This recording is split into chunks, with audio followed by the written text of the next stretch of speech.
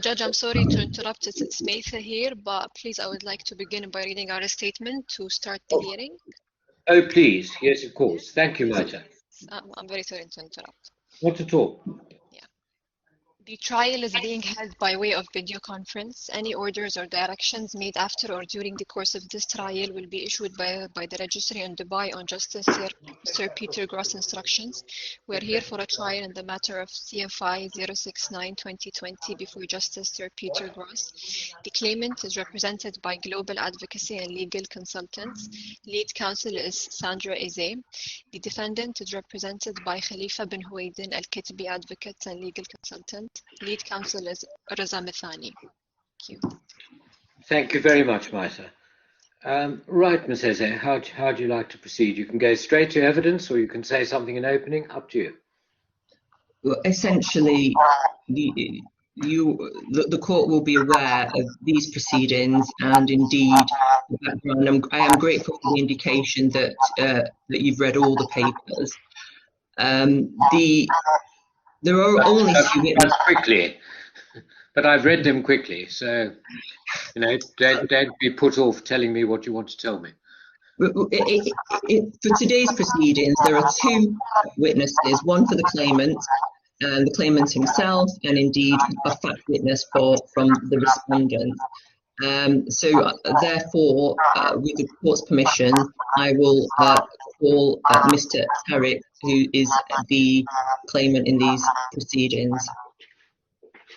Thank you very much. Mr. Tarig, if you could put your camera on. Good morning. Good morning, Jude. Fantastic. And if you could give the court your full name. Tarig H.A.G Rahamtalla. And if you could just before you go further, Ms. Eze, I think Maita will want to, as it were, give Mr. Tarig the oath. Yes, Judge, thank you. Mr. Tarig, could you please state your full name? Tarig H.A.G Rahamtalla. Could you please repeat after me? I swear by what I believe to tell the truth and nothing but the truth. I swear by what I believe to tell the truth and nothing but the truth. Thank you. Yes. Thank you. Yes, Ms. Eze. Fantastic, thank you. It's right that in these proceedings that you have made a number of statements. Is that correct? Yes, ma'am. I don't know if you have in front of you the access to Caseline, which contains the bundle to these proceedings. Do you have that? Not very handy, but I can look for it. Okay. Perhaps I can assist you as I have it open. If you can go to the document at B1.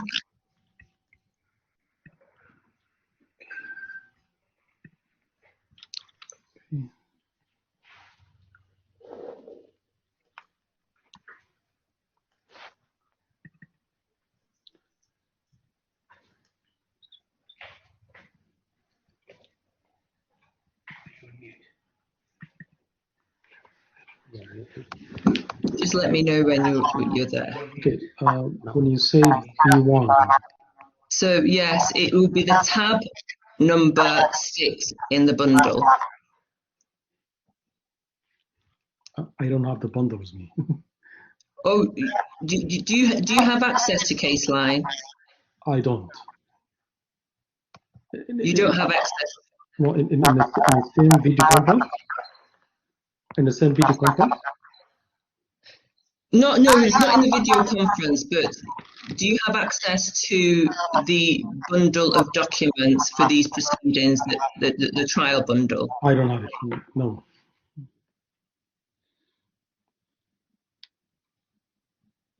Were you sent a link for Caseline? Could you send me a link and I'll go to it? I don't have the bundle as well. I don't have You access don't to the have bundle. to do with you. Mm. Okay. But if those instructing me could send the claimant a link to Caseline.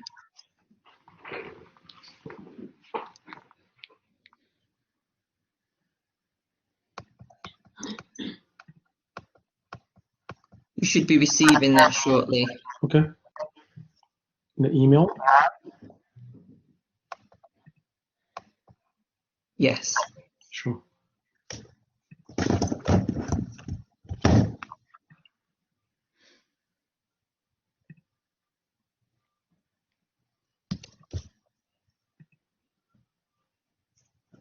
If you could let me know as soon as you receive that link, I'd be grateful. I'll do.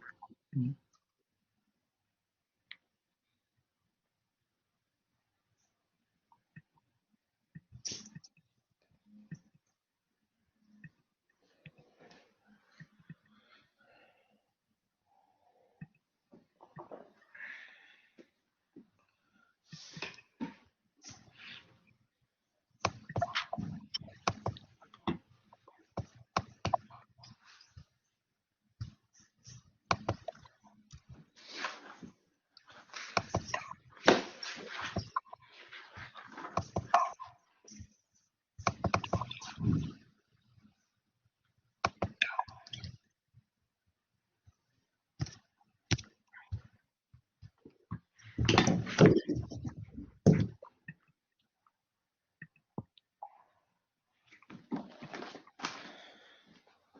I got it just right now. Okay, so I should. Have you received it? I received the email. Okay, you have given access to the electronic bundle. Okay. Just do let me know when you have access. Okay.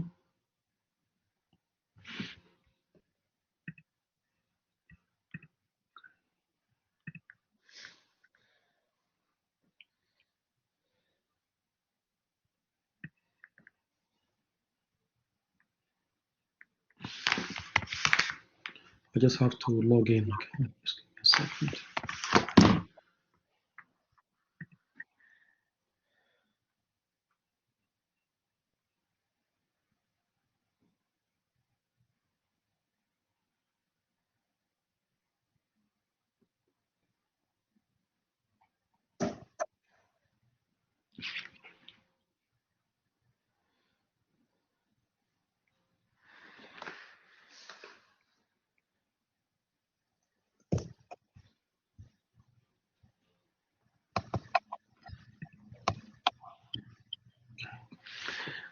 I don't know what the password, you know.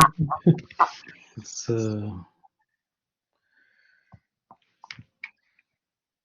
You don't have Are you able to make progress without this for the moment, Ms. H.A.G? Yes.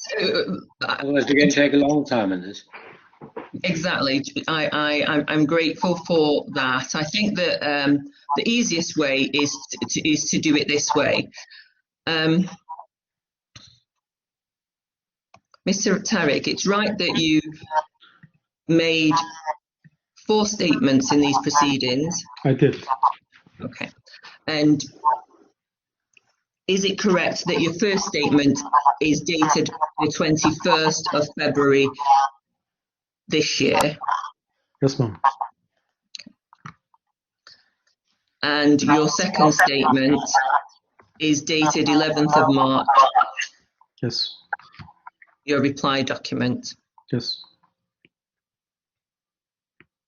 And then subsequently, you make a third statement on the 28th of March this year. Yes, ma'am. And finally, you make a fourth statement on the 4th of April this year. Yes, I did. And are these statements that you make, are they true to the best of your knowledge and belief? Yes, indeed. And would you like these statements to stand as your evidence to this court? Yes. Your Honour, with the court's permission, I would ask the claimant some supplementary questions.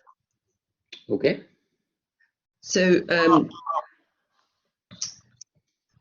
in respect of the statements that you've given to the court, your 4 witness statements, you make mention of having your own free zone company in order to collect revenue for the defendants. Is that right? Yes. Could you explain why that action was needed? Okay. I'm the sole responsible person in ETG of managing its local expenditures and budget. And during the period of July 2017, we suffered from cash flow issues. The fact that we didn't have enough cash to manage our expenditures. And we had about 2 to 3 payers or people that we deal with them in telecommunication business who attempted to make payments to the company but failed for several reasons.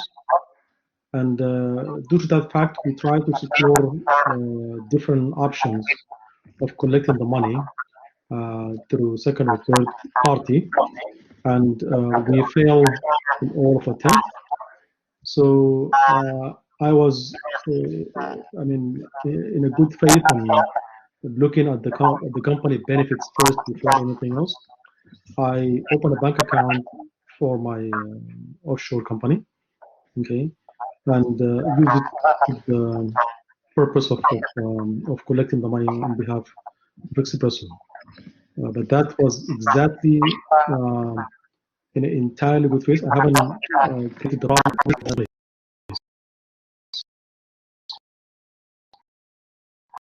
Okay, all right. So you said that it was entirely in good faith and you did not create the problem. What would have happened if you hadn't taken the actions that you just described? The cash that we collected from these payers was mostly used to pay salaries and expenditure of the office in Dubai. And I would have imagined that if you've been late in paying salaries for some period of time, just as an example, that will result in some kind of sad consequences concerning our company. And people may have sued Expresso. They may have. I'm sorry. Sorry. So sad consequences. I didn't hear the next sentence you said. I mean, in one of the examples, someone may sue the company for late payment of salaries. Okay, we could lose electricity or phone services or any one of those things.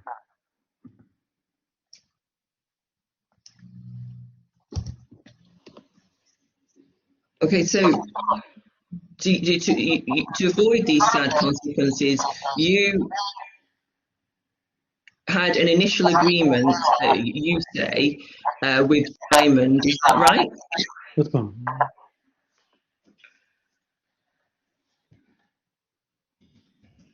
So, could you just could you explain what the payment arrangement was?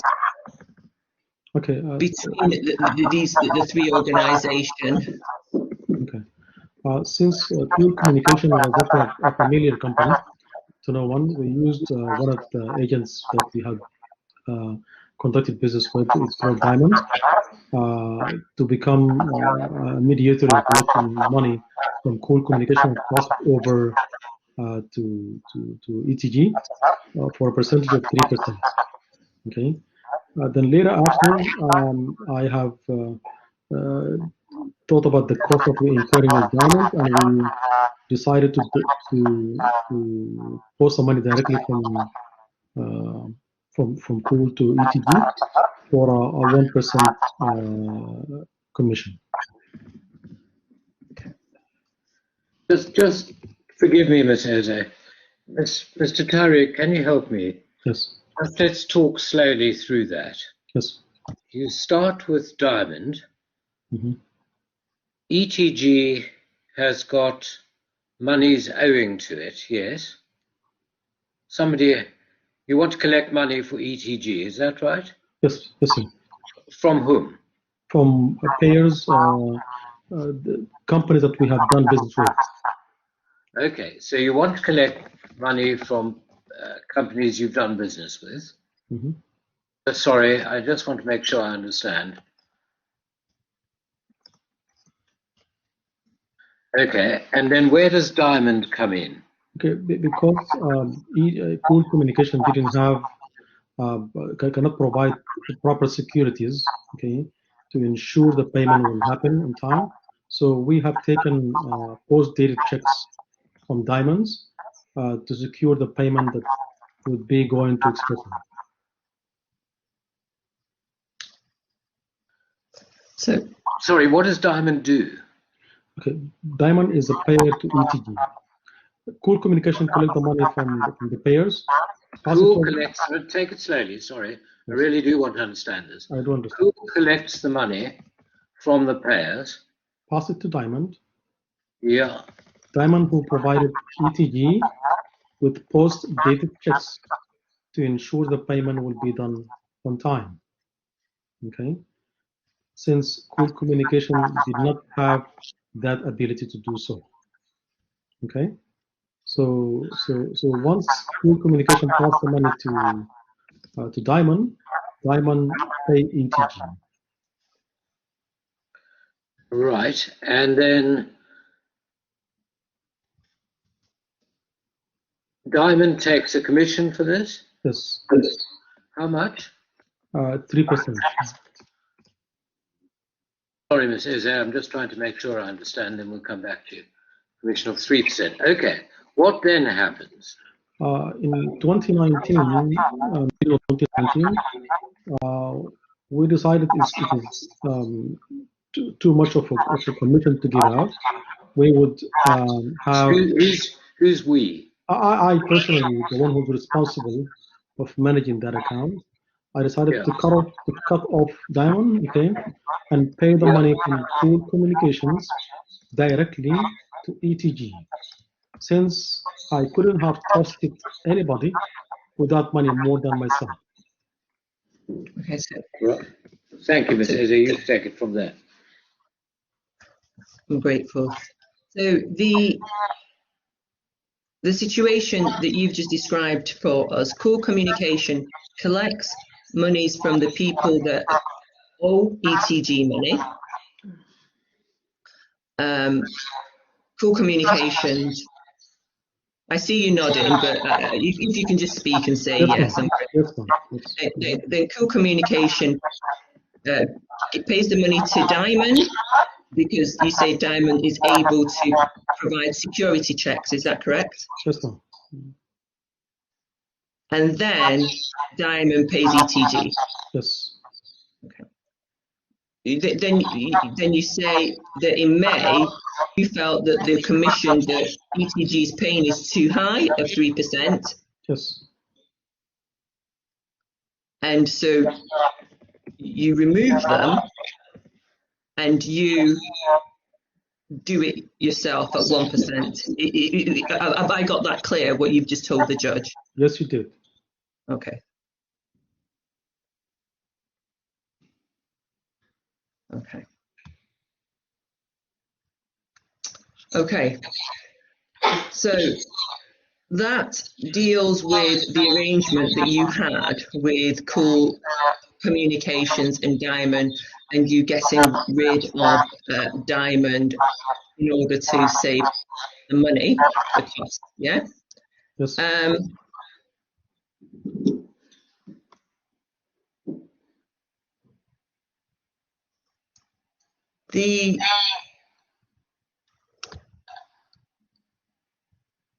just want to speak to you about the issue around these payments.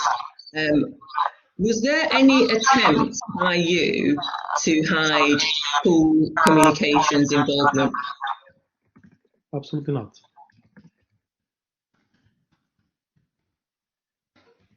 Were the financial leadership in your company, in the Dubai branch of ETG, were they aware of these transactions? Yes, ma'am.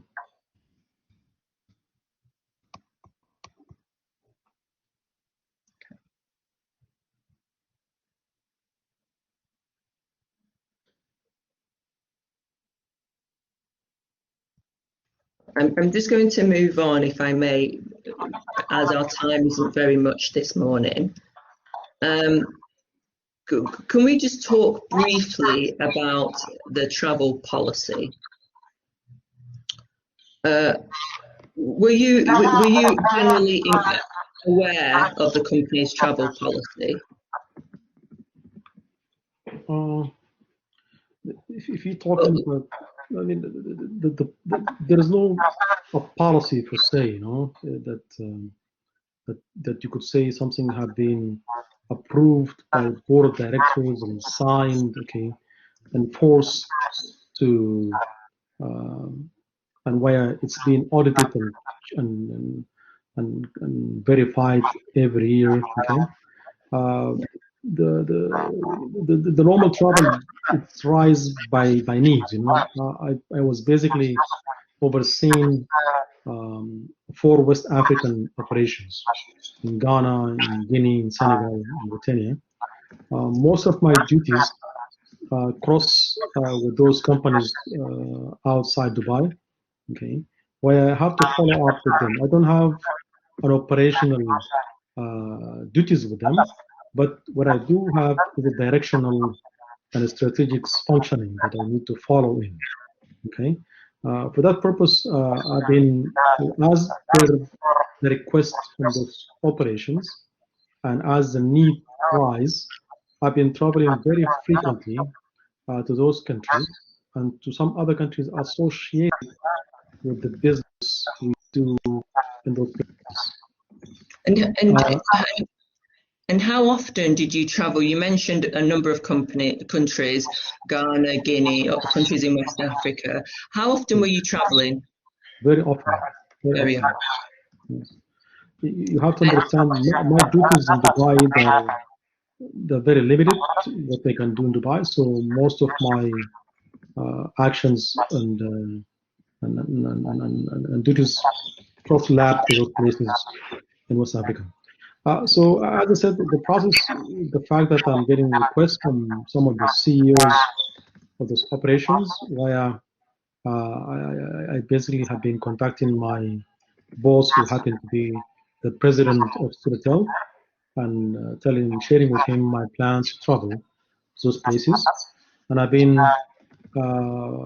making booking through a travel agency, and the booking approved by the finance director in the company, and I submit after my return an expense report, okay, where it's been verified and cleared by my CFO before the payment will take place.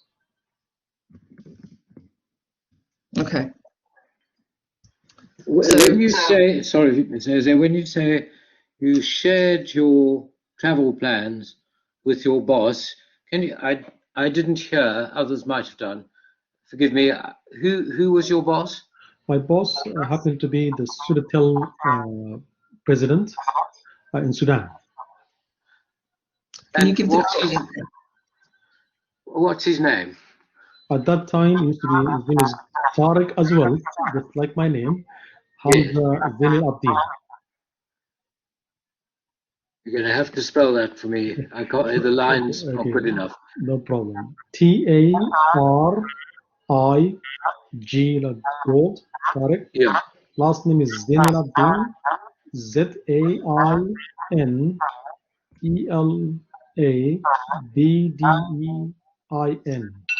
Labdin. ZAIN.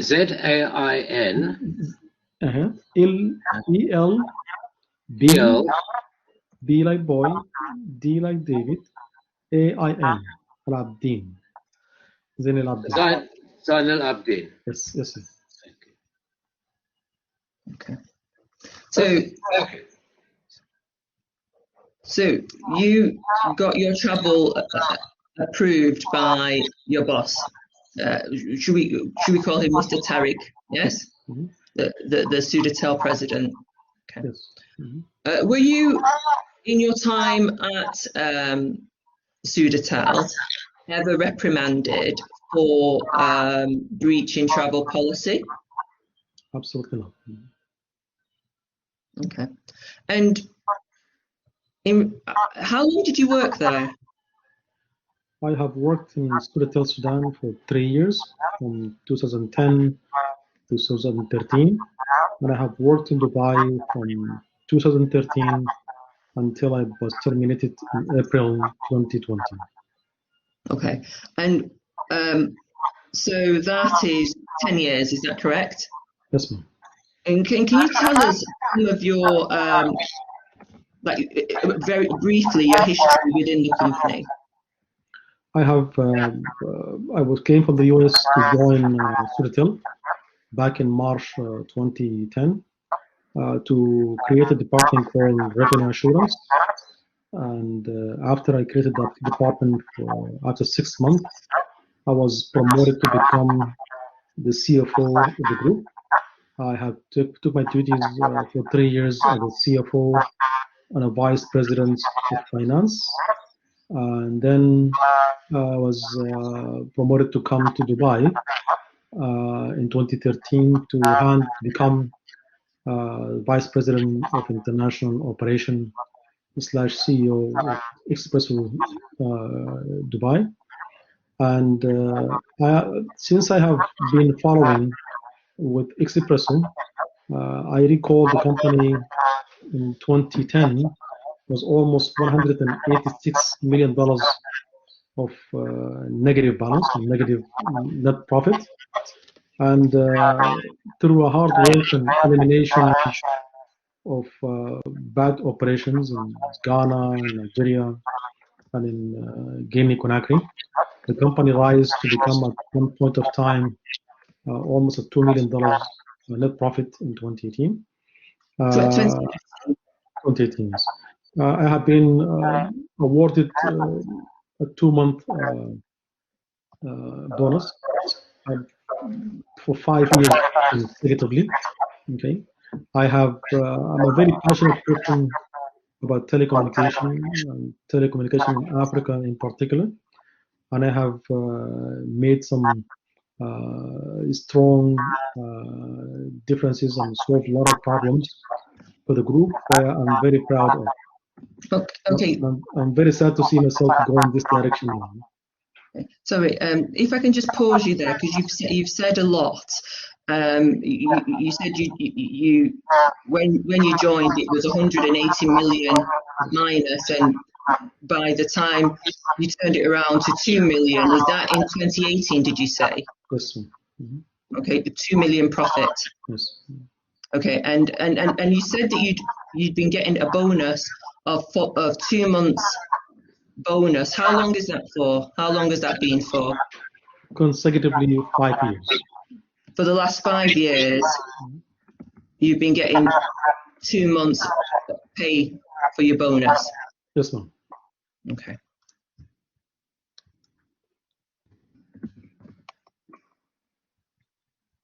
Okay.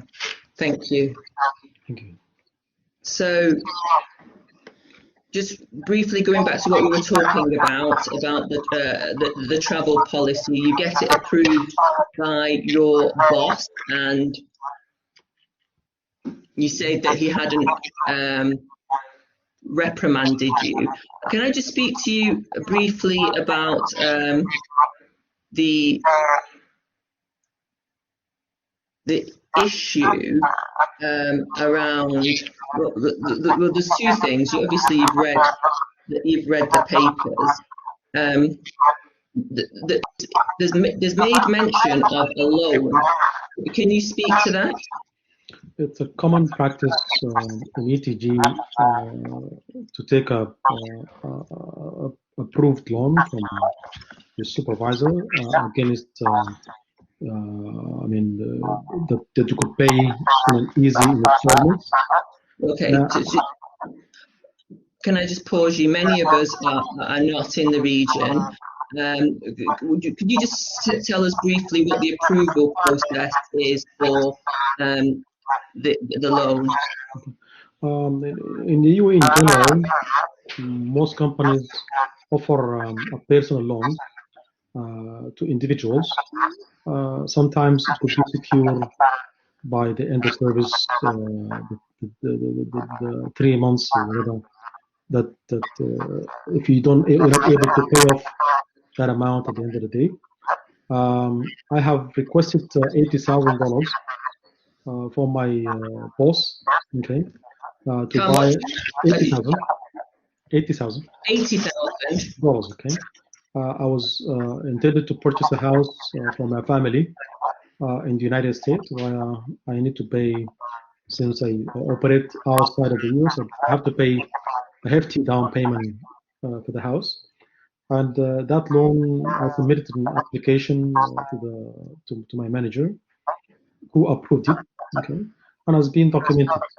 What happened, every year, I get some kind of a log of payments and personal expenditure from my CFO, where I have to do a confirmation of balance. I have to confirm my debt or my liability to the company, how much it is. And I've been doing this for the last, since the end of 2019. Okay, so you took 80,000 for a loan for a house, and you confirm it. Is that once a year, did you say? I'm sorry? When do you do this confirmation of your liability? I do the last one I did for in February 2020, I think. And did you mention, I thought I heard you say something about per diem. Could you explain that? Yes, I mean, how that relates to this? So sometimes I pay to the loan by giving up my 2 months bonus, okay? Sometimes I use some of my per diem to pay for it. I mean, there's no specific manner in the way how it's supposed to be paid. And but have you ever disputed that you took a loan for the down payments of your house in the US? Not at all. And has anyone ever asked you to pay back the loan? Not at all. Okay.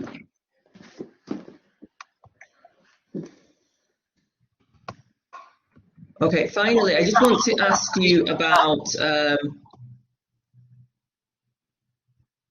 the budget in respect of travel. As you know, part of the claim is that you've exceeded a budget.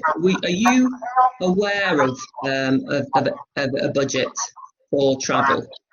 I am not aware of any budget overexpenditure.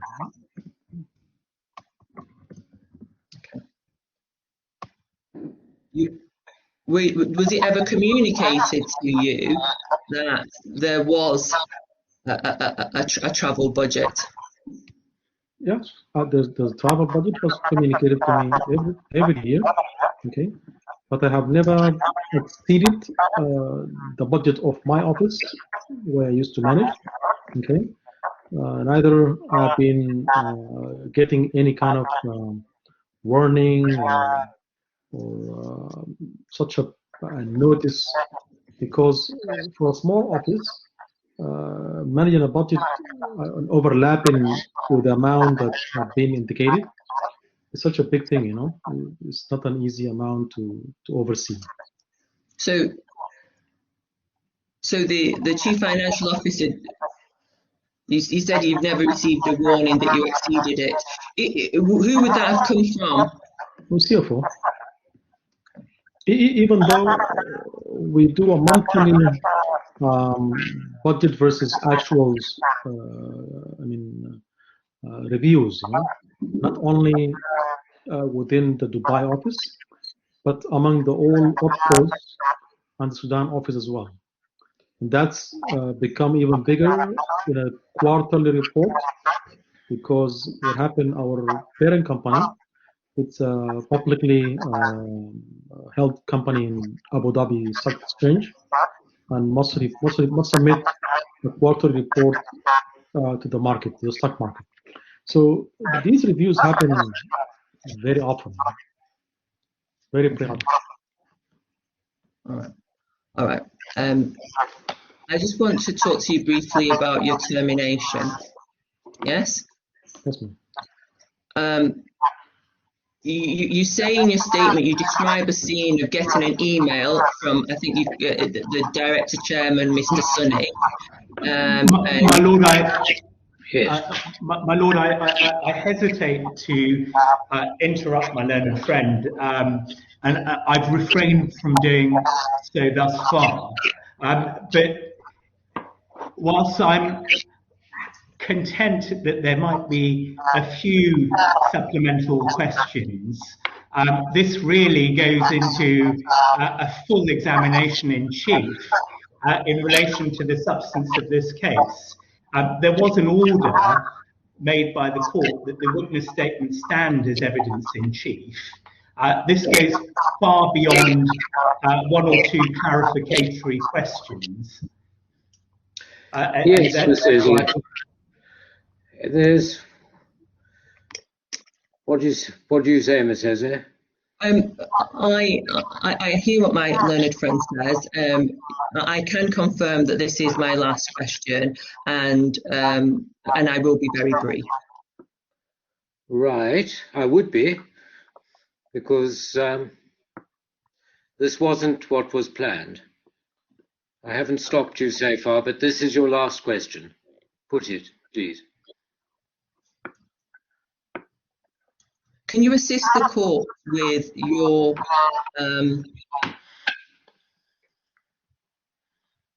recollection with what happened in particular with the leadership of ETG in relation to Expresso? Okay. The only reason why Expresso is owned 100% by Expresso Telecom, and you all know there was a political changes in Sudan, resulted in some different changes across the government sectors. Sudatel happened to be 22% owned by the Ministry of Finance in Sudan. Okay, so early 2019, one of the military council members of Sudan has taken over the chairmanship of Sudatel Telecom Group. Okay, and subsequently, some things happened and start to change in the company.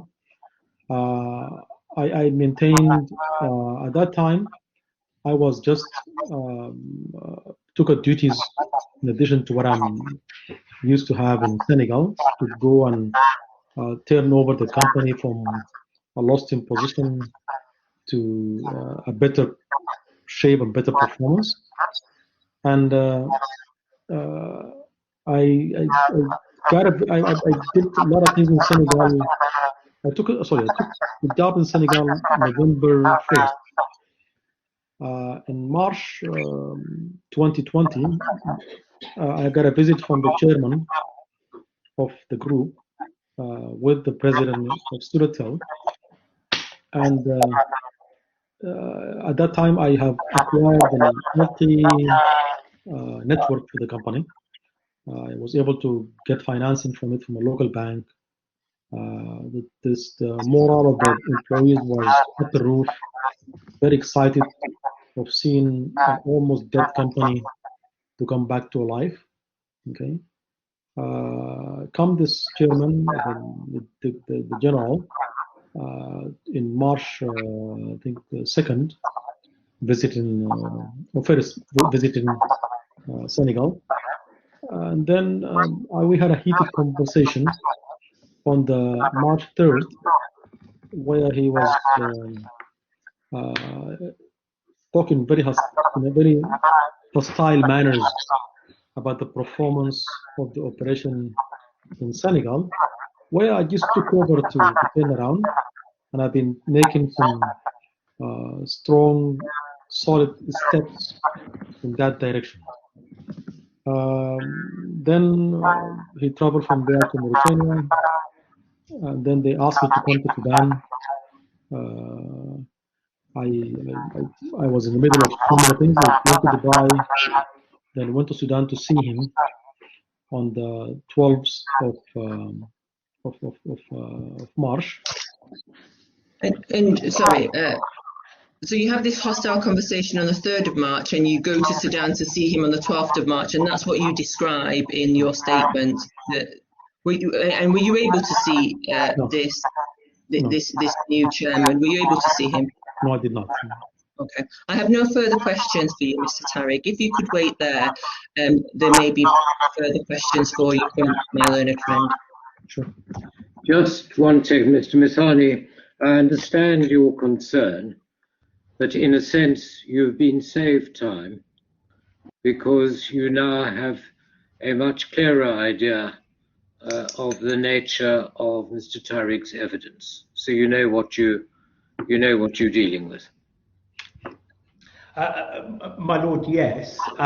There's one point that I should raise at the outset. I understand that Mr. Tarig does not have a copy in front of him of the hearing bundle. Yes. That's going to cause substantial difficulties for my cross-examination, because I'm going to be referring to various documents, various contemporaneous documents, which are in the hearing bundle. And if his solicitors haven't provided him with a copy of the bundle, I'm not going to be able to cross-examine him by reference to those documents. Well, I'm a little mystified by that, Ms. Eze. How has this come about? I must admit, I was under the impression that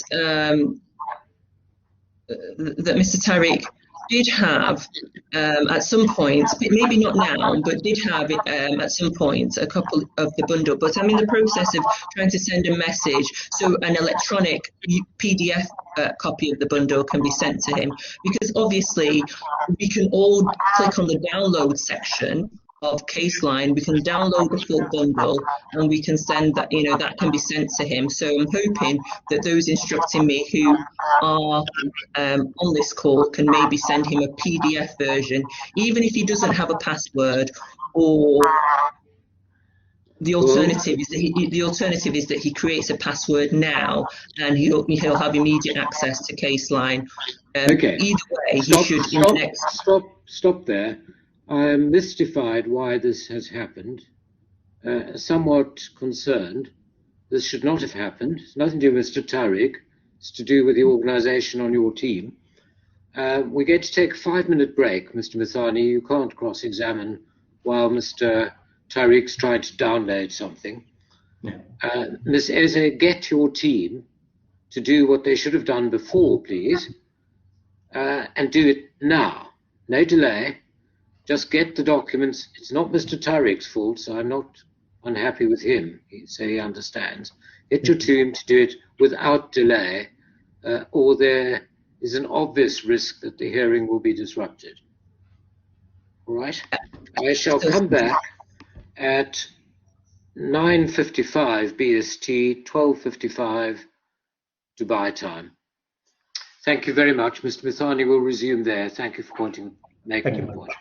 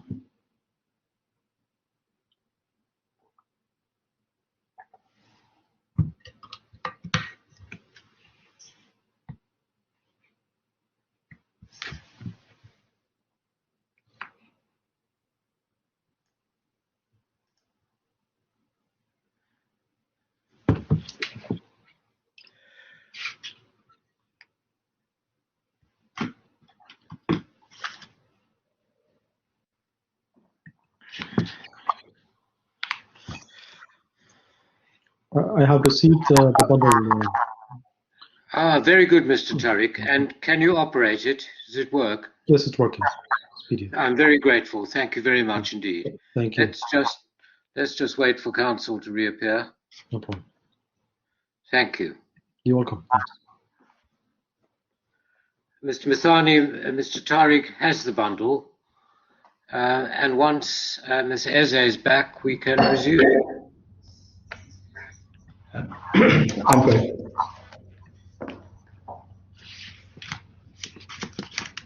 Just wait for Ms. Eze, who must be around somewhere.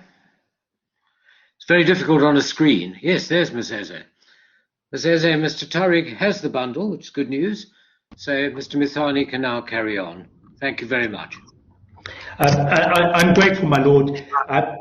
May I just make a suggestion as an administrative matter? Yes. Which is that anybody on this call who isn't speaking, if they can mute, that might get rid of the echo. Very good idea. I shall do. I'm very grateful. Mr. Tarig, if you keep your mic on, that would be helpful because you're going to be answering questions. Absolutely. If we move then straight into the questions, Mr. Tarig, can you have a look at the bundle at D214, please?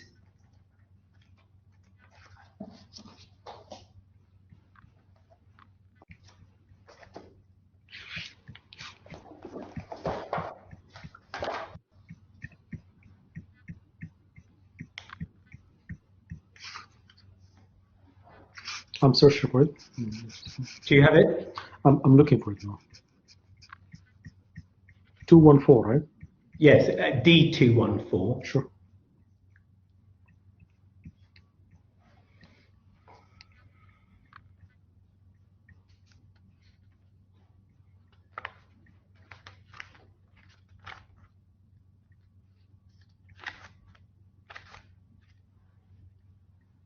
Do you have it? I'm so sorry because I'm using the PDF. It takes a bit of time before I can get to this one. Well, perhaps I can short circuit it and ask you the question anyway. Sure. And then if you're, I have it. Yeah? Oh, you have it. Mm-hmm. So, Mr. Tarig, I understand that you set up Call Communications FZE on the 26th of January 2016. That's correct, isn't it? Yes, it is. Yes. And at D214, that is in fact the service license with an issue date of the 26th of January 2016, correct? Correct.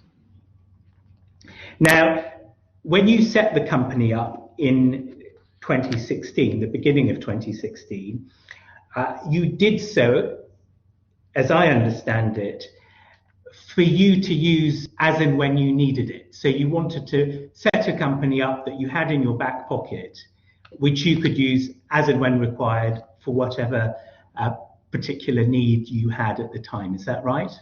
Yes. So that being the case, you would have had to have paid the annual registration fee every year in any event, wouldn't you? Yes, I did.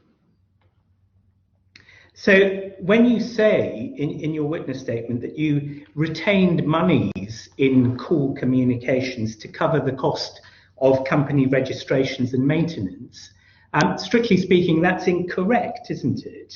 Because those were costs, personal costs to you that you were going to incur in any event. when the company it has a bank account and operating, it require and doing some service. It is eligible to take some, I mean, to get paid for the renewal of license and administrative costs for the company. Well, let's come back to whether the company was entitled to retain monies in a moment. But my question to you is that the registration and licensing fees would have been incurred by you in any event, wouldn't they? Yes. Yes. And the annual license fee for Iraq FZE, that's not very much, is it? It's around, would I be correct in understanding it's around $2,000 a year or perhaps less than that? 30,000 dirhams a year. 30,000 dirhams a year. Just about that. And you've never provided an account of sums that you say the company expended, have you? You've never provided an account of those sums to the claimant? No, I did not. So you've never provided, for example, a receipt in relation to the 30,000 dirhams that you say constituted the license fees for a year? Nobody had requested. Now, if you can turn to page D175,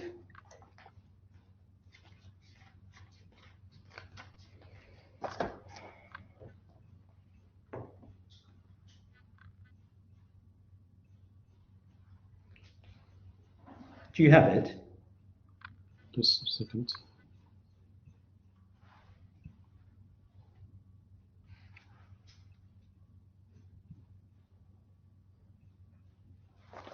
I do. Now, sorry, which page? D175, my lord.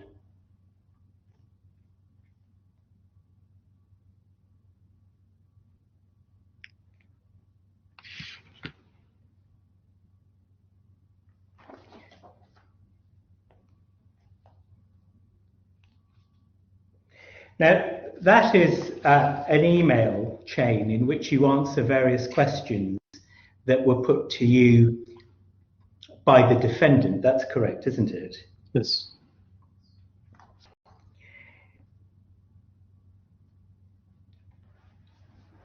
And you've suggested previously that the defendant would have paid in excess of 2% for the same service that Call Communications was providing if they used a third party. That's what they currently do. Well, there isn't any evidence of what they currently do before this court.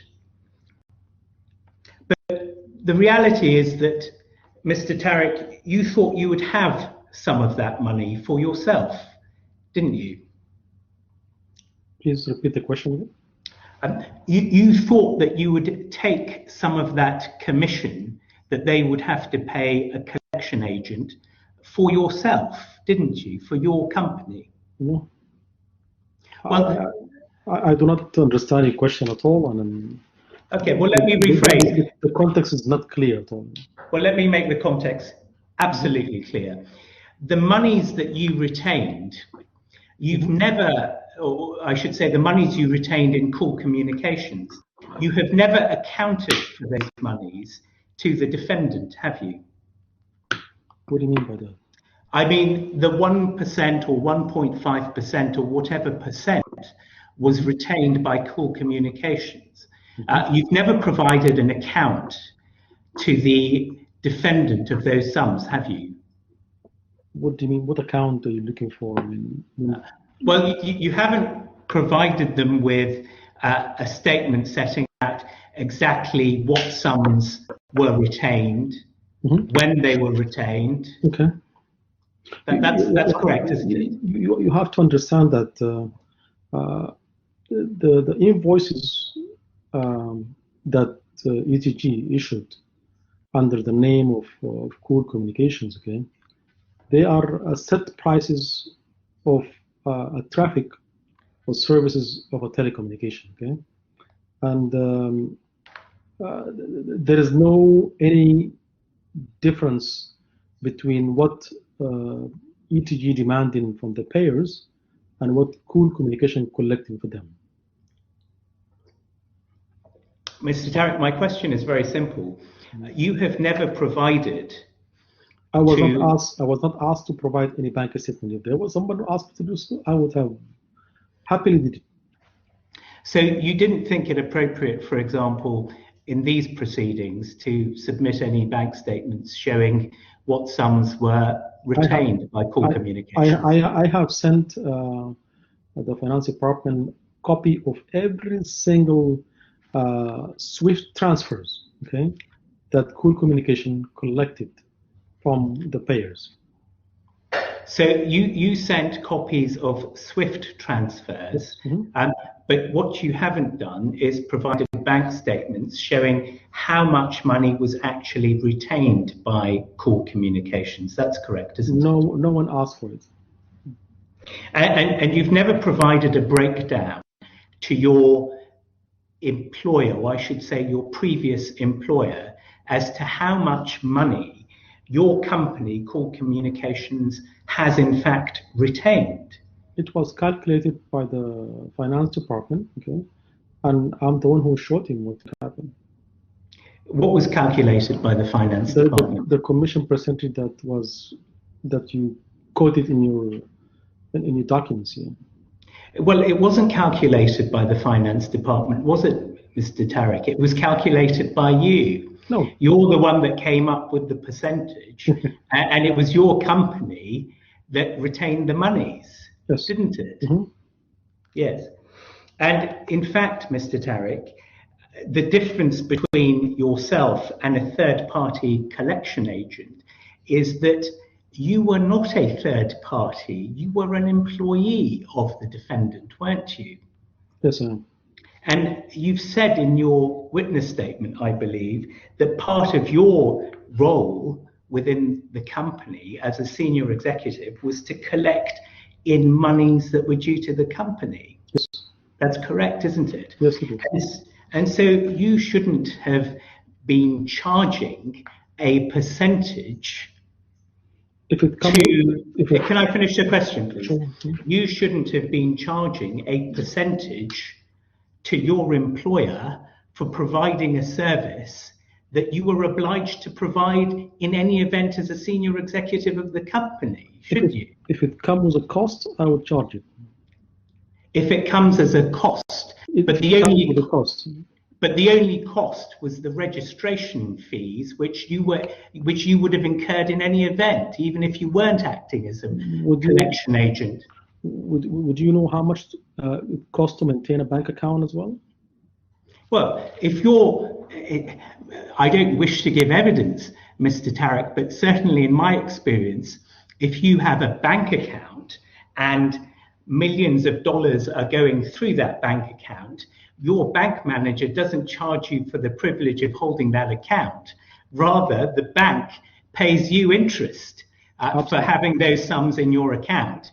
And your bank manager is rather happy that your account is being kept with that bank and not with an alternative bank. When you collect a amount of $1 million in one day, and in 2 days you transfer outside the bank, and you don't maintain a balance for 30 days, you got some costs. You've never provided. You say that, Mr. Tarig, but you've never provided a breakdown of these alleged costs or these alleged costs, have you? I did not.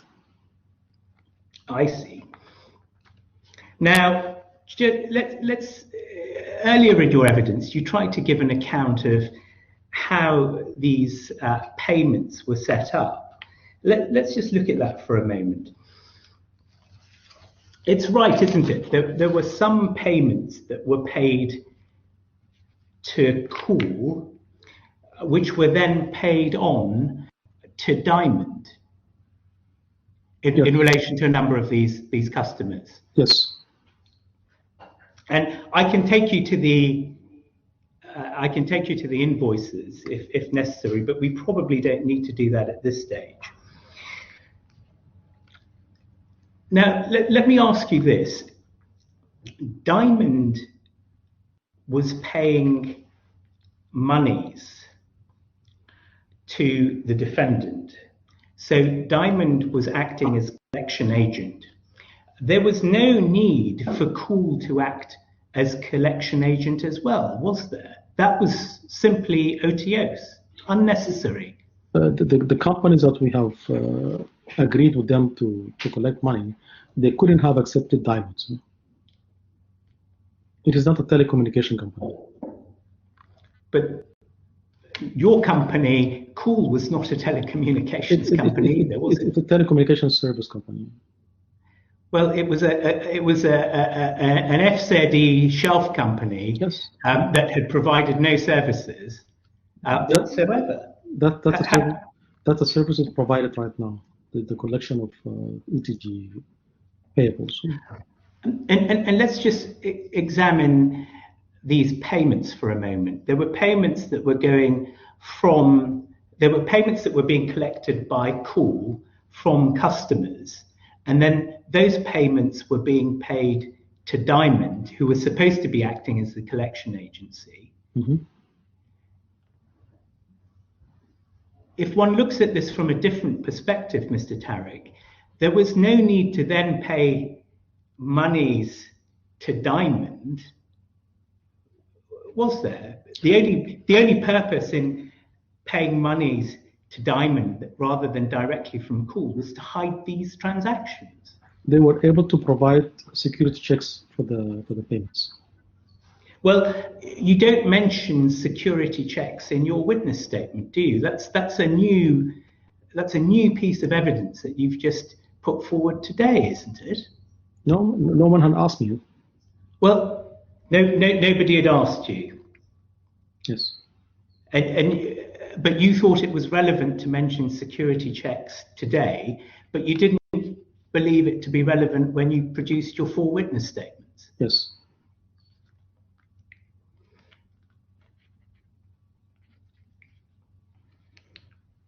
Now,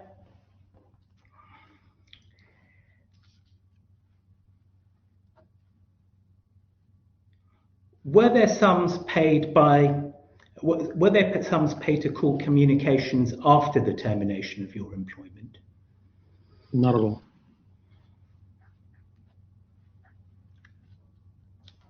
Can I ask you, please, to go to page 217, D217.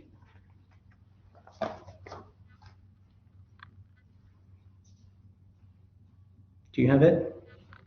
Very close.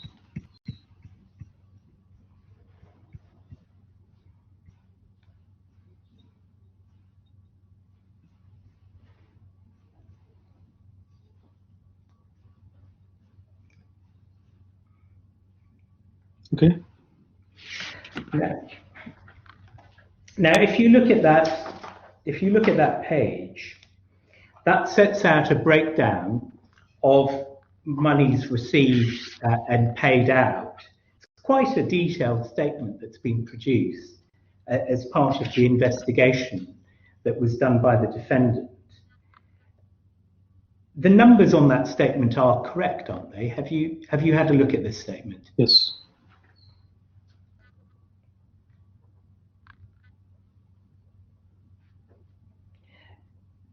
And so the amount that was retained by Cool Communications was $77,714. That's correct, isn't it? It's the total at the bottom of that page.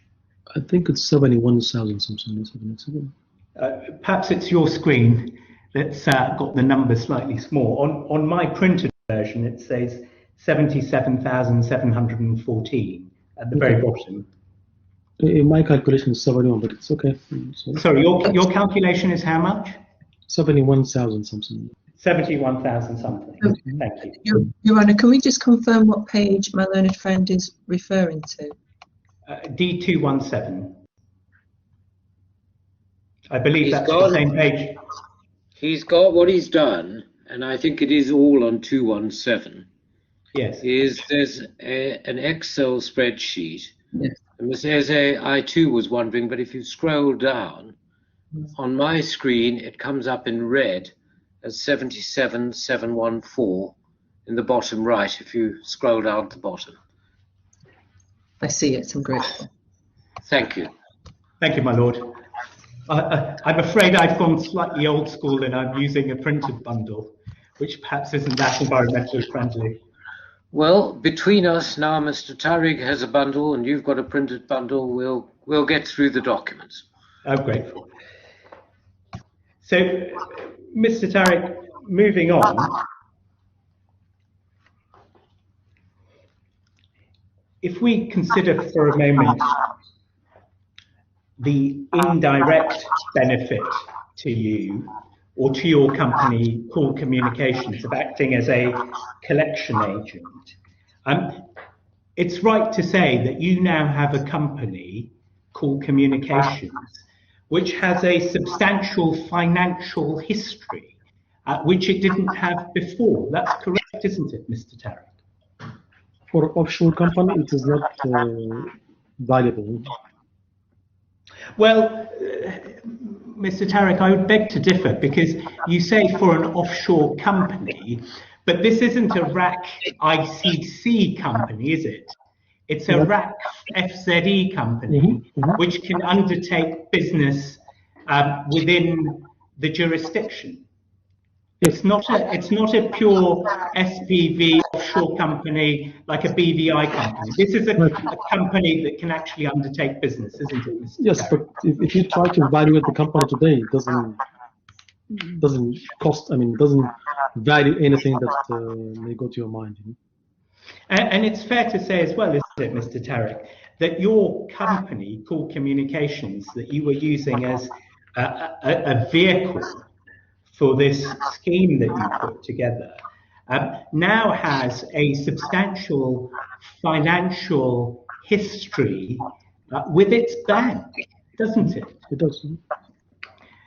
And presumably that affects things like whether you can get credit for your company. No.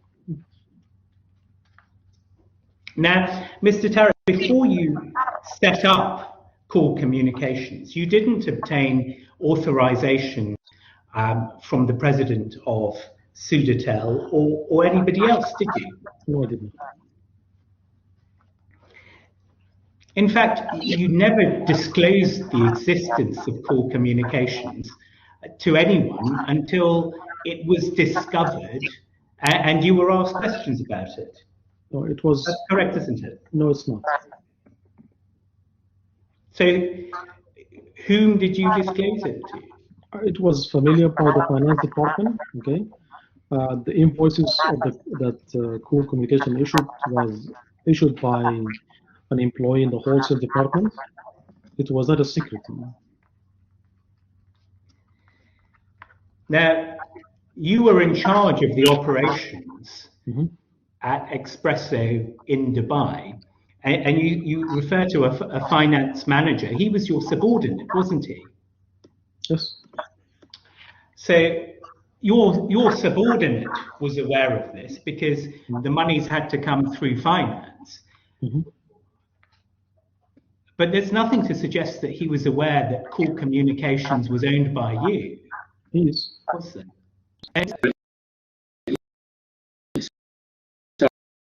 Sorry, the yes is ambiguous. If you want to rely on it, you better clarify what it means. Yes. So, Mr. Tarig, the finance manager was not aware that Call Communications was owned by you. That's correct, isn't it? He's aware.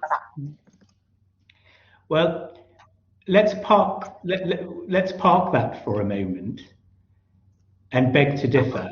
But even if he was aware, he was your subordinate. You've accepted that. Yes. But you didn't inform anybody about it. You didn't inform anybody who was your superior about this scheme, did you? Nobody approved it. I did not need to. And you didn't provide a monthly account, for example, to the president of Sudatel or the board of directors. No, of course. This was what was being done, company, and how much was being retained. The company was audited, Expresso Telecom Group audited by 2 different auditors, annually. Can I just clarify, Mr. Mithani, can I just clarify something while we're there? Yes. Cool would send money to ETG, is that right? The money it had collected. I'm sorry, can you repeat the question, please? Yes, of course. My understanding is Cool was collecting money for ETG. Yes. And the case you're putting, and I think on this part of it, Mr. Tarig agrees, retaining 1 or 1.5%. Is that right? Yes. Now, when Cool sent the money, are there records of the monies being sent and the retained sums? Yes. Mr. Mithani, do you want to explore that? So, what documents are there?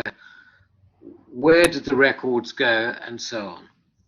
Yes. So my lord, Mr. Tarig has accepted in cross-examination that the sum retained by Cool was the sum of $77,714 at page D217. Yes, subject to a quibble whether it was 71 or 77. Indeed. There are backup documents, but since Mr. Tarig has accepted that, it's perhaps unnecessary to take him through backup documents. No, my interest isn't in that. Where did the documents go and to whom? I see. Do you follow? What I'd like to know, was there a monthly system? What happened? Cool sent in money. Did it send in how was the commission recorded, and to whom did those documents go? Okay. Mr. Tarig? Okay, there was a collection agreement that's signed, okay, with ETG, okay, and because ETG have got. Sorry, can I ask you to pause there for a moment, because I just want to clarify. Did you say that Cool have a collection agreement with ETG? Diamond. I've got it. With Diamond, yes. Okay, and that agreement it specified the amount of commission. So when ETG get its money, it get it minus the commission. Yes, so ETG received money minus their commission, and most of those monies were received through Diamond. That's correct. Yes. And so the existence of Cool Communications was hidden for the most part, certainly from the higher management, wasn't it, Mr. Tarig? You see, the invoices, as I say, they were issued and drafted from within the company. The invoice that you have in your bundle with Cool Communication, they are invoices which were issued locally inside the company, inside ETG. And which invoices were issued by ETG? The Cool Communication invoices. And those were, if there were invoices issued from to Cool, those would have been issued. No. The invoices are Cool invoices, but a local ETG employee issued those invoices. You're saying that a local ETG employee issued invoices in the name of Cool? Yes. Well, you haven't said that in your witness statements, have you? I haven't seen you have the invoices. I said the invoices were issued inside ETG, okay, and sometimes they were emailed by Expresso email to the payers. I have mentioned that somewhere in my witness statement. Mr. Tarig, if you're saying a local ETG employee in Dubai issued invoices on call letterhead. Which employee did that? Sanjay Mohan. Who? Sanjay Mohan. Sanjay Mohan. MOHAN? H.A.G, exactly. Well, you haven't mentioned Mr. Sanjay Mohan in your 4 witness statements that you've given. I have sent an email, sent a copy of an email with his name in it, and I have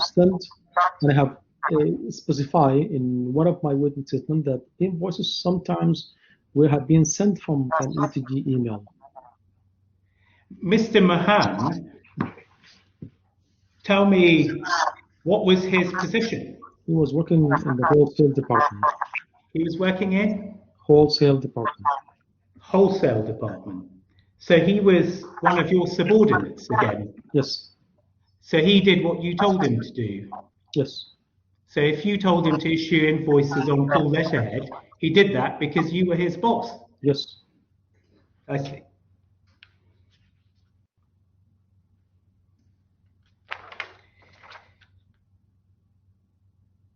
If we move on then, my lord, I'm going to move on to a different topic. So I just wanted to give your lordship an opportunity to ask any questions on this issue that you might wish to, if Mr. Tarig. That's very kind of you, Mr. Mithani. What I've decided to do today is, as we go along, without intervening too much, I've tended to ask, as Ms. Eze found out and you have, if I'm puzzled, I'll intervene, but not too much. And then Right. Thank you for asking. You go on to the next topic. I'm very grateful. Now, moving on to a slightly different topic, your termination and the investigations of the investigation committee. When you went to Sudan and were questioned by the investigation committee, they asked you about your breach of the travel policy, didn't they? No. And it's right that when you were in Sudan and you left Sudan, you left without informing the investigation committee, and therefore they were not able to ask you any further questions about other issues. No. That's correct. No. Well, who did you inform, Mr. Tarig, that you were leaving? I informed my boss at that time, Mr. Sam Yusuf, and I informed the head of the committee, Tarig H.A.G, okay, that I intend to leave, and this is my address, this is my email, this is my phone number. At any point of time you would like to reach me for any outstanding issues, please contact me. Now, if we move on to the travel policy, if I can ask you to go please to page D63 of the bundle.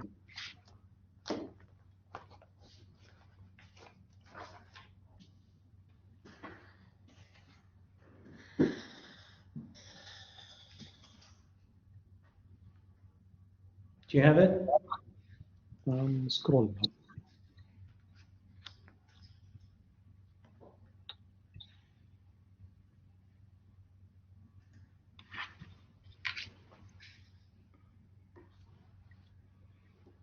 Oh, 63.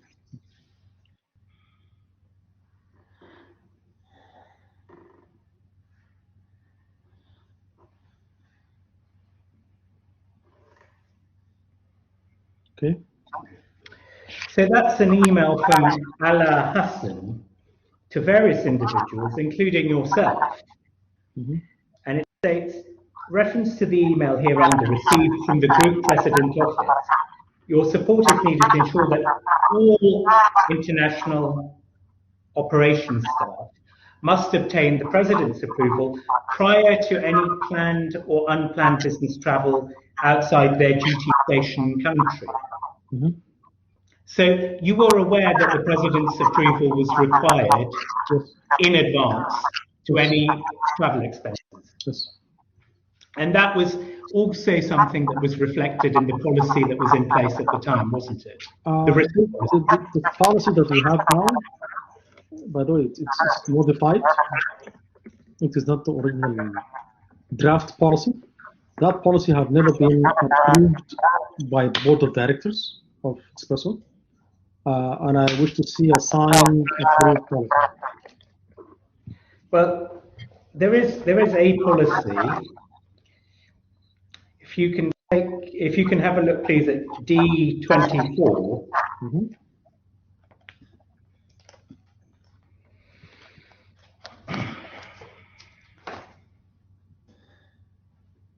Yes.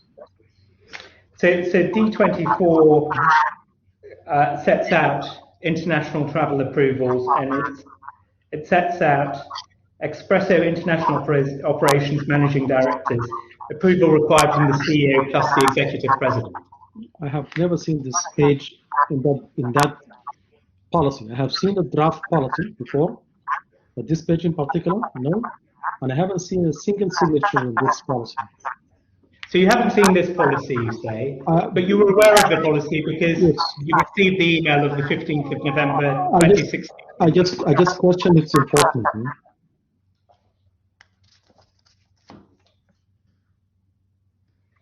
Now, if I can take you to D192, mm-hmm.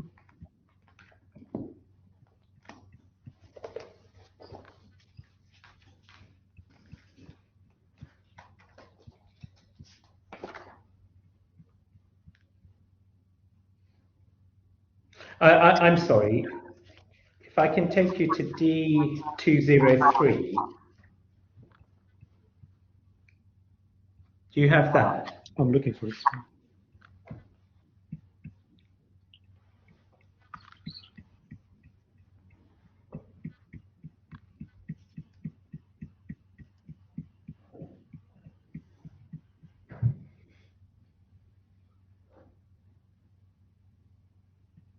Okay. Yes? Yes, yes, yes. So this is a breakdown of your travel expenses in 2018. Sorry, set 203, right? D203, yes. Yes, yes. Just one second.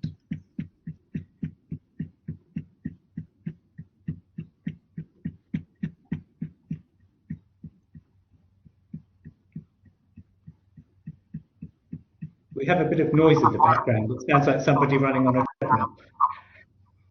Yes, it's not me. It's not me either. It would take a lot to get me onto a treadmill. I see it. D203. Mm-hmm. So that is a breakdown of your travel expenses mm-hmm. in 2018, and that goes on to D204. Mm-hmm. And then over the page, D205 is a breakdown of your travel expenses in 2019. Okay. Yes? Yes. You've seen this document before, I believe that's correct. Yes. And if you have a look at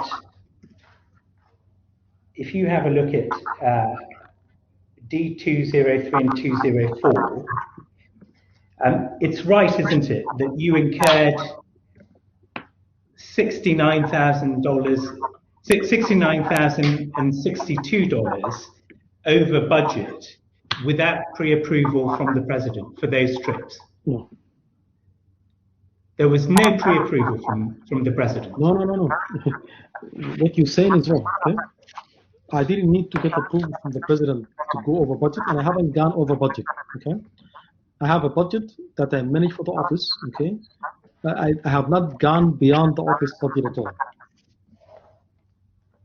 Well, Mr. Tarig, the protocol is very straightforward. The protocol is that any travel expenses should be approved in advance. None of these and I have done so. Set out here were pre-approved, were they, by the president? Absolutely. I have been talking to my president every time prior to any trip and obtaining his approval. Evidence that you've put forward of any of these pre-approvals that you said were rejected? I have sent an email as soon as I got my termination letter.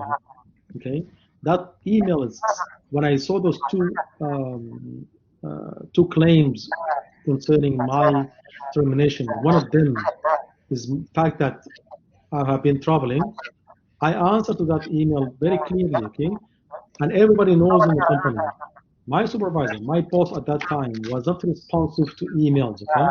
And I have been talking to him about every single trip I've been going, outside and inside the country.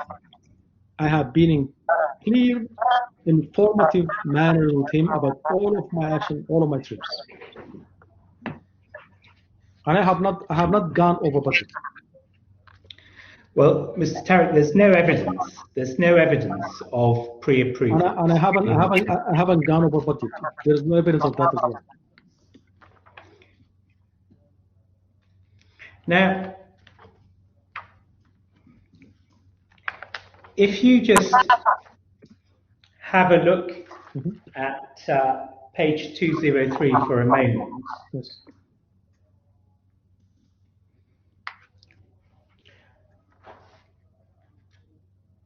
In fact, if you go over to D204, there's an entry 13th of December 2018, 15th of December 2018, and 16th of December 2018 in relation to trips to Mauritania. All of those trips were personal trips by you, weren't they? No, it's not. Well, if you have a look at the right-hand column, it says personal.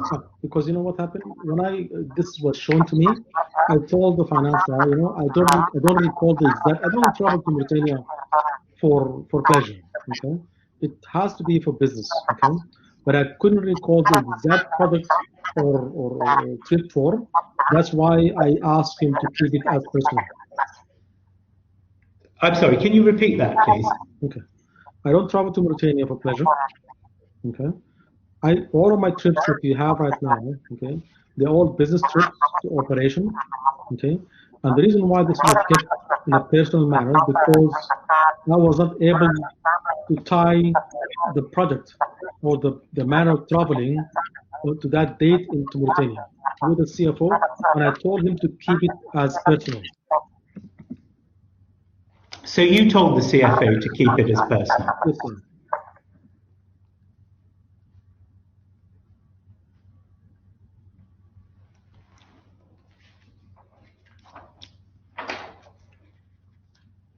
Now, if you can have a look over the page at 205.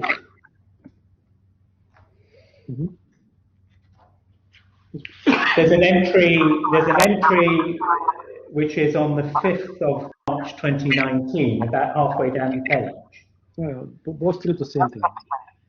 And there's a note from you saying, please treat as personal. Yes, both treat the same thing.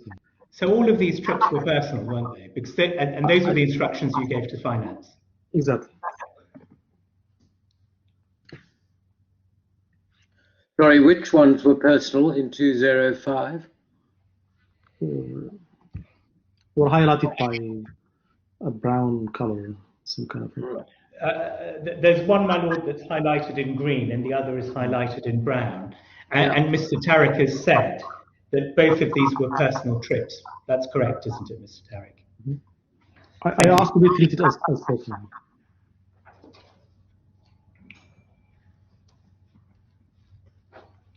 Now,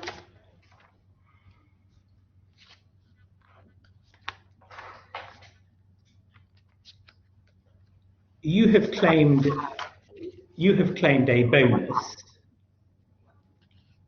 from the company in these proceedings, but you accept, do you not, that the bonus, if any, was entirely discretionary?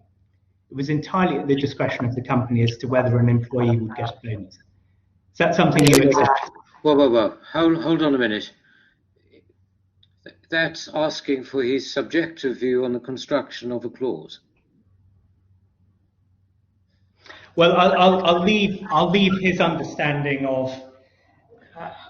It doesn't. No disrespect to Mr. Tarig, but it doesn't really matter what he thinks, does it? Well, I'm happy to deal. My lord, I deal with the construction of the relevant provision in his contract of employment as a matter of submission.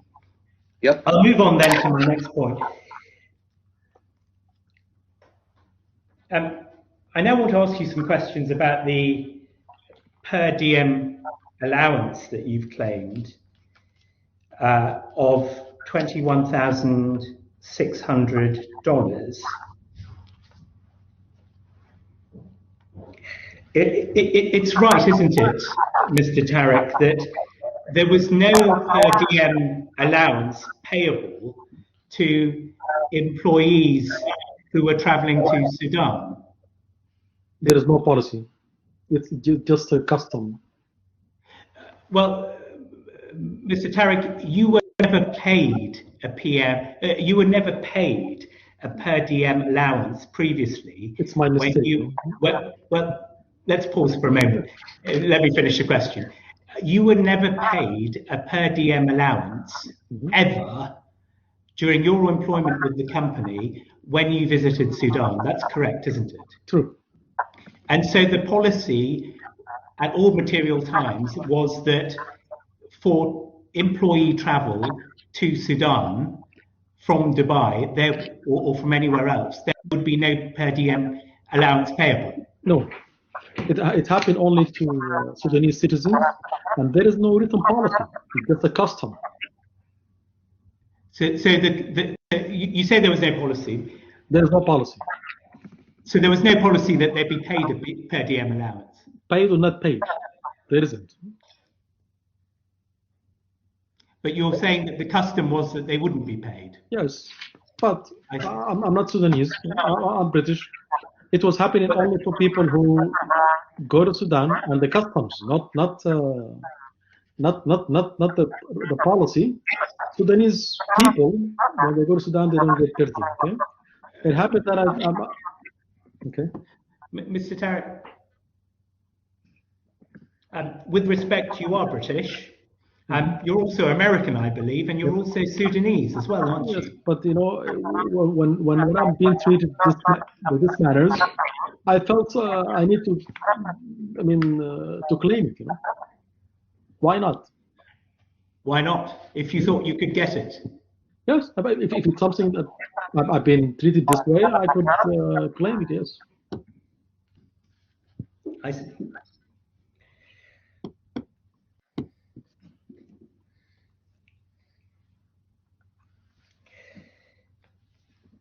Now, if I can take you now to page D202, we're moving on to another subject.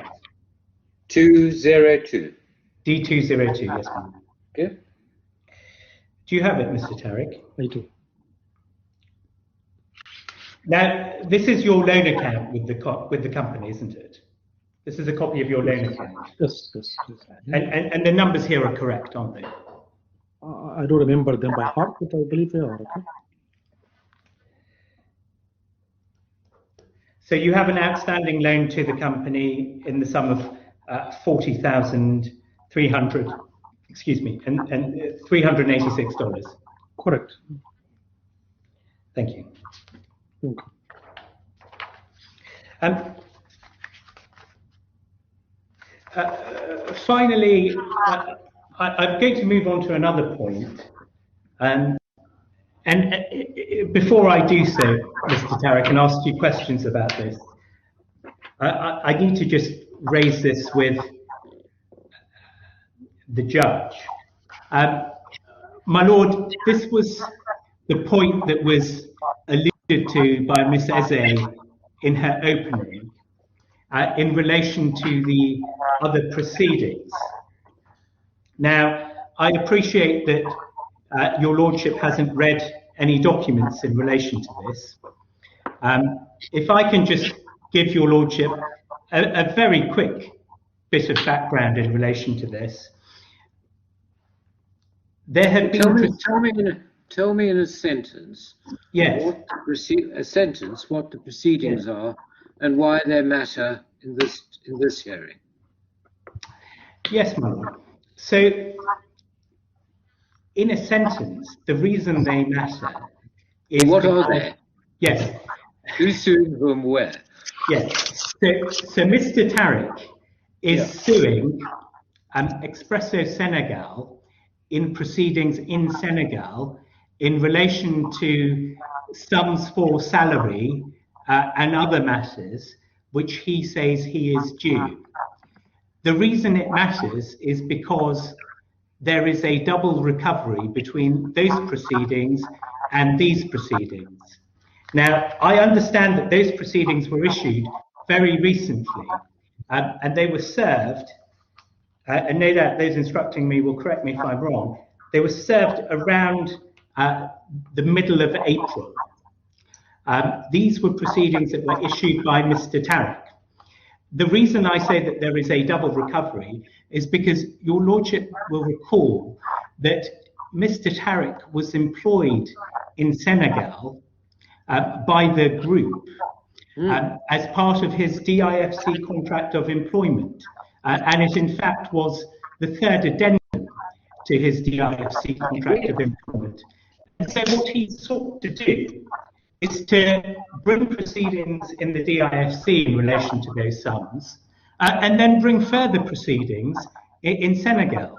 And therefore there is a double recovery. I mean, well, but hang on. Let's just pause. Let's assume you're right for the moment, that there's a risk of double recovery. You haven't sought to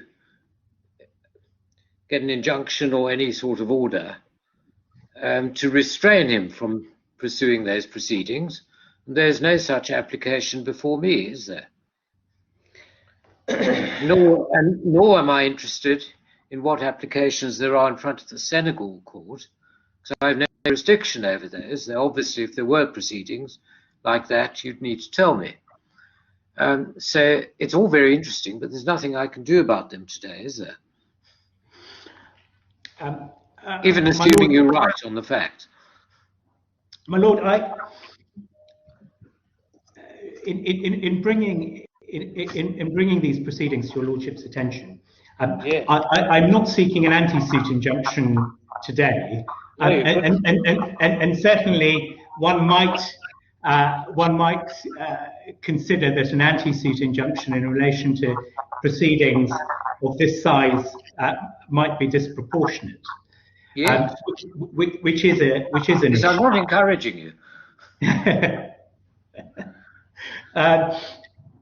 Having said that, the relevance of those proceedings is twofold. Firstly, it's a matter that goes to credibility. If proceedings have been brought in relation to two matters, in relation to the same matter in two different jurisdictions. But perhaps more importantly than that, is the danger of double recovery. And the issue would be whether, if your lordship was satisfied as to those parts of the claim put forward by Mr. Tarig in relation to which he has also issued proceedings in Senegal, whether your lordship might consider that it would be inappropriate to give him judgment in relation to those sums, because he's already brought proceedings in another jurisdiction after he's issued these DIFC proceedings in relation to the same matter. I simply flag that for your lordship. Unfortunately, I was instructed in this matter, as your lordship may well have guessed, fairly late in the day. I was instructed on Sunday, and in that time, I've been made aware of the proceedings. I received a translation of the Senegalese proceedings from my instructed solicitors late last night. Well, you've done your duty by seeking to raise it. I don't think there's anything I can do about it. You've made the point. I'm great. And there it is. Yes. It's nothing like a point of prejudice, Mr. Mithani. No, quite. There we are. Thank you. Ms. Eze, are you there?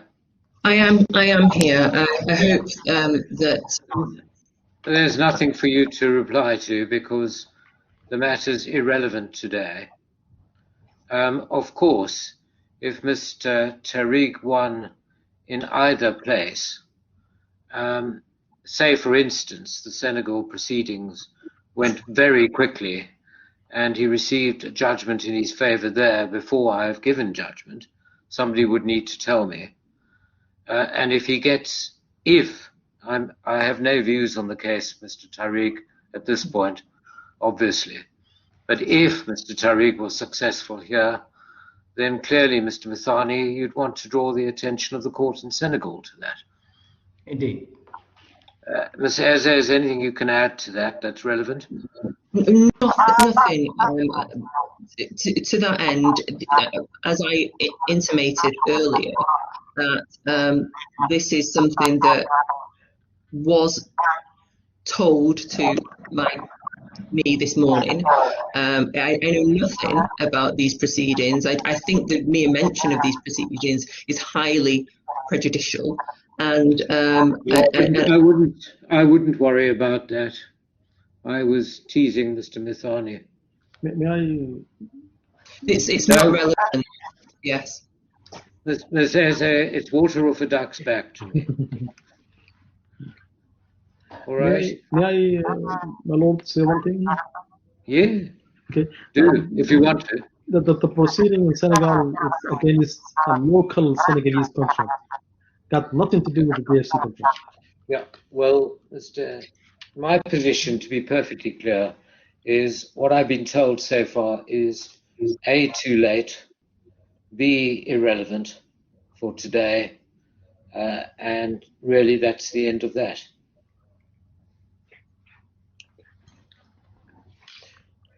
Right, Mr. Mithani, that deals with that point. It does, and it also brings a close to my cross-examination. Well, thank you very much indeed.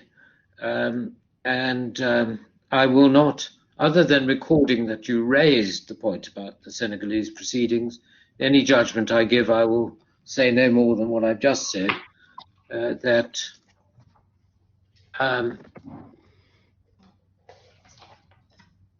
raised too late, irrelevant for these purposes.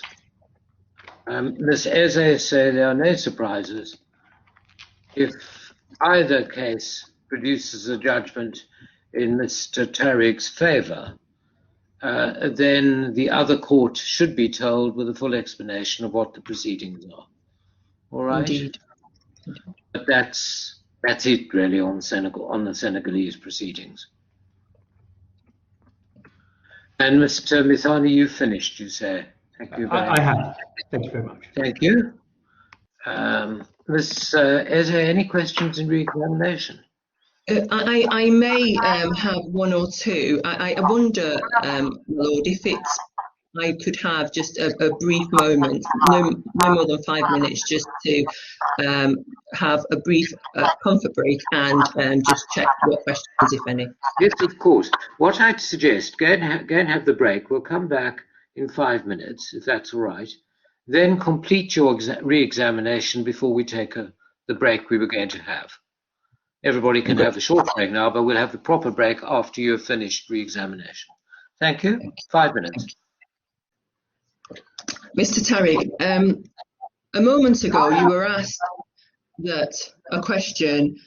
were asked whether you were obliged to provide a service for collecting money on behalf of ETG.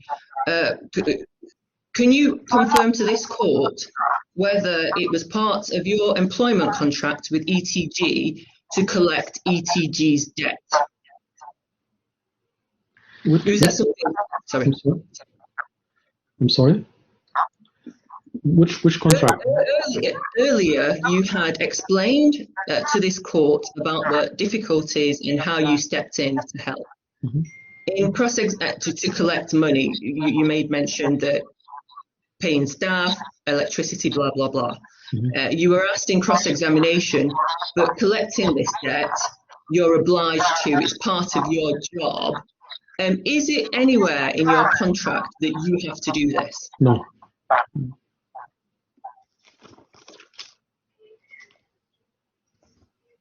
So why did you do it? I've been with the company for 7 years.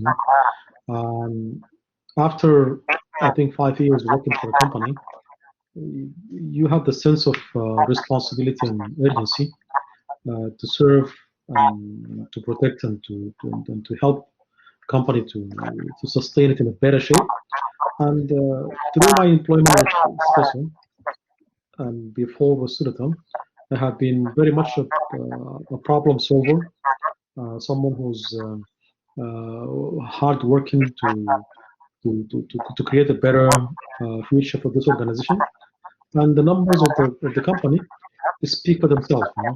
The record from 2013 up to the time I left, and the consequences of things that happened badly, especially in Senegal, after I left, speak to that manner. Okay. You were asked in cross-examination about the personal travel, and you were taken to some documents, and you said everyone knew in the company about personal travel. Can you just explain what you meant about the position with personal travel? What happens there? It's permitted for employees to use a travel agency of the companies to make some personal booking, and what happened, CFO will subtract those amounts from their salaries or from benefits, whatever. It happens. It's very custom with us. It's sorry. What was that? Did you say it's very customary? Yes. No, it's very normal. Something happens very, very often. And in relation of these two airfare tickets, how did the CFO know that it was personal? Who told him? I told him. And has at any stage ETG ever asked you, before obviously bringing it in a counterclaim, to pay those tickets back? Not at all. And if they have asked me, I would have paid it. Okay. Now, finally, you were asked about the per diem payment. Could you just clarify what it is that you were saying in respect of someone from being Sudan? Could you explain what you meant in relation to that? Okay. There is an unwritten customs, some kind of a tradition. If a Sudanese nationality go to Sudan in a business trip, will not be claiming per diem.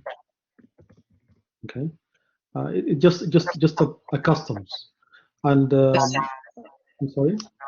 A Sudanese would not be claiming. Just a custom, nothing written at all. Okay, but I felt the fact that I spent 39 days in Sudan, okay, in a very hostile manners. During a COVID-19 situation, and I'm away from my family, and I've been interrogated all of this time, even banned from travel at some point of time inside Sudan. That I couldn't have never imagined that my tenure and employment was Expresso. After 10 years, to turn into this ugly manners and disgraceful treatment that they have never looked for.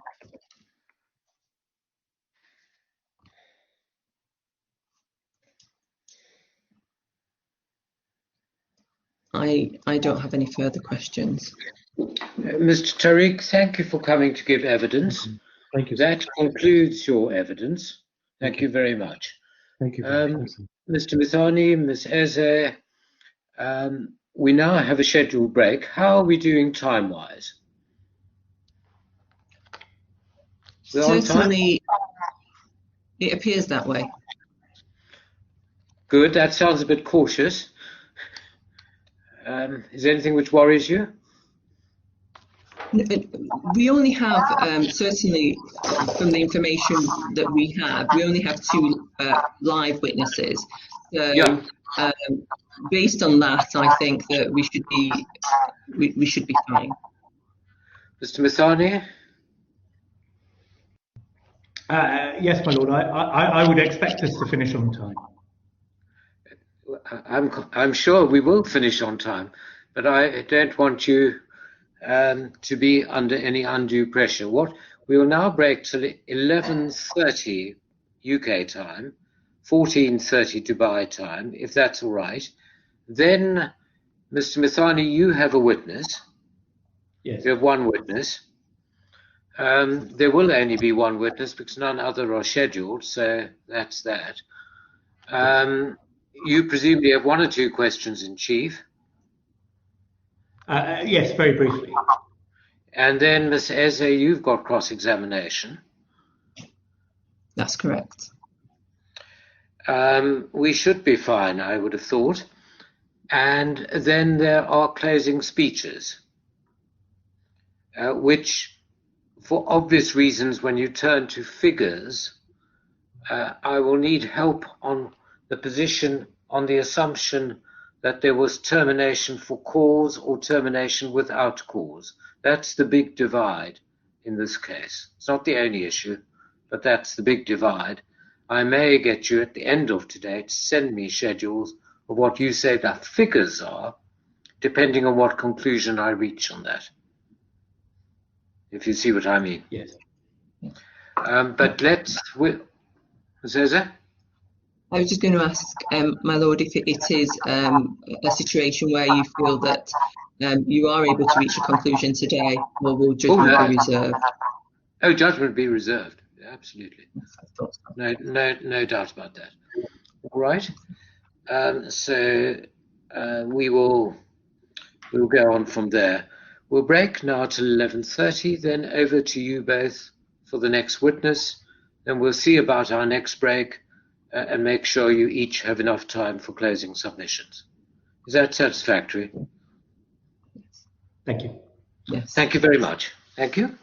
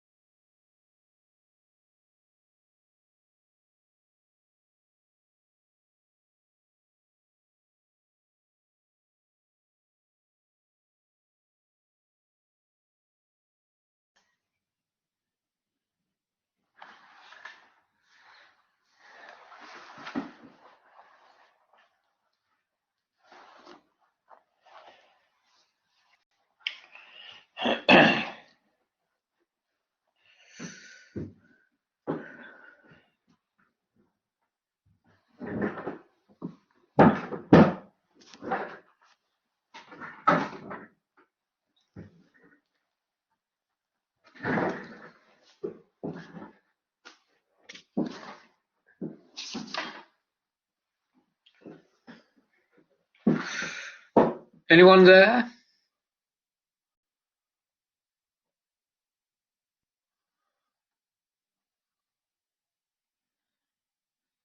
Hello? Hello? Hello, I'm here.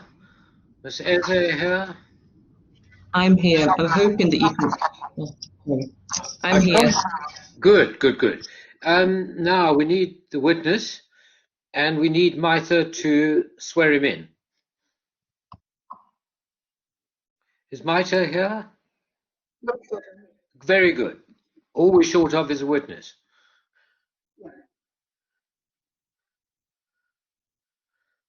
Mr. Mithani? My lord, let me just check to make sure that the witness isn't having problems with the computer, because he's in the other room. Okay.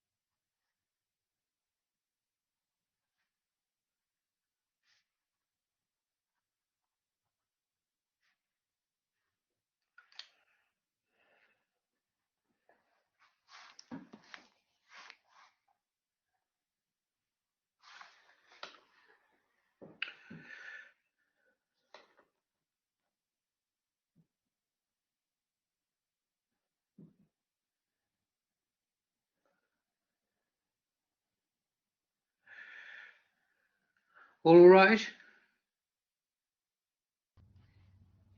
Yes, Mr. Mustafa should be with us. Yes, I can see him. Good morning, Mr. Mustafa. Can you hear me? Mr. Mustafa, can you hear me?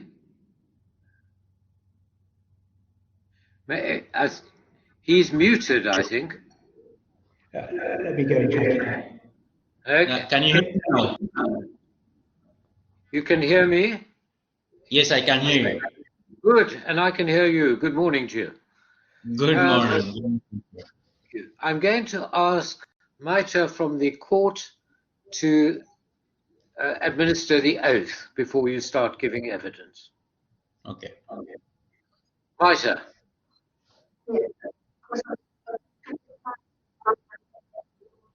Mustafa Abdul Malik Muhammad Abdul Rahman.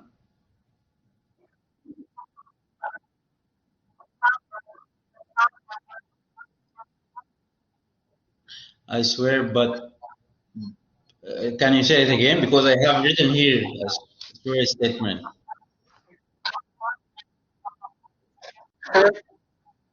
I swear, but by what I believe, to tell the truth and nothing other than the truth. Okay.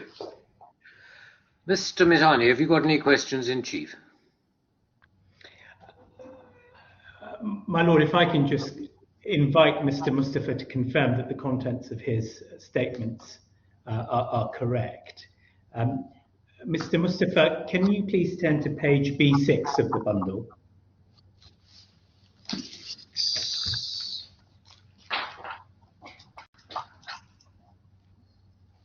P or B? B. B.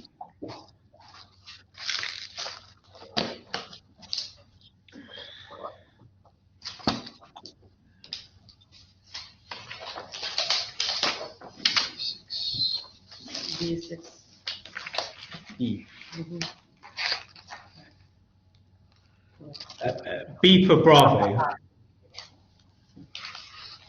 All right, yeah. So that should be a document headed Statement of Witness of Fact. Do Do you have it? Yes. Now, if you turn to the last page of that document, B8, is that your signature? Yes, it is. And do you believe the contents of that statement to be true to the best of your knowledge and belief? Yes, I confirm. If I can then ask you to go to B15.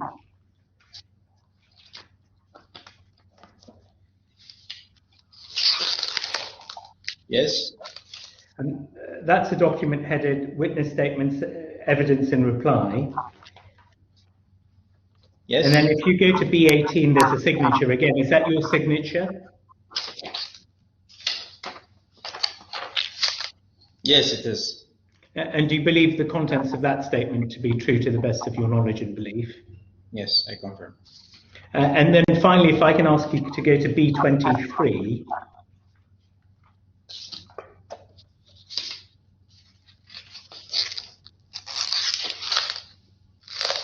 Yes. That is a document entitled Supplementary Witness Statement. If Yes. you go to the last page on B25, is that your signature? Yes. And do you believe the contents of that statement to be true to the best of your knowledge and belief? Yes, I do. Thank you very much. My Lord, I have no supplemental questions for Mr. Mustafa. Thank you. The only thing I'd ask you to do before you finish, Yes. can you just ascertain, I couldn't, it's probably me, but I couldn't work out what position he held in the defendant company. And if you could just clarify that before Ms. Eze starts her cross-examination. Certainly, Mr. Mustafa, can you explain to the court what your position in the company is, in the defendant company? Currently, or at the time with once Mr. Tarig was here? Well, it might be helpful if you do both. Yeah, all right. So when was Mr. Tarig the CEO, I was the strategy director, and I was reporting directly to him. And once he left, I am now holding basically the acting CEO position in the office. Thank you very much. Thank you very much. Ms. Eze.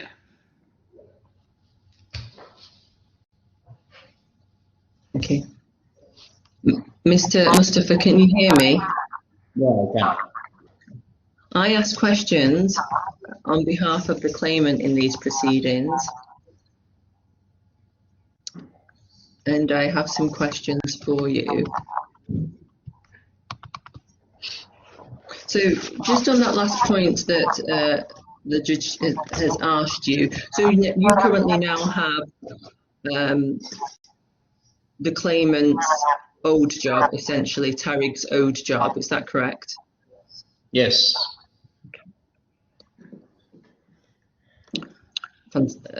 Okay, I would like to discuss with you some of the circumstances that surrounded the company. If you could cast your mind back to 2017, and to assist, if you have the bundle in front of you, can you go to document at D100?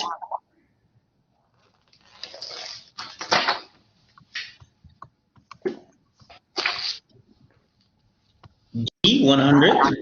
D for Delta, D100. So it's tab 21 in the hearing bundle. It's a load of email chain, and if you can just scroll to page D100. Yeah, I can see it. Okay.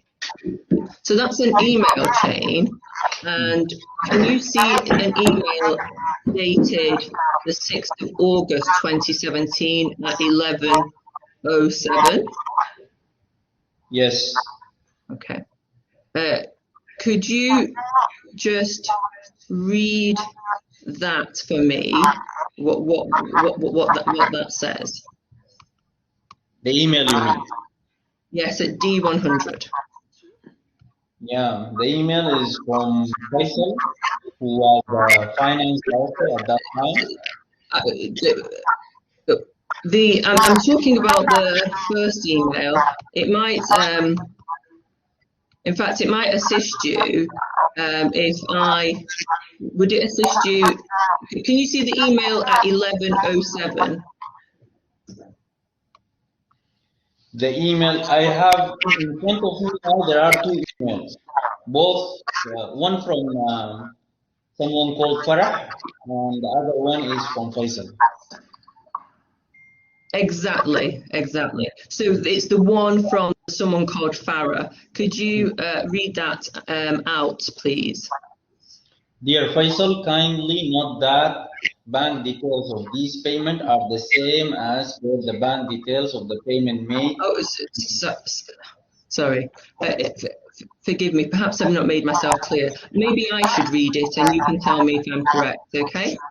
Okay. So can you see that it says, "Dear Farah," reference to the attached SWIFT.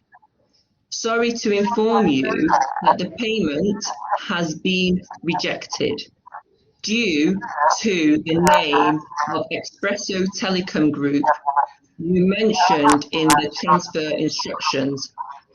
Then it goes on, we here request you to retransfer the payment without mentioning Expresso Telecom name, either in the beneficiary field or in the reference field. Do you see that? Yes. Okay. It's right that at that time, ETG were having difficulties in receiving payments. Yes. And this was due to sanctions, wasn't it? Yes. And from the email chain, we can establish, wouldn't you agree, that this was a problem? This is what? Sorry? Would you agree that it was a real problem that needed a solution? Yeah, definitely it's a problem, yeah.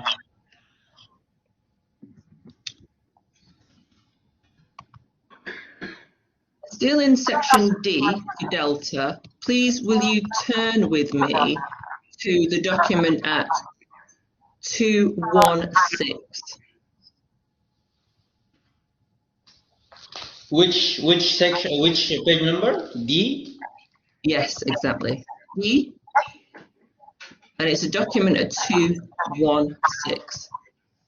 216? D216? Exactly. D216.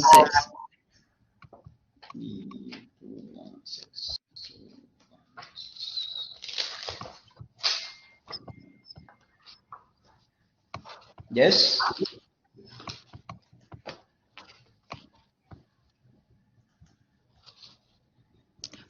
Let me know when you're there. Yeah, I'm here already.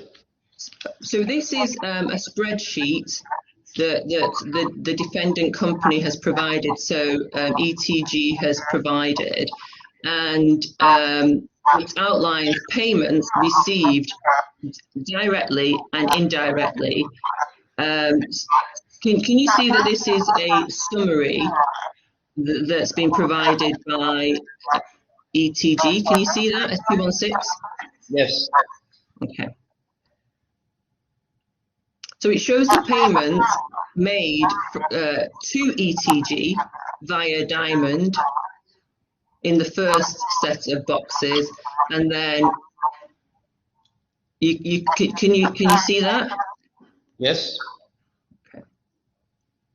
And then in the second, payments received directly, so not via Diamond. Mm. Okay. So the claimant helped to put arrangements in place to receive money owed to ETG. Can you see that? Yes, the final, last well, let me table. take you through the figures. The last table, Yes, yeah? you see that. You see.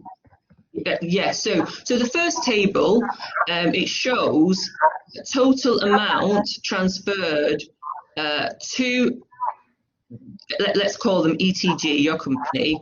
You can see that it's basically 7.5 million AEDs. Yeah. Yeah.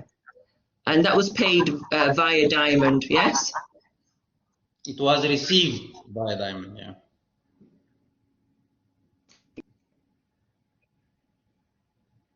We received it from Diamond.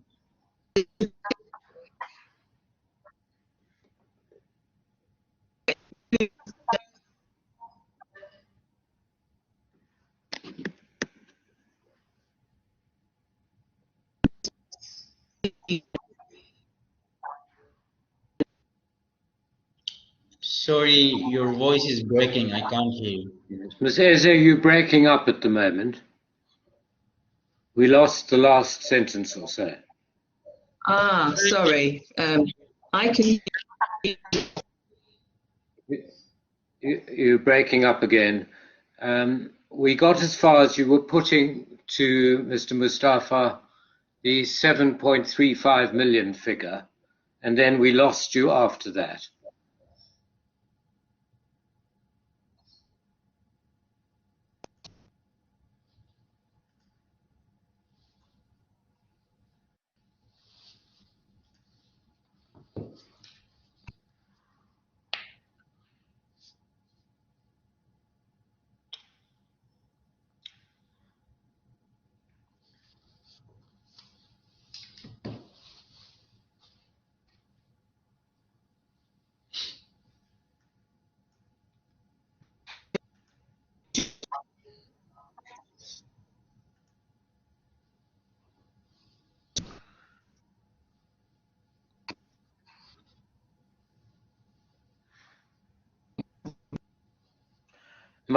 Is Maita there? Can you just check? I think I'm having a problem with Miss Eze at the moment. I can't. She's sort of frozen, I think. Could you be kind enough to look into that? Thank you. I think everyone else is all right. I think Mr. Mustafa's all right, and I think Mr. Mitani's all right. Yes, I can hear you. Good. Well, we'll just pause until Miss Eze gets back. Hello. You're back. Good.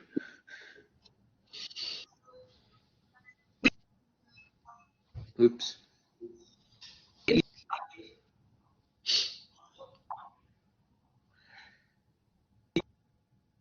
If you can hear me, Miss Eze, the non-technical way of sorting this is probably to exit completely and then link back in, and with a bit of luck it will work. Don't ask me why, but there we are.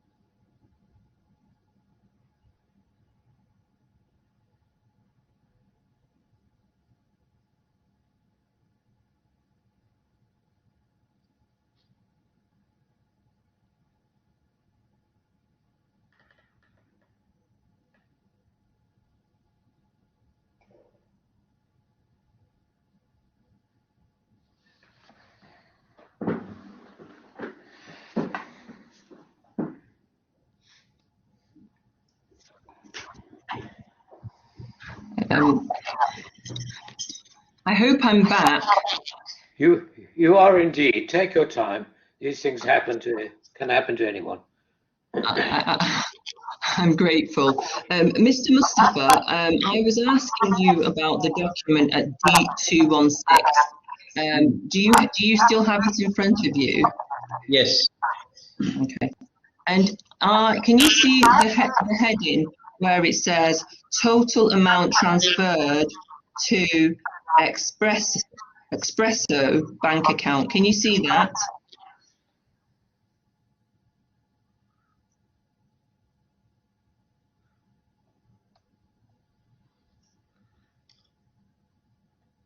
Can you see that? Yes, I can see it, yeah. Okay, sorry. When you nod, because people are taking a note, you need to speak up. So Okay. total amount transferred to Expresso bank account. And this is obviously the first box, which is payments indirectly through Diamond. Can you see that it says 7.35? Can you see that? Yes.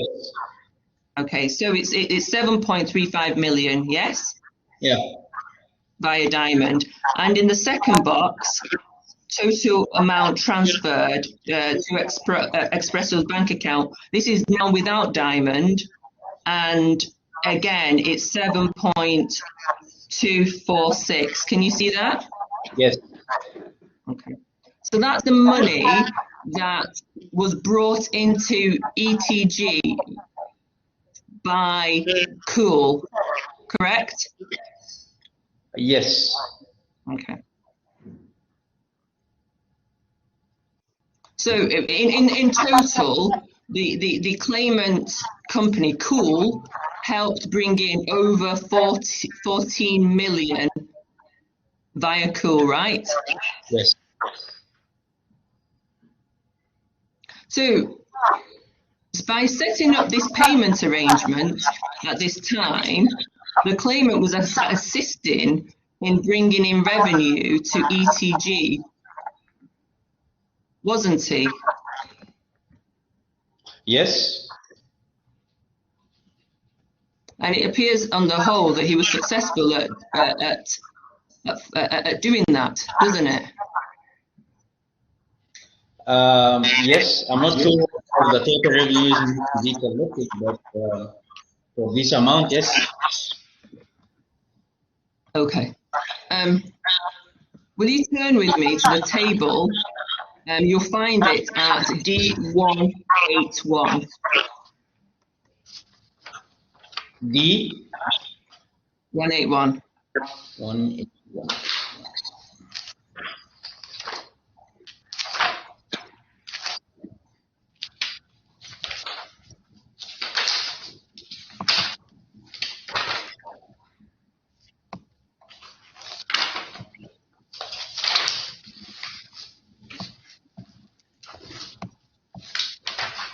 Yes. Okay. Okay, so now this is your additional investigation report, and you put a table there.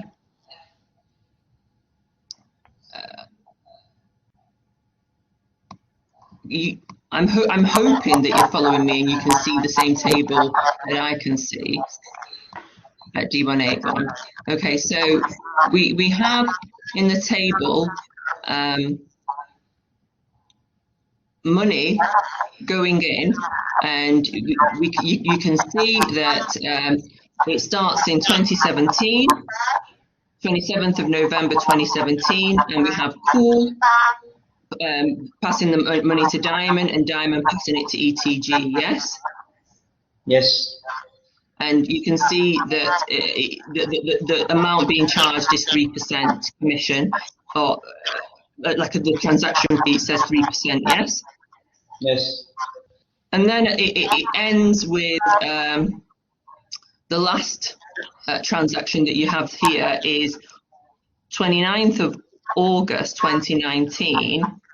And you can see the last two is just from Cool straight to ETG, and the commission there is 1%. Can you see that? Yes. So you would agree from this data that you put in this spreadsheet that the Cool was the claimant was able to reduce the transaction fee from 3% through to 1% between August 2017 and, of course, when this spreadsheet ends, which is 2019. It goes from 3%, and then when it's just them, it's just 1%. Yes. Yes.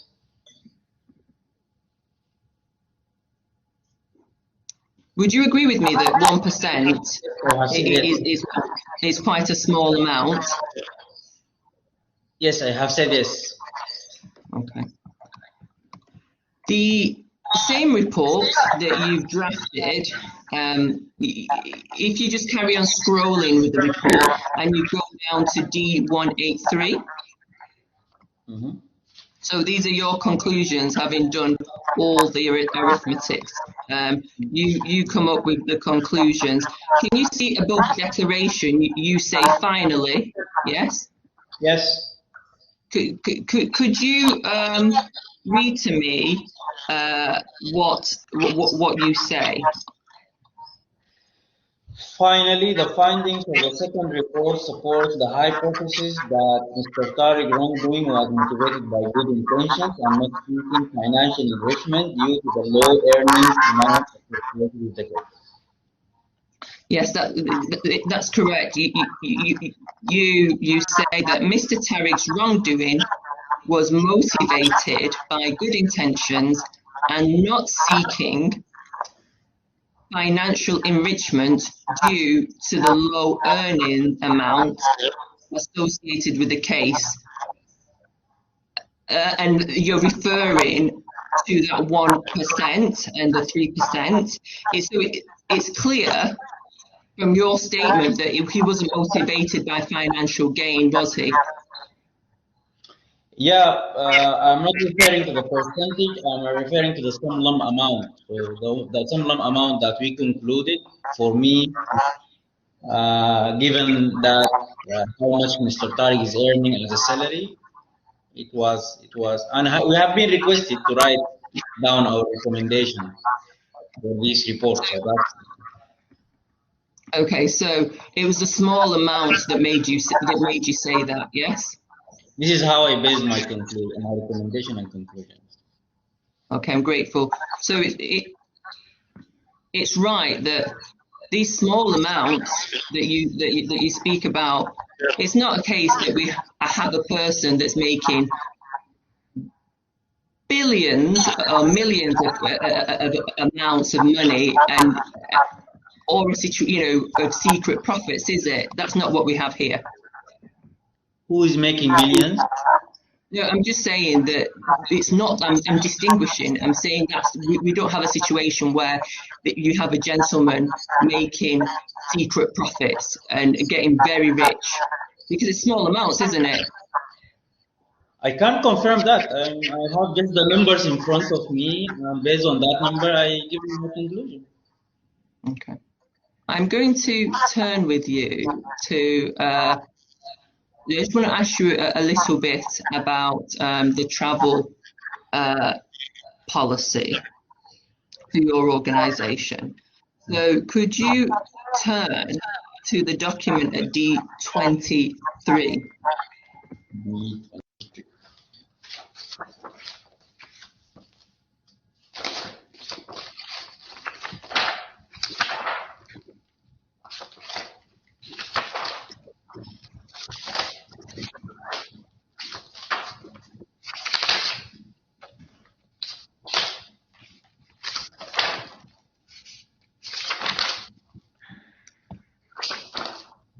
Yes. Okay, so if you have the same document as I have, that should be the HR manual. Yes. Sorry, can we just... Can we just have the page reference again, please? D23.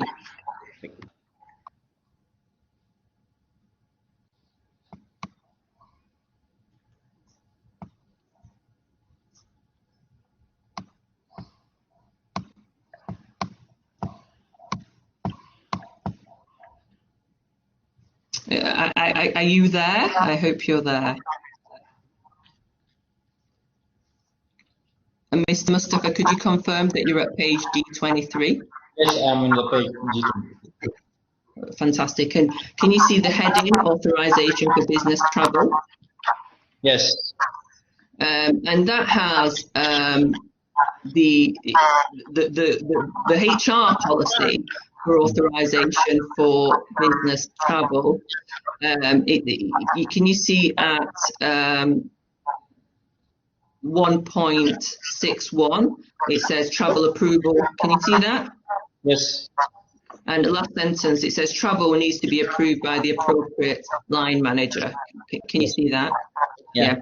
And I'm this HR policy for your organisation, it's right that there's no limit mentioned in it on the amount of travel for spending, is there?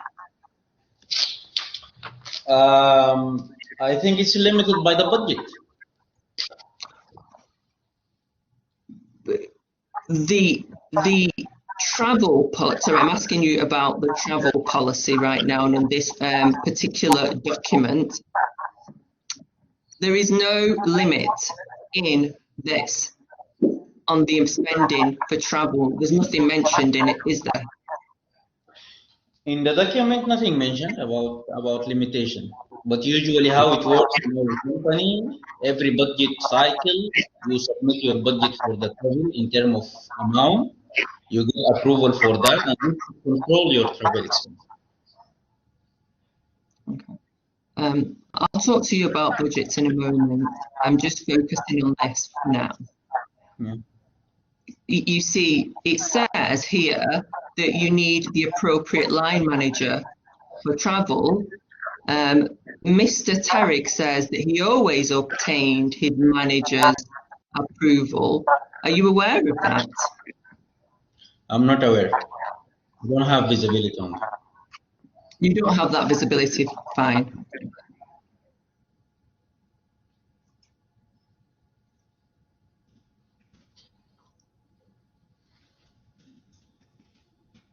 Okay, let's just, you mentioned it a moment ago about, I think you mentioned about the budget, so this might be a good time to go to that document. If you can go to D192.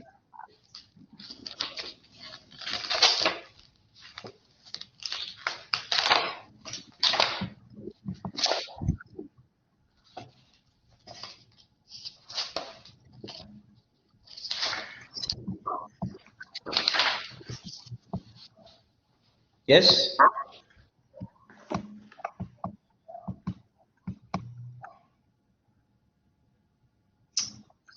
It appears that you might be slightly quicker than me because I'm waiting for my page to arrive at D192. Okay, so that is, I think that's what you're making reference to.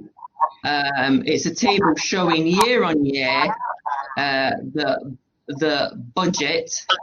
I think that's what you say, and the deviation for it. But yeah. Can you see it starts 2015 and it ends 2019? Can you see that date table? Yes. Okay. It's fair to say that this is not a travel policy, is it? This is the budget, you say. The budget, yes. Yeah.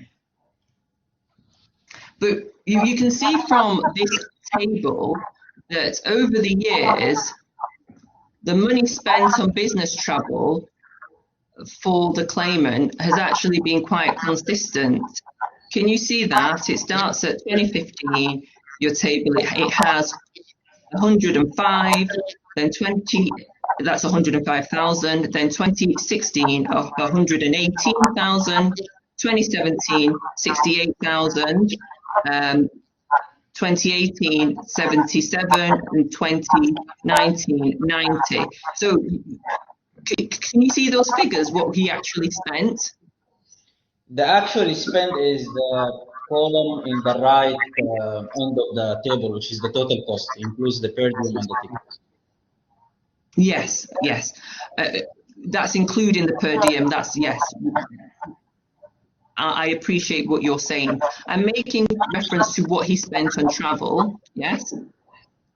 Not the per diem payments that come, but the fact that he spent 105 the first year, 118 the second, the third year almost 70, then the fourth year almost 80, and then the fifth year 91. Can you see that?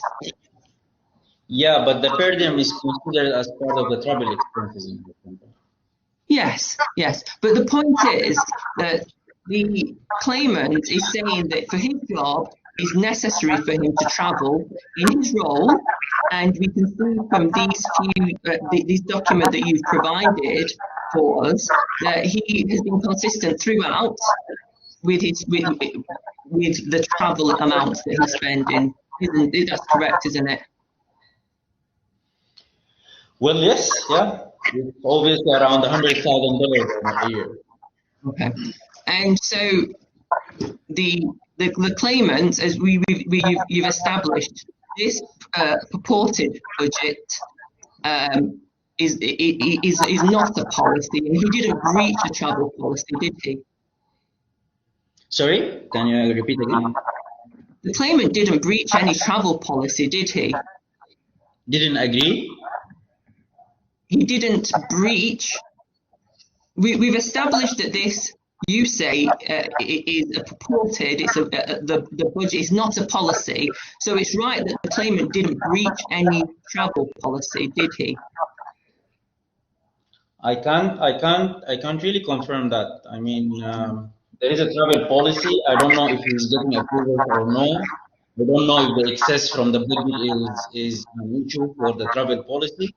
So from my position at that time, I cannot really say anything about that. Okay. All right. Well, maybe you can help with this. Could you turn to the document at D128?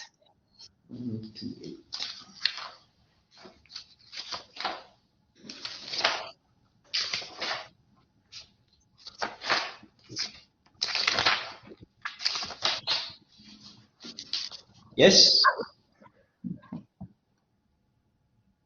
So you can see in that document that it says, with effect the 8th of January 2018, that the CFO is accountable for violations of travel approval hierarchy. Can you see that? Yes. Okay. Do you agree with me that from certainly on the face of it, that D128, that document, on the face of it, that the CFO should, according to this document, be held accountable for any deviation, if there were any, from 2018 and 2019? Would you agree that that says that the CFO should be held accountable? Yes. And you don't have to turn back with me, but you can if you want. The document at D192. 192. Yeah. Can you see? D192. Yes, D192. Yeah. Okay. Right. So can you see that the position is that the defendant is saying that in 2019 and 2018 there was an exceeding of, can you see it says deviation? Can you see that? That column it says deviation 69, and then the next box it says 71,000. Yeah? It's still the same document, D192. Yeah. So the 69 is for 2018, correct? Yes. And the 71 is for 2019, is that correct? Yes. Okay.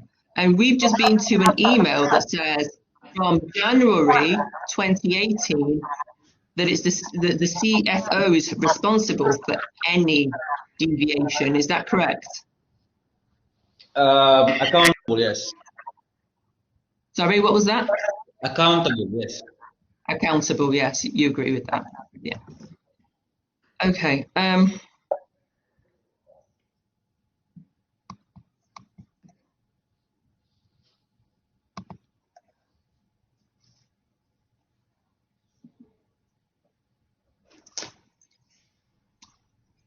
I know you obviously you're not aware of what Mr.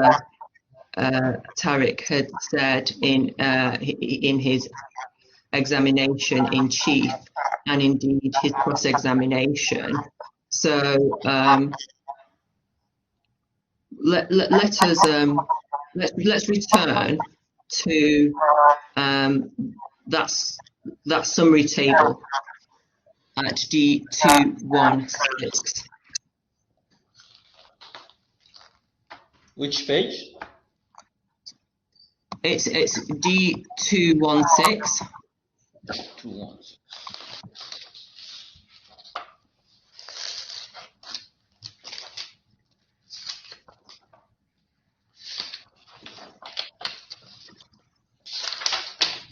Yes.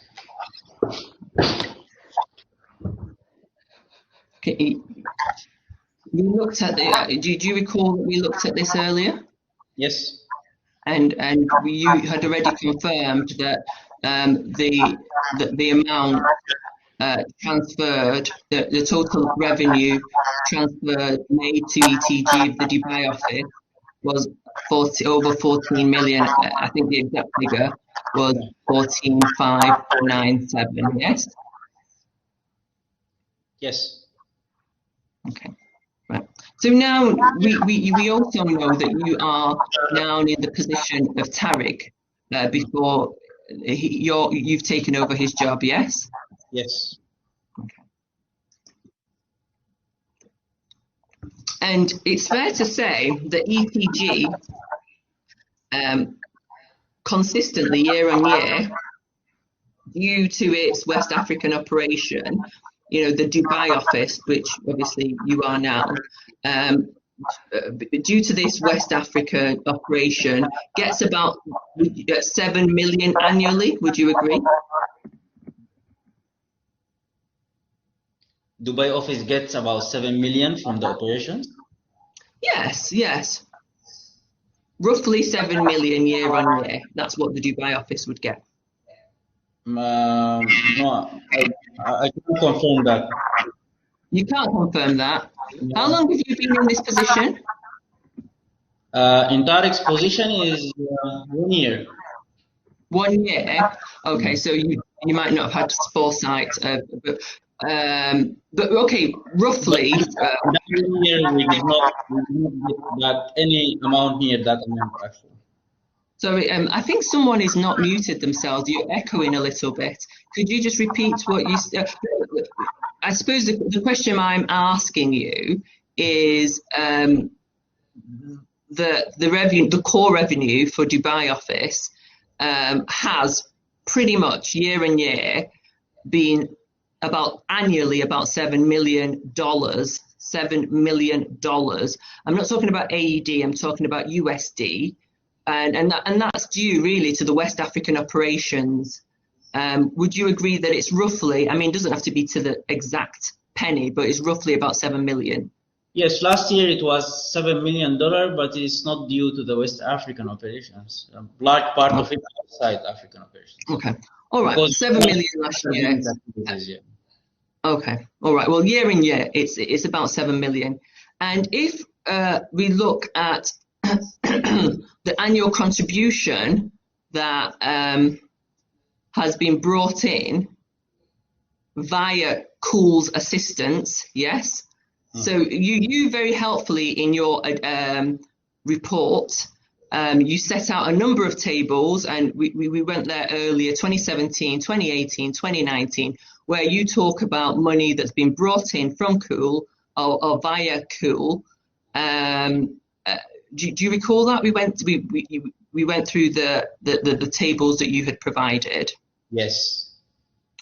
In 2017, roughly, the Cool brought in 646,385. So that is, let's just say, over 600,000. Now that would amount to 9.2% of revenue that in 2017. And you just track with me.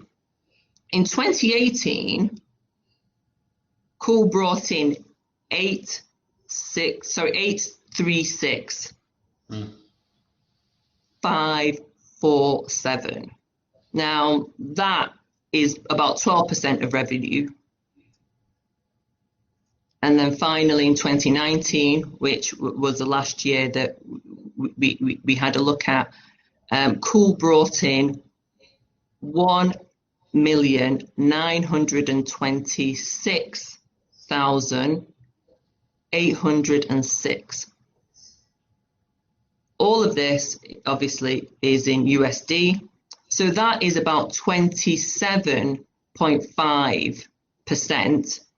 So effectively over a quarter of ETG revenue, ETG Dubai revenue, over a quarter was brought in by Cool in 2019. Did you understand what I'm saying?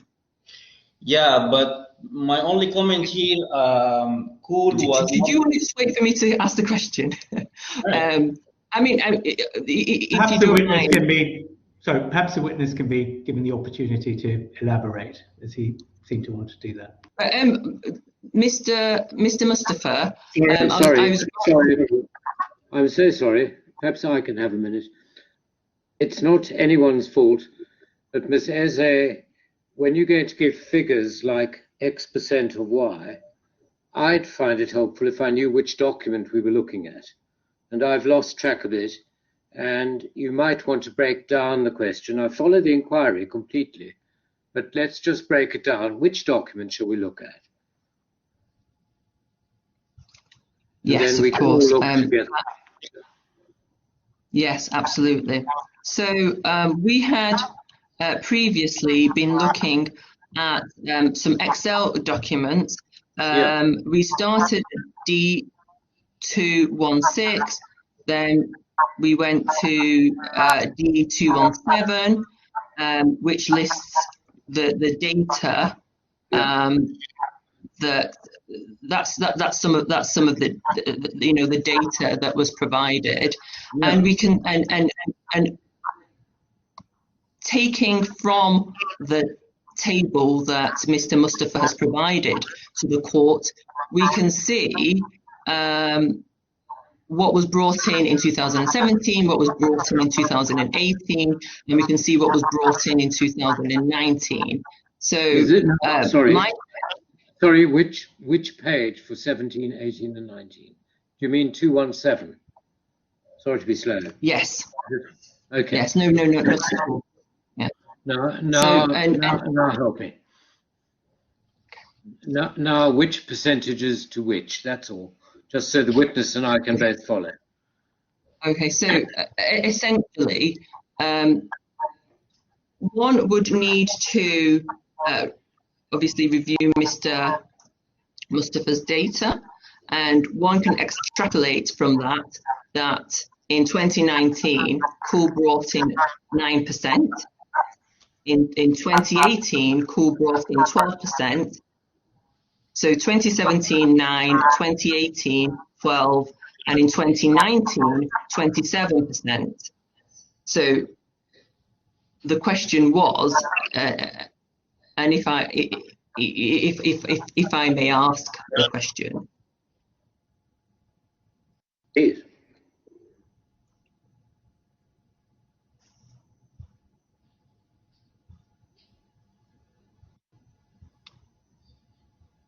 Hello? Hello? Yep. Hello? I think I may have lost you momentarily.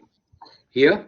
You just said, just so everybody's together on this, you said in 2017, 9%, 2018, 12%, 2019, 27%, and that I understand is what Cool brought in as a percentage of ETG Dubai's revenue. Is that right?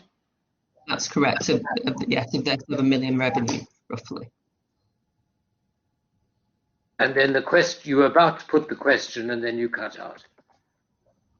I'm grateful, my lord. Mr. Mustafa, having had a look at that, you cannot genuinely say that ETG were unaware of the transaction when really much of the revenue contribution came, so much of it came from Cool. They couldn't have been unaware of it, could they? Actually, first of all, the calculation as a percentage of the revenues, I'm not sure which revenue you are using. And the second thing is,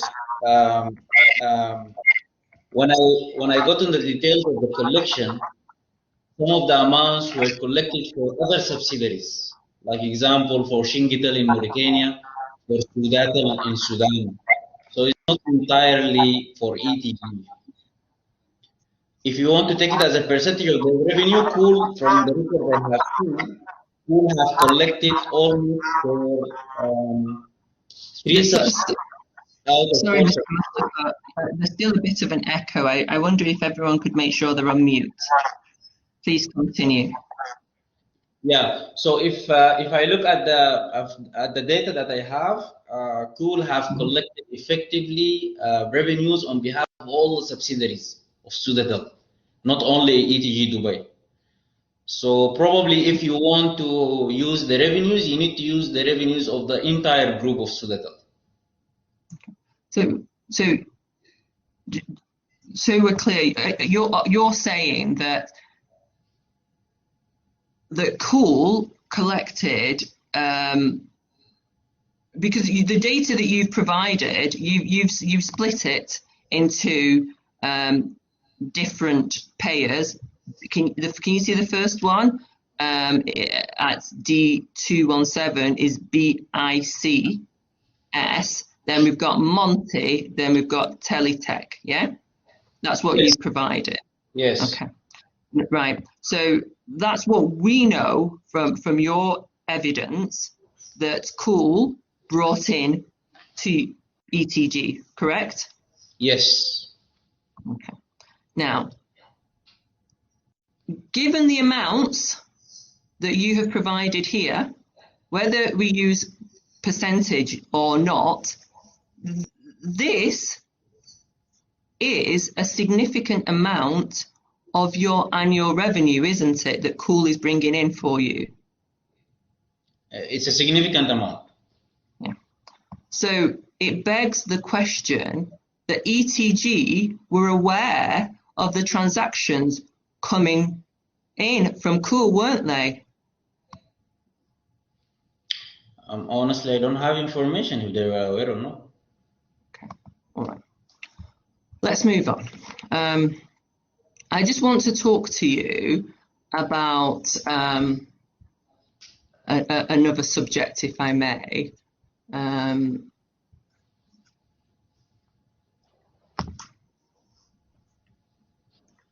The I know that you are now sitting in Mr. Tarig's former place, and you were the author of the document that we were looking at earlier, which was the additional investigation report. You can return to that. It's at D180, so D180.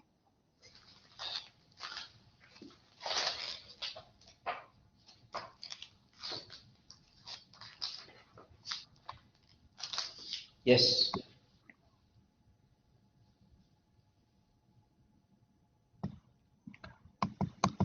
All right. So it shows transactions. I'm just bringing it up. It shows transactions that you've provided, and it basically goes from 15th of August 2017 to the 17th of February 2020.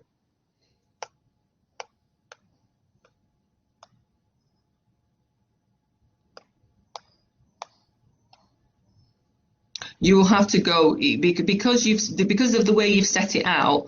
You to get to the February date, you're going to have to scroll all the way to D182. So you have to scroll 2 pages to get to the last date, which is 17th of February. Yes. Okay. So it shows you've set out transactions that were made over a 30-month period, haven't you? Yes. Okay. So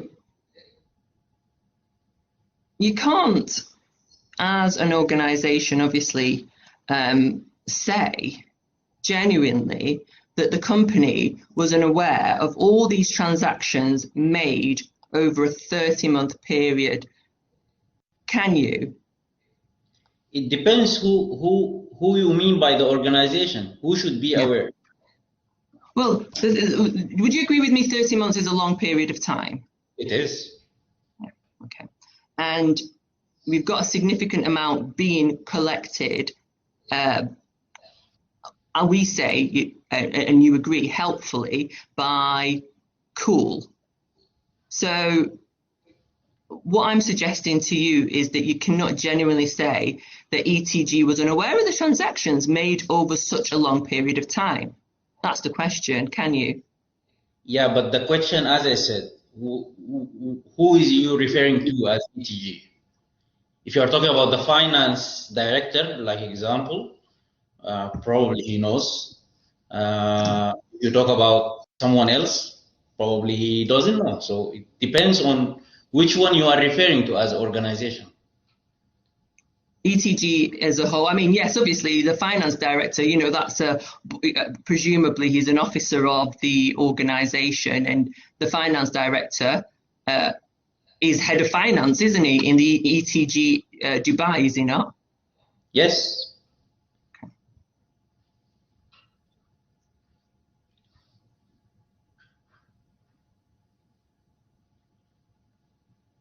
And in fact, you actually say that in your report, don't you? You say that the finance director or chief financial officer, whatever you call him, you say it in your document at D183. You say he was aware, don't you?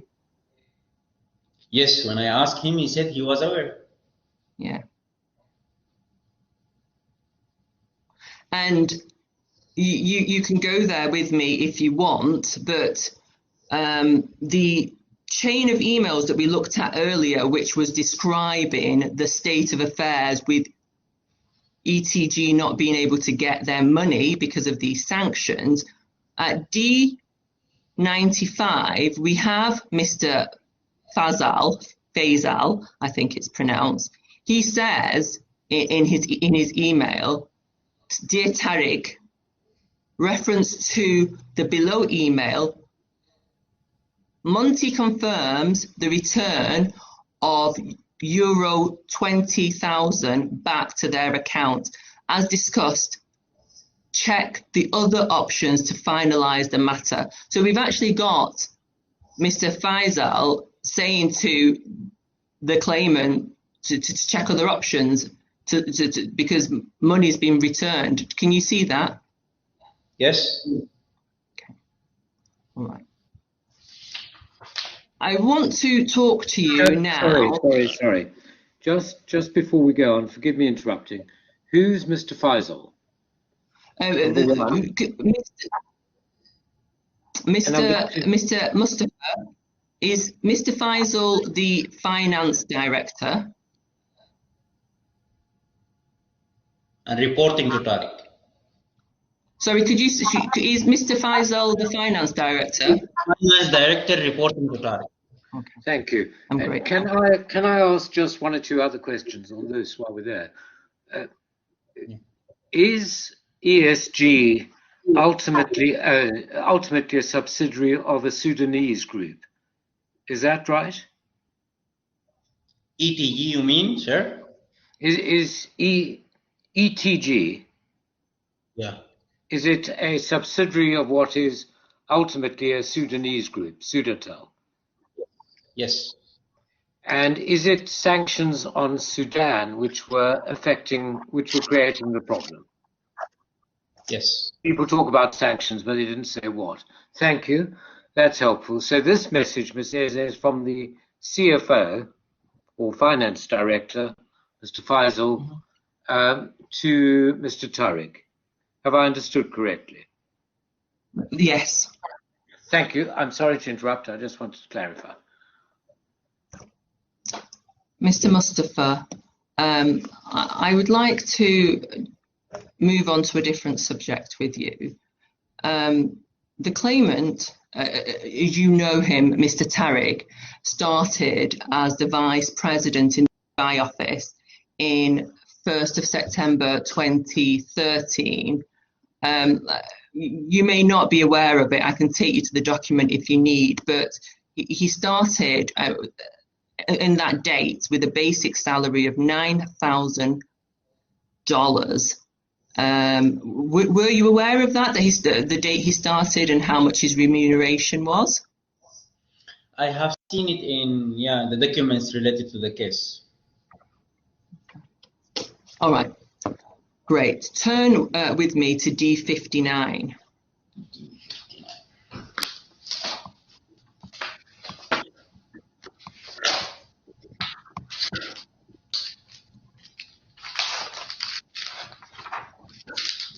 Yes. Okay, so the agreement that I mentioned a moment ago, his contract, there was a year later after it was signed, so 1st of July 2014. That can you see this? It's the first addendum to the his employment agreement, his employment contract. Yes. Yeah. Okay, so so if you just keep scrolling to the next page, which is D60, it confirms that he, a year later, gets an increase of his basic from 9 to 14,000. Yeah. Can you see that? Yes. Yeah, and were you aware of that? At that time, no. Okay. All right. The next document in the bundle, if you can turn to D62, that's a second addendum. Yeah. Of the employment agreement. So again, a year later, now the 1st of June 2015, he gets another increase of his basic salary now to $15,000. Can you see that? Yes. Okay. And were you aware of that? At that time, no. All right. Let me draw your attention to D158.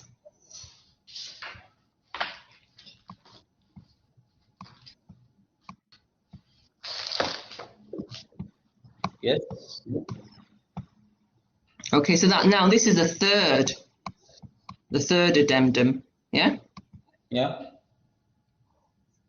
And this is with effect the 1st of November 2019, and it confirms his basic salary at $15,000 US for a new role in Senegal.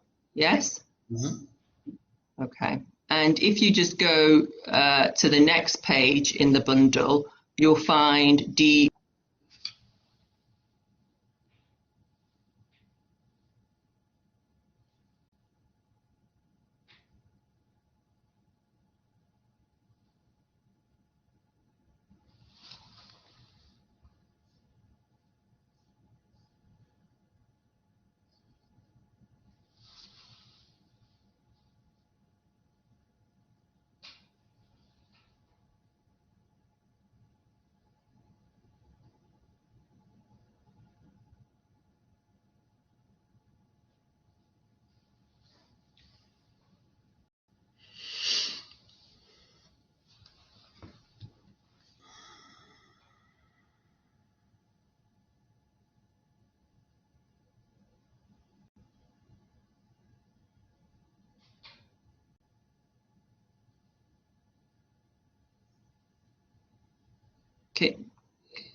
Can you see me?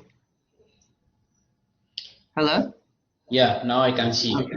Sorry, I apologize. So can you see that D159 for that promotion to managing director and his new role in Senegal as well? For that promotion, he gets 1,800. Yes? Yes. Okay. So it's evidenced by these documents that I've taken you to that this is evidence that the company had confidence in the claimant, didn't it? Sorry to interrupt, but the judge seem is not in the conference call because it's frozen. Me? No, I'm there. Okay, thank you. I've been here. What I did, Mr. Mustafa, don't worry. What I did was I have muted myself to make sure that we minimize interference. And that's why I've been silent. But I've been here throughout. Sorry. That's all right. I shall mute myself again. Thank you. Thank you. Okay. So I spoke of the confidence that the company showed in the claimant. Were you aware that the claimant received a bonus every year for the last number of years? Were you aware of that? For example, the last 5 years he'd received bonus. Did you know that? He should be receiving because we received as well. Okay, right. So it's fair to say that the claimant, it was a strong performer at the organisation. Wouldn't you agree? I can't really judge on that. Okay. All right. Let's talk about his dismissal for a moment, if we may. Now, I'm not sure how much of the documents that you've seen, but have you had an opportunity to look at the letter of suspension?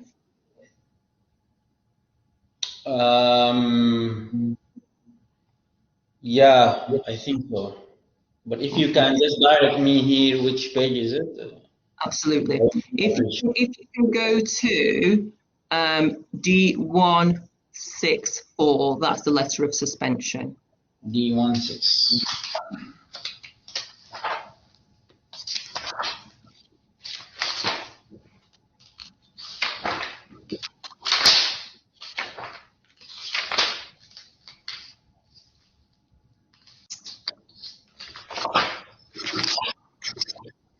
I hope that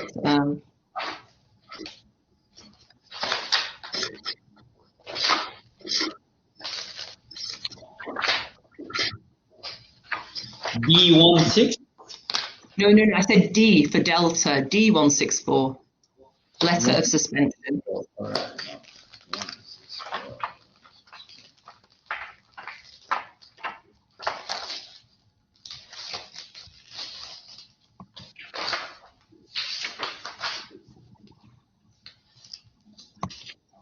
Yes.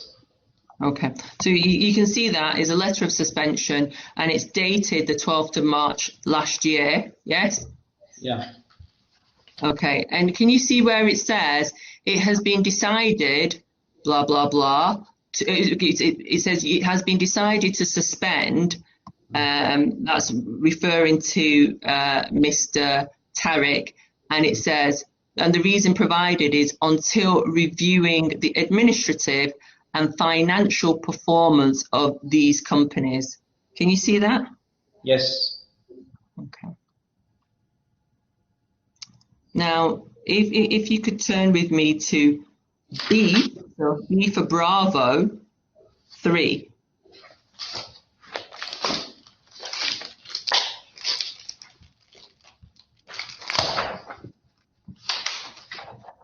Yes. Okay. And if you can just go to paragraphs 14 and 15. Yes. Okay. Now, it describes what happened. So we're just going to try and shed some light on exactly what happened. At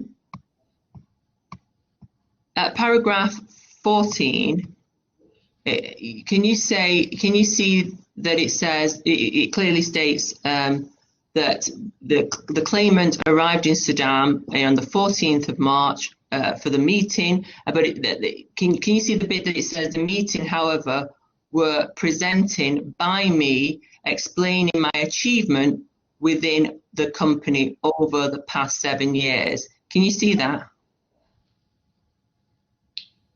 In the paragraph 14, when I arrived in Sudan on 40th of March, I immediately notified Mr. Sami of my arrival, confirmed my ability to meet with the chairman or the investigation committee at their convenience.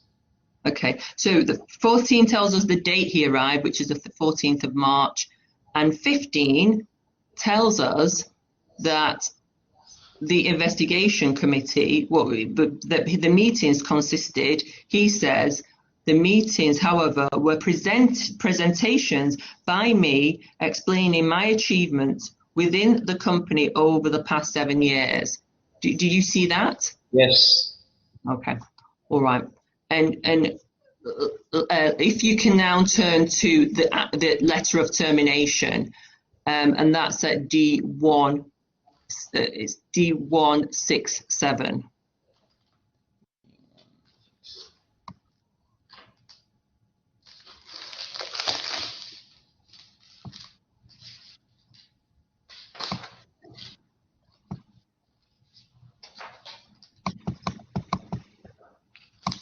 Yes. Okay. So this is the termination letter that was provided, and you can see that it's dated the 28th of April last year, 2020, and it states that the reasons for termination is it failed on many occasions to abide by the travel policy and neglected rules and responsibilities towards the operating subsidiary of the company. Do you see that part in the termination letter? Yes. Okay.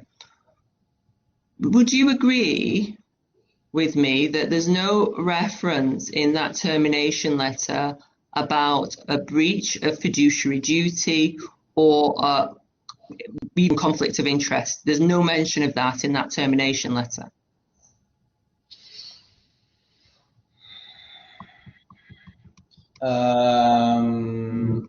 About conflict of interest, there is no mentioning for that, but I don't know, failing to abide by the financial travel policy and financial operation responsibility, I don't know if it's a fiduciary breach or not, to be honest.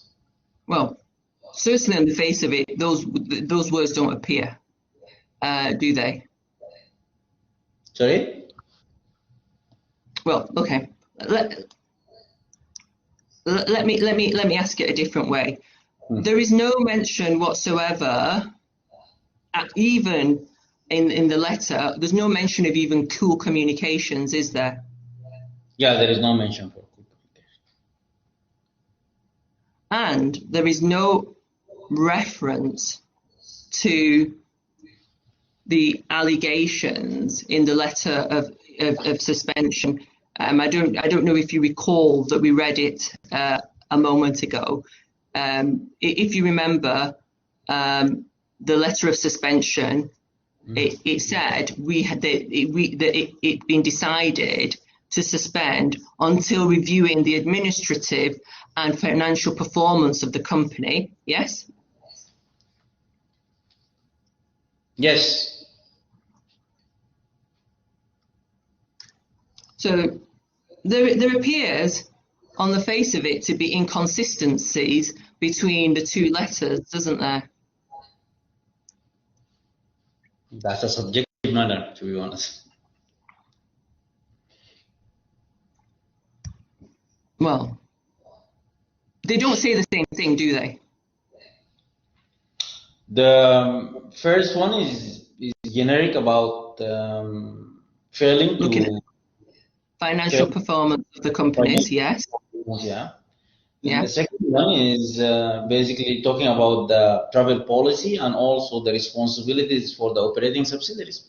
Financial performance can be part of that. Well, on the face of it, they do not say the same thing, but perhaps you do. Matter of argument. You do. Pardon? That's a matter of argument. Okay. But I'm grateful. But there is another area. Did you write either the letter of suspension? You personally write the letter or draft the letter of suspension or the letter of termination? No, sir. You didn't. Do you know who did? No. You don't know. Okay. Did you see them at the time or only later? The letters, I have seen them at the time. Yes. Sorry, you did or you didn't? Yes, I did. I saw them at the time. Yeah. You saw them at the time, but you didn't draft either. Okay. Yeah. Thank you. All right. Well, let's go back to the time when these letters were being written, to talk about timing for a moment. Now, we've established that cool communications weren't mentioned in either of those letters. Please turn with me to the document at A10 in the bundle. A10. A10.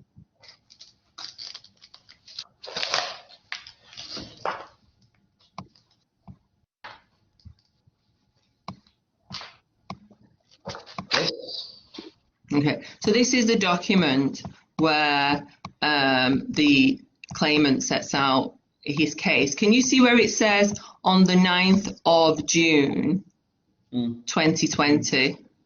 It's paragraph 34, if that helps you at all. Yes. Yeah, so on the 9th of June 2020, some 30 days after the required date to release the claimant's end of service gratuity, the claimant sent an email to the defendant director chairman, Mr. Sami. Can you see that? Yes. And it goes on to say, demanding that his end of service entitlement be paid, right? Mm-hmm. Okay. So if you could just keep that date in your head, which is the 9th of June 2020, yes? Mm-hmm. And turn with me to D12. B12, B for Bravo, 12.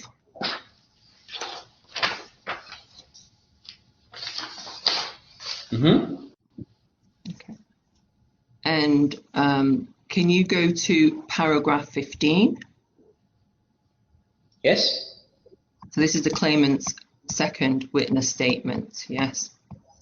And can you see where it says the first inquiries in relation to Cool Comms were by email dated the 11th of June 2020, almost 2 months after the termination. Do you see that? Yes. So, in effect, what happened is that the claimant asks for his end of service gratuity on the 9th. He wants his money, and 2 days later, these allegations of court communication come, and you can see that. Do you see that there's a timing issue? The timing issue for who? Well, he leaves back in March, then in June, he asks for his money, and 2 days later, he gets these emails about Cool. Can you see that there's a timing issue? Yeah. Yes, I can see the facts, but I don't know what do you mean by the timing issue, to be honest. Okay. All right, perhaps I'll put it a different way. There was a reluctance to pay the money owed, and ETG were trying to cover that up with false allegations, weren't they? I'm not the one who instruct to pay the money, so I don't really know the reasons behind not paying the money. For me, as far as I know, we brought up a Cool issue, I think sometime around June, early June or late May, I don't remember well, to the investigation committee. Well, what we say is that yes, that's in terms of June. The June is when he sent the email, and it was 2 days later that the allegations came, and those allegations were precipitated by the email he'd sent. That's correct, isn't it? Yes, as I said, in terms of facts, yes, that's correct. But whether they were trying to make the false allegation or no, I can't really say anything about that. I don't have information. All right. Sticking with this issue around timing, the court had heard earlier about the claimant talking about having had a hostile conversation with the new chairman in March 2020. Were you aware that there was a change in leadership in ETG last year? Change in ETG leadership? Yeah, the top person in ETG. The chairman, you mean? Yes, the chairman, yes. The military person, I think the claimant in evidence called him a colonel. The chairman is basically the chairman of Sudatel board, and I think he's been appointed April 2019. April 2019. So he becomes the overall boss, right? Yeah, the board of directors chairman. And Mr. Tarig said that there was a hostile conversation on the 3rd of March. Please turn with me to the chronology. You'll find it at H2.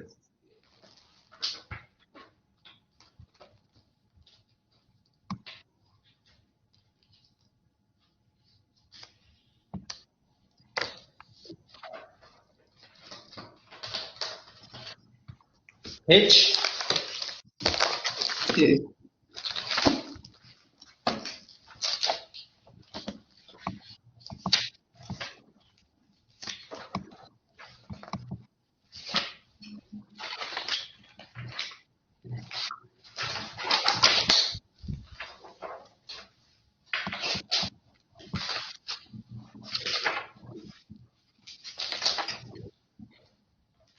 If it helps you, it's item number 8 in the chronology, H2.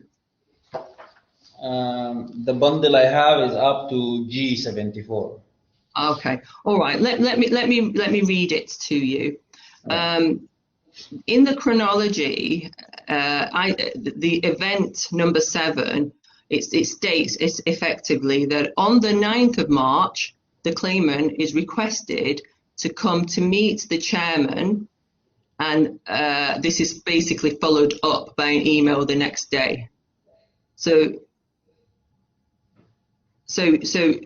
effectively on the 8th, he's requested. I hope you. It's a shame actually that you don't have that part of your bundle.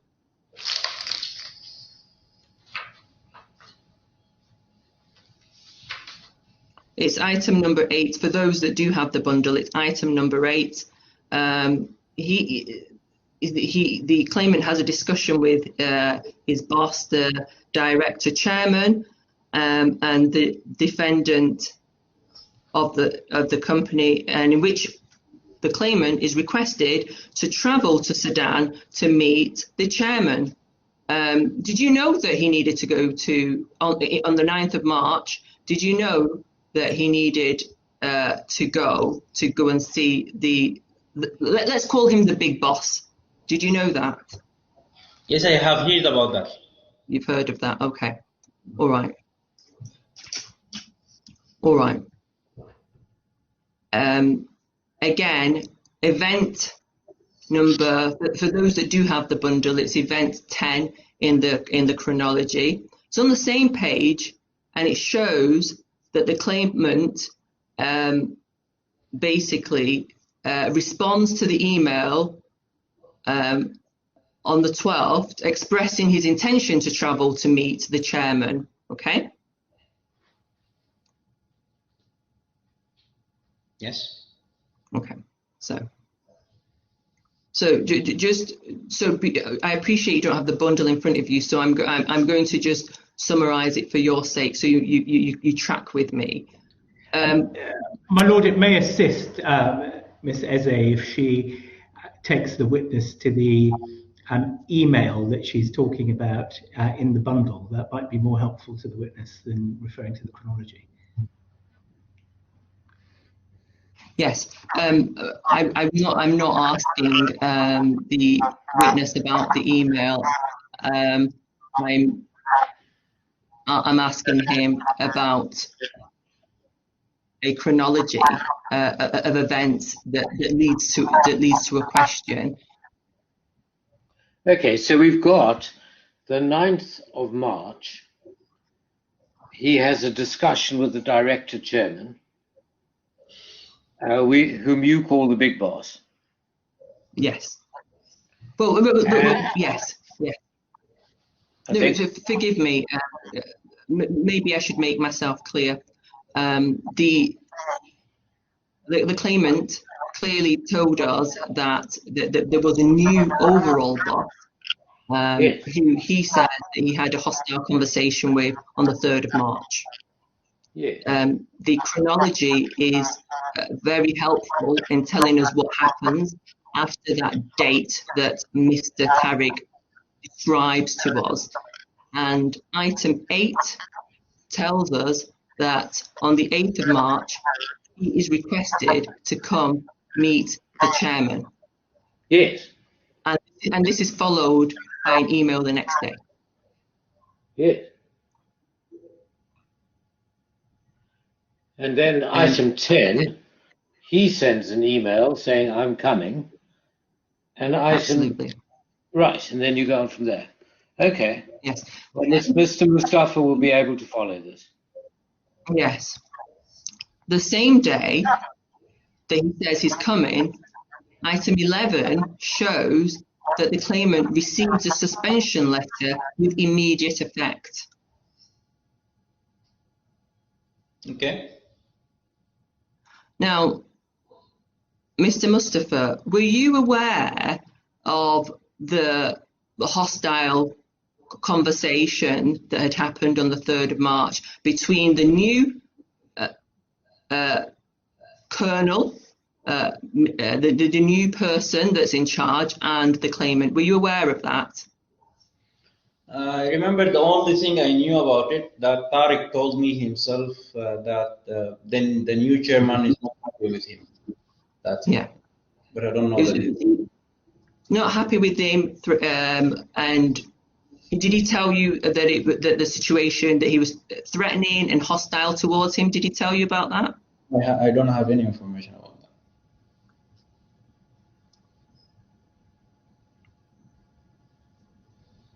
Okay, right. Based on what Tarig did tell you, would you agree that there is a likely link between the conversation that happened on the 3rd and the suspension that happened a week later on the 12th? Yes, actually, the conversation. I think this was the building up for the whole case that happened.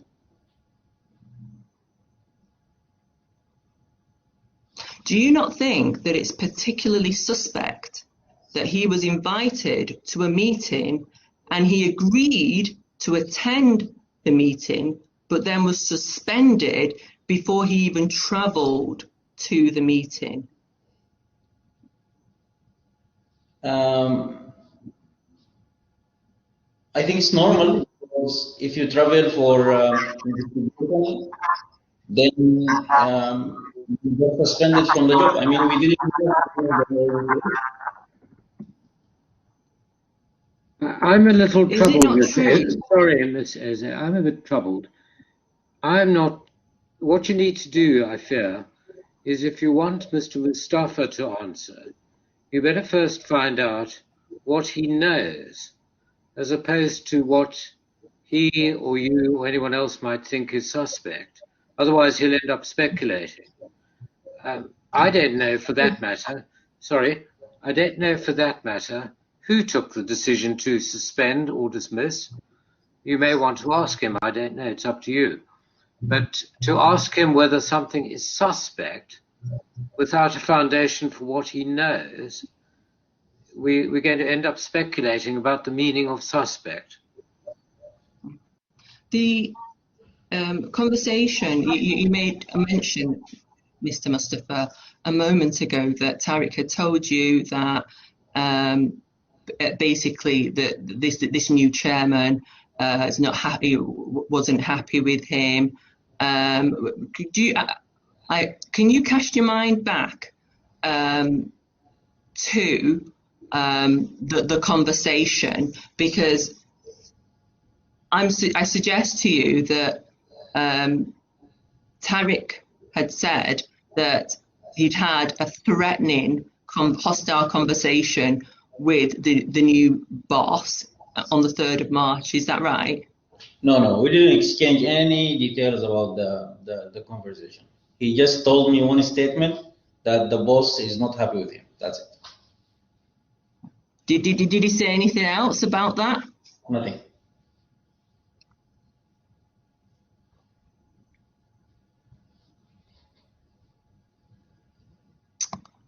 Do you agree? I mean, I don't know how much you know about about the new boss, but do you agree that the real reason for Mr. Tarig's dismissal was interpersonal conflict with this new boss?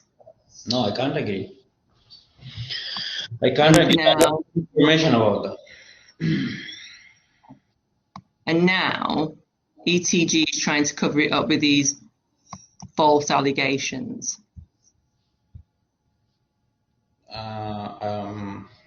I can't really comment on that. All right. Okay. My lord, if I could just have a moment to make sure that I've covered the main things that I want to cover with this witness. Of course.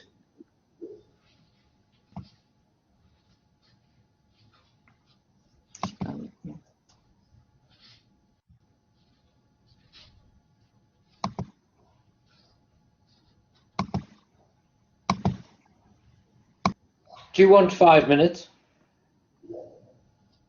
I would be grateful. Okay, we'll break, Mr. Mustafa, Ms. Eze, Mr. Mitani. We'll break for 5 minutes if we may. Thank you. Yeah. Yeah.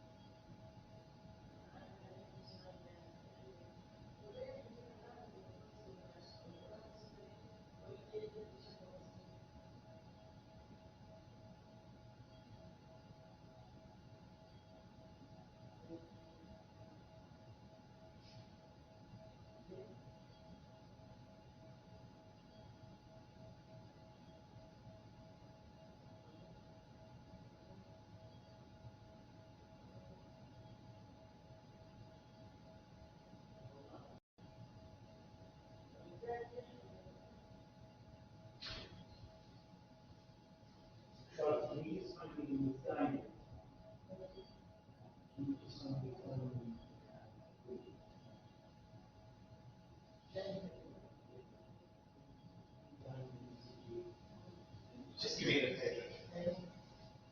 I don't know if you're, at least on my house. Okay?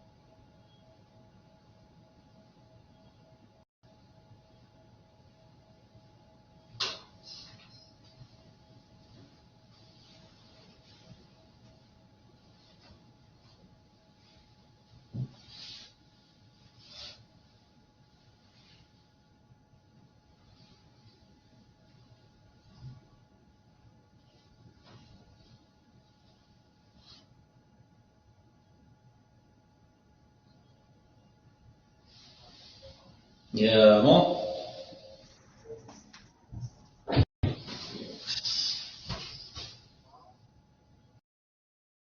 Instructions.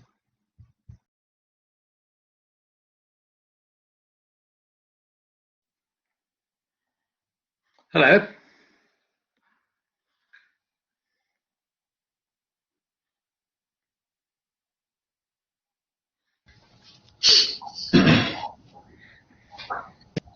For the witness. Witness is here, but Ms. Eze is not as yet.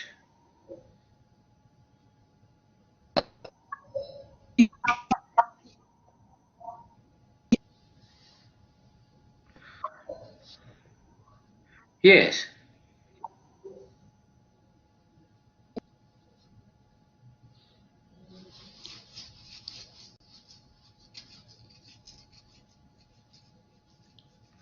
Ms. Eze, can you hear me? I can. Can you hear me? Yes-ish. Try. Yeah, I can hear you at the moment, I think.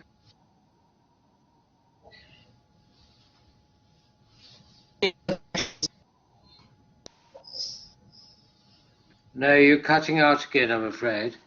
Is it just me, or have others got the same problem?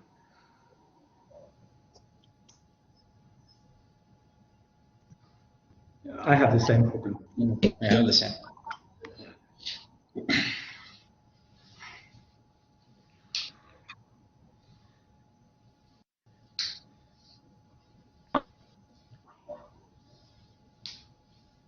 Hello? I can hear you, yes.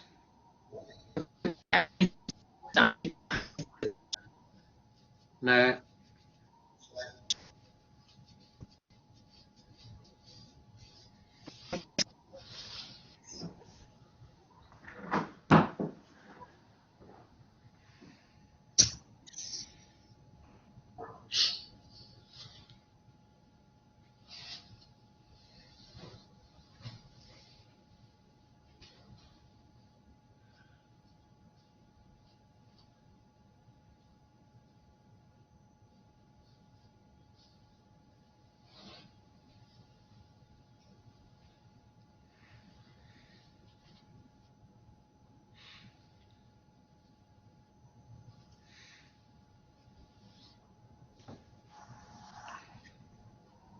Hello? That seems better. Okay. I just confirmed that I don't have any further questions for the witness. It appears that someone's come into the room that he's in. Left something. Sorry, you've got no more questions? No. But are you troubled by something? It appeared that someone came into the room and dropped something on the desk in front of him. That's the only thing I observed. I'm not sure I did. What's the position, Mr. Mustafa? Has anybody produced a document put in front of you? That's the bundle, yes.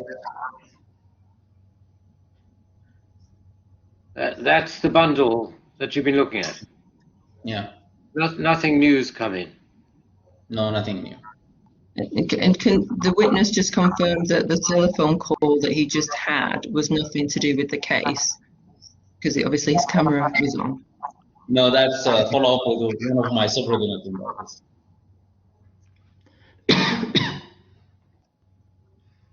Okay.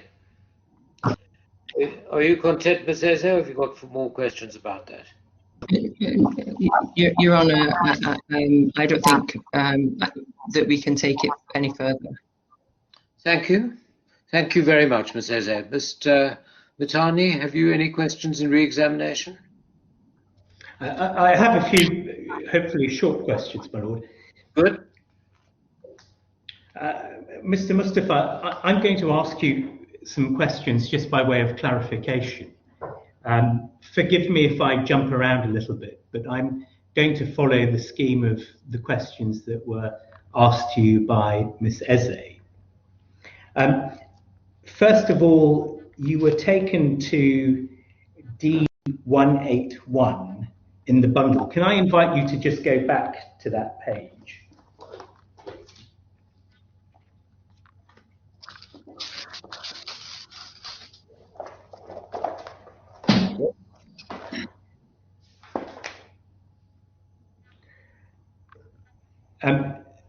This table summarizes various investigative transactions, and it was suggested to you by Ms. Eze that the percentage that was payable by ETG reduced over time from 3% to 1.5% or 1%.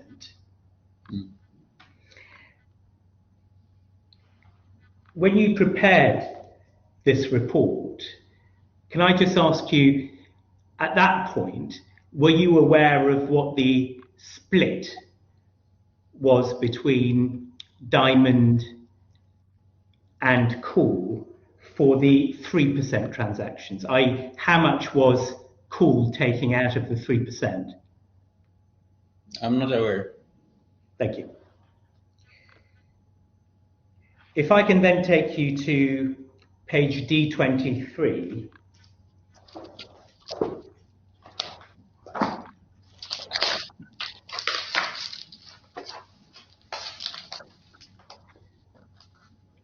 That again was a document that was put before you by Ms. Eze.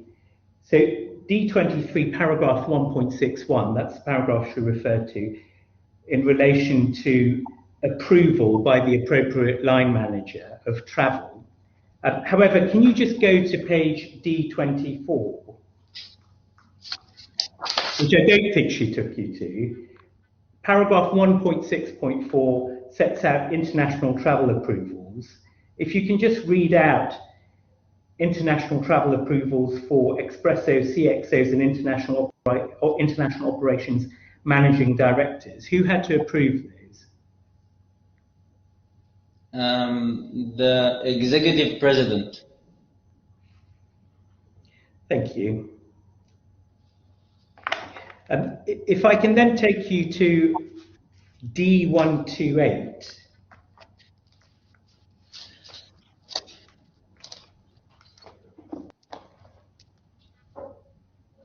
Again, Ms. Eze took you to this document earlier.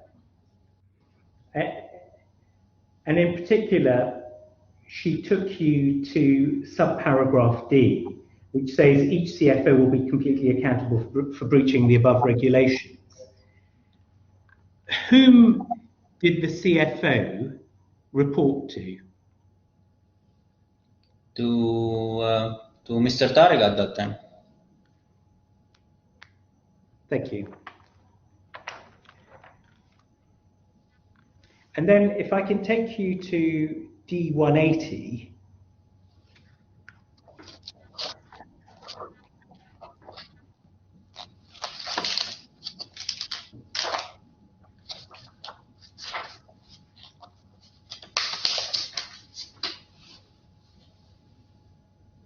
Now, in cross-examination, Ms. Eze suggested to you, by reference to that table, that there were a lot of payments that came to ETG over a period of time. But if you just have a look at that table, are most of those payments coming to ETG via pool, or are they coming to ETG by Diamond, having been paid to Diamond?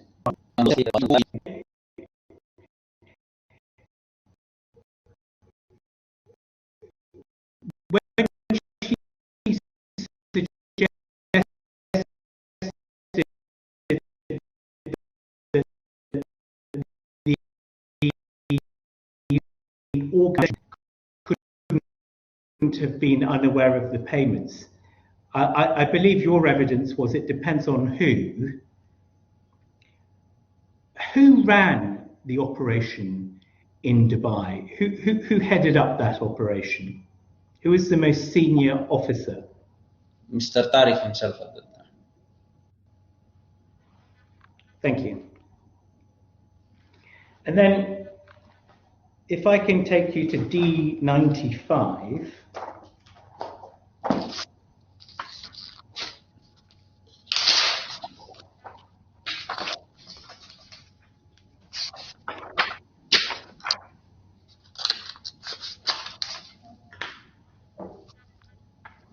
Yes. That's an email from Mr. Faisal to Tarig, and it's dated the 23rd of August 2017. And Ms. Eze suggested that the reference in this email to the other option may have been a reference to call, but as at 23rd of August 2017, was there not an arrangement between the defendant and Diamond for collection of monies?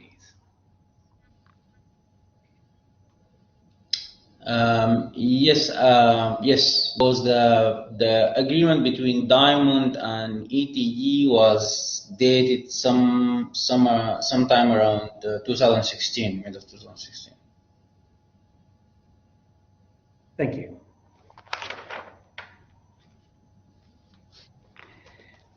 And then if you can go to D159. Yes.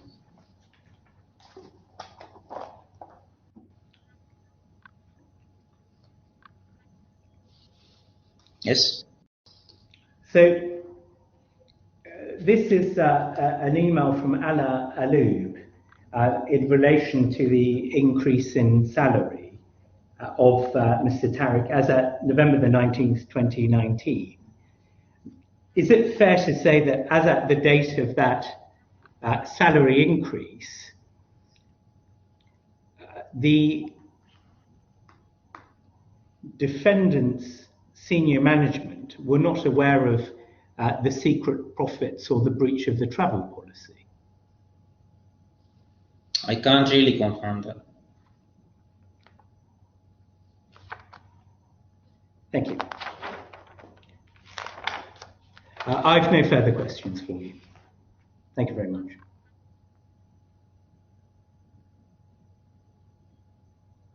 Mr. Mustafa, thank you for coming. Thank you for giving evidence.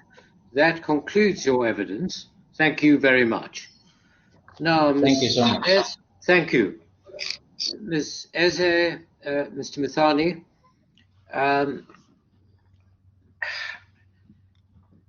my question is, how are we doing time-wise? We have a break coming up, then we've got your submissions. At the moment, you've got an hour, half an hour. Well, in fact, it's really Miss Eze should have half an hour. You should have 25 minutes, and then she should have a short time for a reply, something like that. But have you got enough time to do it in that period? Or are you going to ask me to sit a bit later? I think perhaps it may be prudent to, if it was possible, to get us a bit more time. Well, how much? Currently, the timetable suggests there's a 30-minute break. Yeah. I can shorten that to quarter of an hour.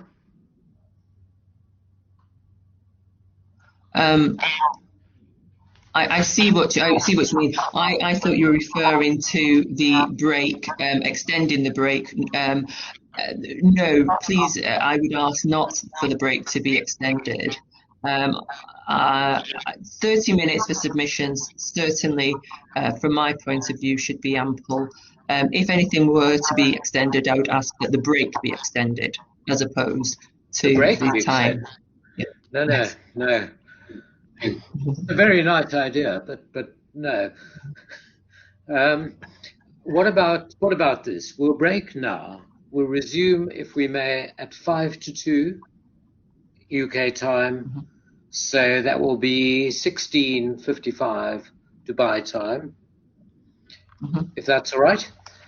You plan on half an hour, Ms. Eze, if you're happy with that. Mr. Mithani can have, I don't know, 25, 30 minutes, and then you've got 5 minutes at the end for anything you feel you'd really like to reply on. Is that satisfactory? That is, my lord. You're happy with that? Good. Now, just to flag, and then we'll break, what I would find very helpful, I'm not calling for it now, but I'm calling for it the next 24, 48 hours. What I'd like is ideally an agreed schedule, or a schedule which shows me where you don't agree. So let's say 48 hours to do this. What are the sums due between the parties, depending, one, on whether Mr. Tarig was dismissed without cause, or two, dismissed with cause? I'd like to be, ideally you can agree that, with the odd point where you'll be saying, well, even if he was dismissed with cause, he's still entitled to X or Y or Z. Do you follow what I'm after? I want to find a schedule which, there's quite a lot of common ground between you, probably more than one might first appreciate. And I'd just like to have those figures. If you can agree, that's brilliant. If you can't, indicate where you disagree. Mr. Mithani, is that something you can both do? I'm after quantum. I'm not asking you to give ground on what you say in substance. I just want to see what happens if I decide that central issue one way or the other to the figures. I don't want to find I've left out some item which I've just missed in the process. Does that make sense? Yes. And my instinct is to say 48 hours after today, so you don't have to work all night, but we do it before we've all forgotten the case. Very good.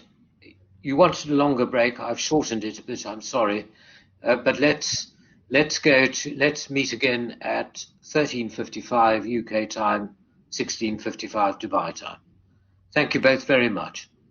Thank you. Thank you. Thank you. I don't know if Mr. Mithani is here.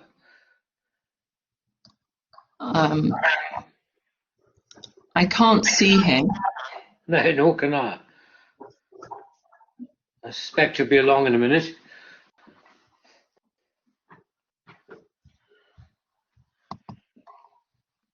Hello? Hello, there he is. Good. Okay. Are we ready to go? Yes. Thank you very much indeed. If I may, at the outset of the hearings today, my lord, you indicated that the main point was this issue around, was the claimant dismissed for cause or not? And I seek to convince the court that he was not dismissed for cause, and indeed he was dismissed for some other substantial reason. And in order to do that, I would seek to effectively lay out the evidence that's before the court and what we've heard today. The first crucial point is what I say should be clear evidence that that there was a problem, and the claimant's actions did not breach any fiduciary duty that he owed. So why do I say that there was a real problem with ETG being able to receive their payments? In essence, I make this point from the email that we saw at D100. That email is dated the 6th of August 2017, it clearly says, sorry to inform you that the payments have been rejected due to the name of Expresso Telecom Group mentioned in the transfer instructions. And it goes on to say, we request that you retransfer it without mentioning Expresso. So we know, and nobody has disputed, that there was a problem with ETG getting its money. We've also heard from Mr. Tarig that he felt a responsibility in respect of that organisation having been there for a number of years, and he described to us the consequences that they would face if they didn't receive the money due them. He made reference to a number of things. Staff wouldn't be paid, you don't want that. He even went as far to say bills wouldn't be paid, you certainly don't want your electricity to be switched off. So I submit, can clearly see that there was a real problem.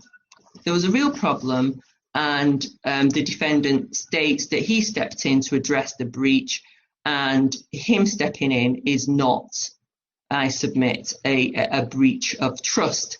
Now, he tells us in his evidence a number of things, one of which is that Diamond were useful because they were able to issue these security checks that he needs. Now, he also helpfully points out that Diamond is not a telecommunication company, but indeed another kind of organization. So he stepped in and he helped to solve this problem that I described at D100, which is ETG were not getting their money due to sanctions. Now, I move on from that first point to this, that the claimant was, not only was he assisting, he was actually succeeding in his assistance.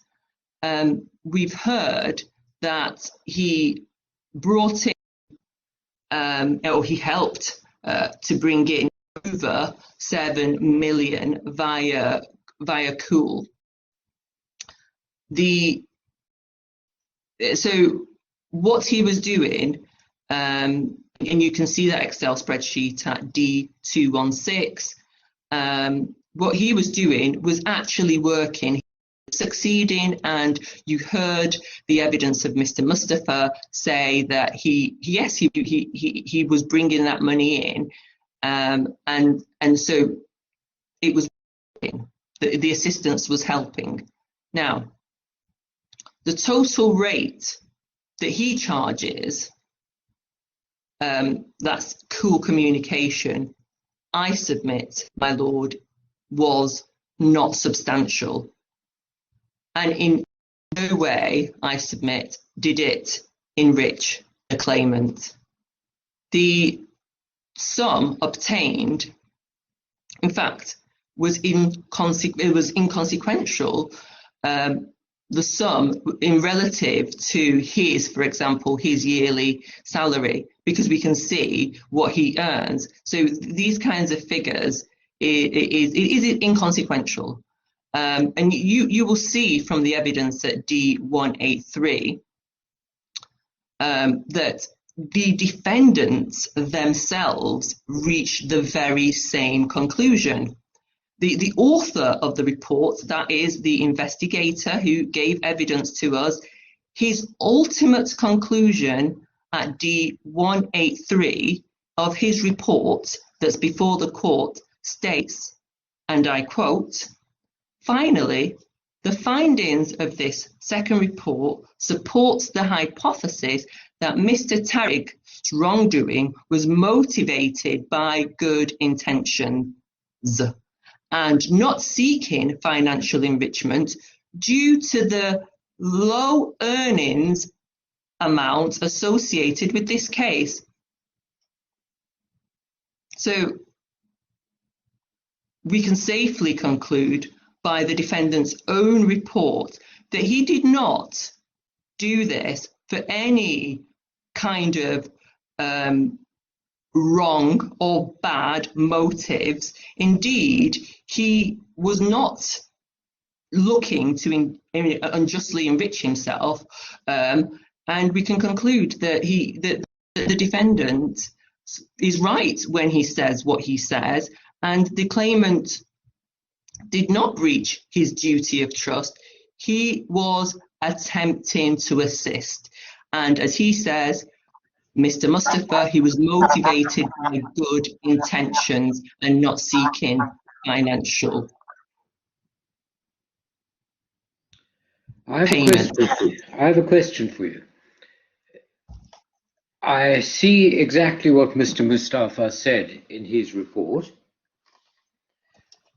but it might be said against you that the law in this area is strict, that the motives don't matter, that if it seems to be common ground that he didn't tell anyone about setting up Cool or extracting the commission of 1% or 1.5%, whatever it was. And it might be said against you, okay, it wasn't done to enrich himself. It certainly began as an effort to solve a problem which the defendant had, but it might be said, never mind, whatever the motive is, that's a breach of fiduciary duty. And nobody cited any authorities, but if you look way back to cases like Phipps and Boardman, the motives were very good and very successful. So what do you say about that? I'm grateful, my lord. What's the answer to that? Yes, in respect of that, I think the issue, certainly what's being pleaded in this case, in the skeleton argument, is the issue of secret profits.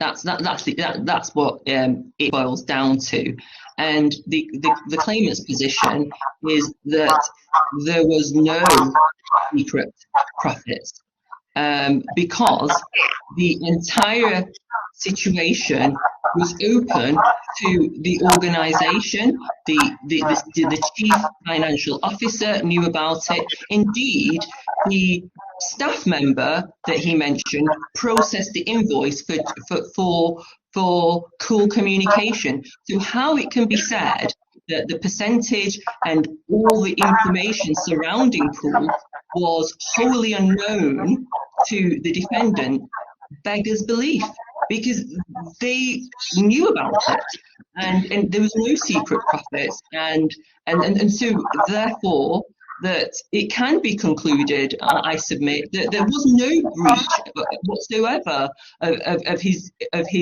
fiduciary duty, because not only was he motivated by good intentions, but his employer and the organisation knew about it. That's the issue. It wasn't. But is that right? I'm putting to you things which are probably going to be said and which I'll have to grapple with, so I can get your answer.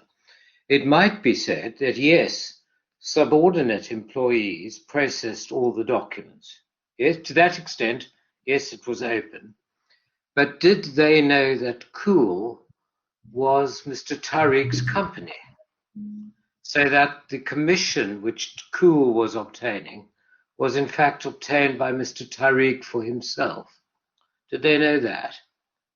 Well, as Mr. Mustafa clearly states in his report, that the chief financial officer, so the top person in that department, who this is obviously a significant issue for him, money coming in, Mr. Mustafa's evidence that's before the court is that the top man knew about it. So and he also said that there was no financial gain. So it's submitted, my lord.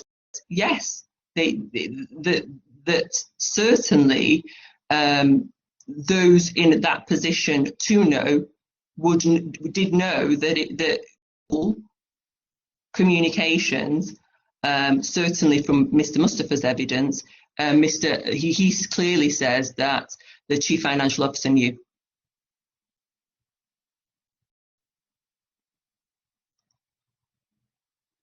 Knew what? The Chief Financial Officer knew about Mr. Tarig's opening an organisation in order to deal with the bottleneck of payments not coming into ETG. And so I hope my first sentence was clear in that statement, which is knew about the claimants. I hope that's clear, with communication and the payments not coming in.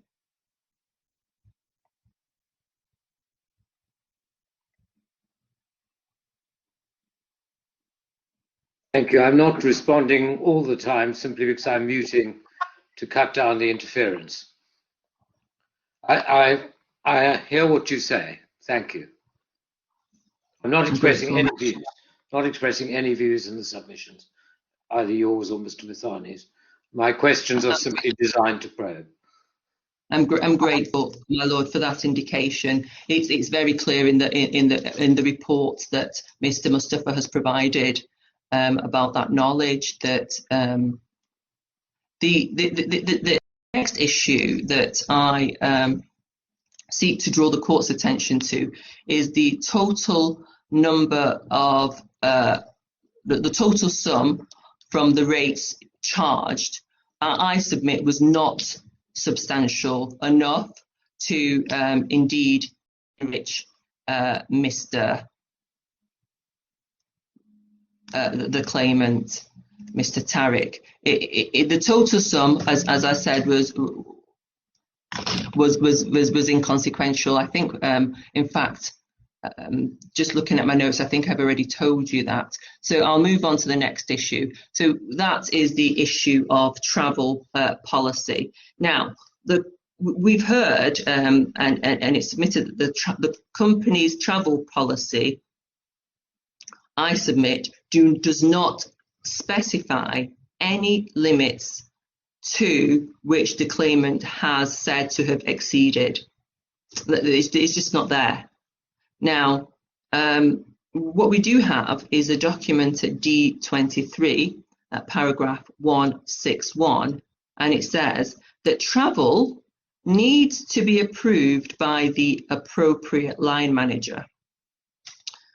The defendant said that, and I'm sure the court heard my learned friend ask in re-examination Mr. Mustafa, the policy also said that it needs an executive approval is needed.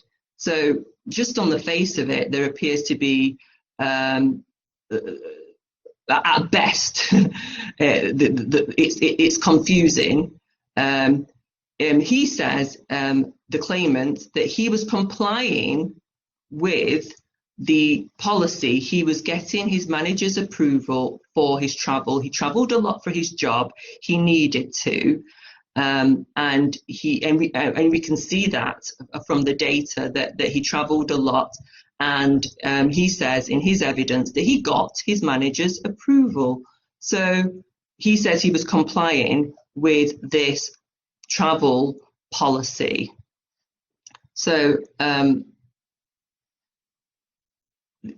we can see, so just finally on that point, we see that there seems to be somewhat confusion in the company from the documents that has been provided, but certainly it's clear that Mr.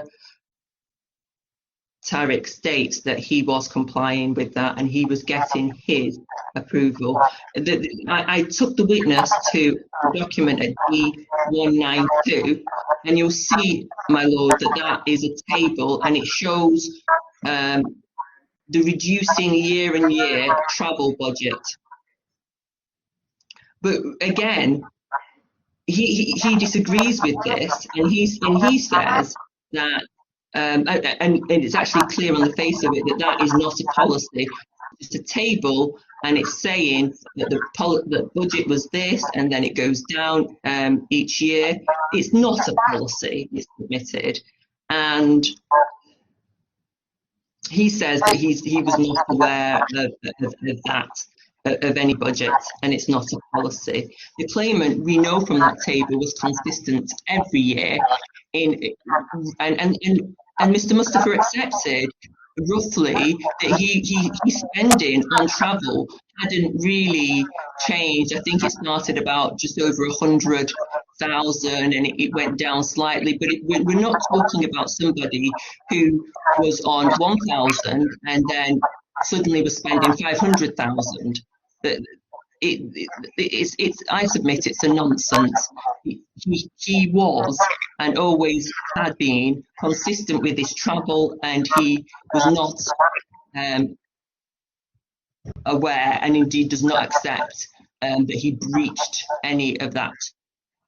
Now, you could say that if you could say, Mr. H.A.G, that if he had to, that he gave evidence saying he got the necessary approval, and if the defendant wanted to call someone else to say, hang on, my approval was needed, and he didn't get it, they didn't call anyone.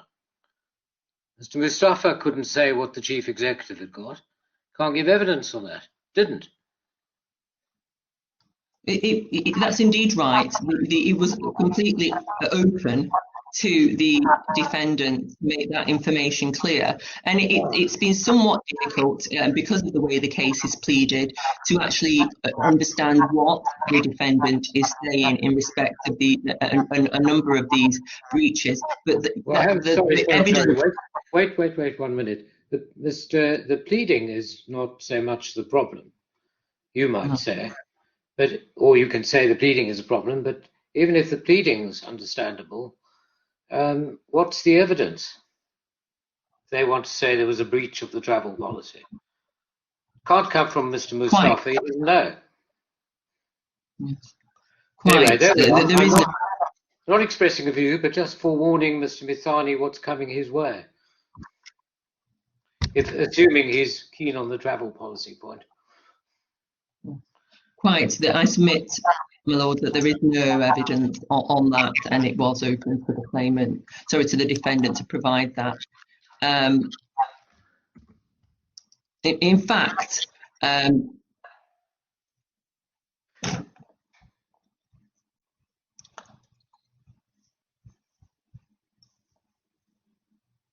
what we do have is a document which talks about accountability of budgets, and that's at D128, paragraph D, and it clearly and specifically states, with effect the 8th of January 2018, that the CEO is accountable for any violation in travel approval hierarchy.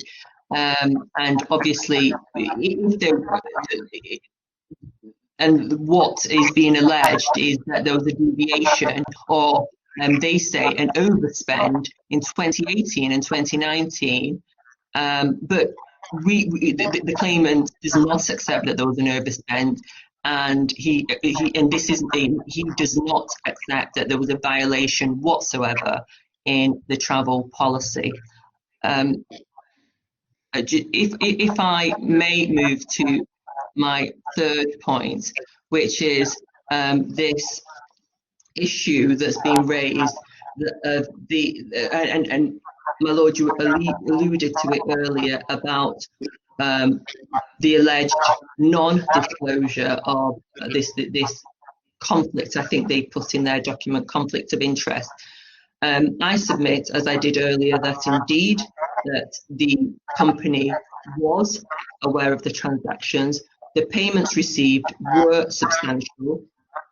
We know from the document 216 that that what was coming in, certainly from that document, was in excess. In fact, I'll read the exact number: 14,597,401 million AEDs. So this goes back to your first point. This is your first point, yeah, really. Essentially.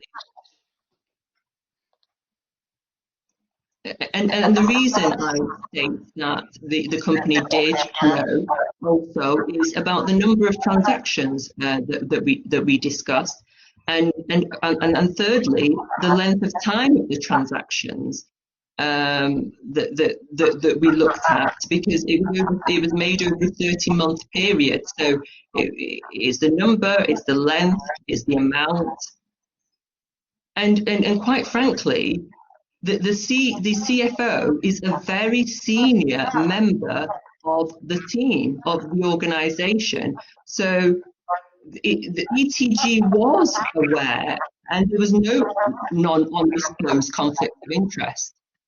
It's submitted. The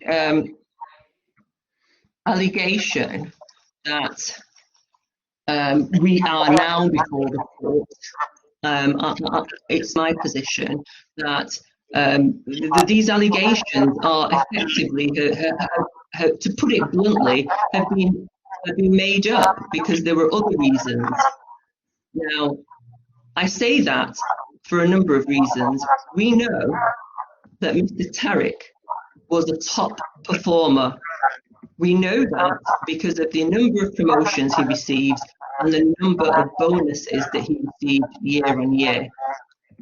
I submit that he was dismissed for other reasons.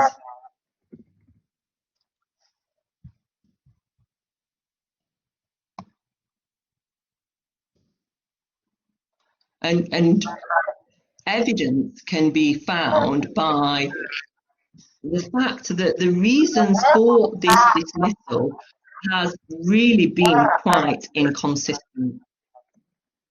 We have a termination letter which talks about reviewing administrative and financial performance. Then I won't bore the court with the details, but there's a termination letter that talks about travel policy and neglect of rules and responsibility towards the subsidiary. But what is notable in this case is this whole issue around timing. I'm going to put it bluntly in a moment. In fact, I'll put it bluntly now. There was a row. He was suspended. He requested money. These allegations suddenly arose. I say that for this reason. We know from the documents that and from the evidence of Mr. Tarig himself that he has a row with the new person in charge of the organisation because of differences or whatever. There's conflict, shall we say, that takes place on the 3rd of June. We know from the papers, A10, paragraph 35, that a week later, on the 9th of June... I think we mean March, don't we? Sorry, forgive me. Yeah, my lord, you're absolutely right. That it doesn't matter. 3rd March and then 9th March. Correct. So we know that that he was sent an email a week later after this row. Actually, I think what will assist the court is if I... You'd like me to go to H2? Yes. Good.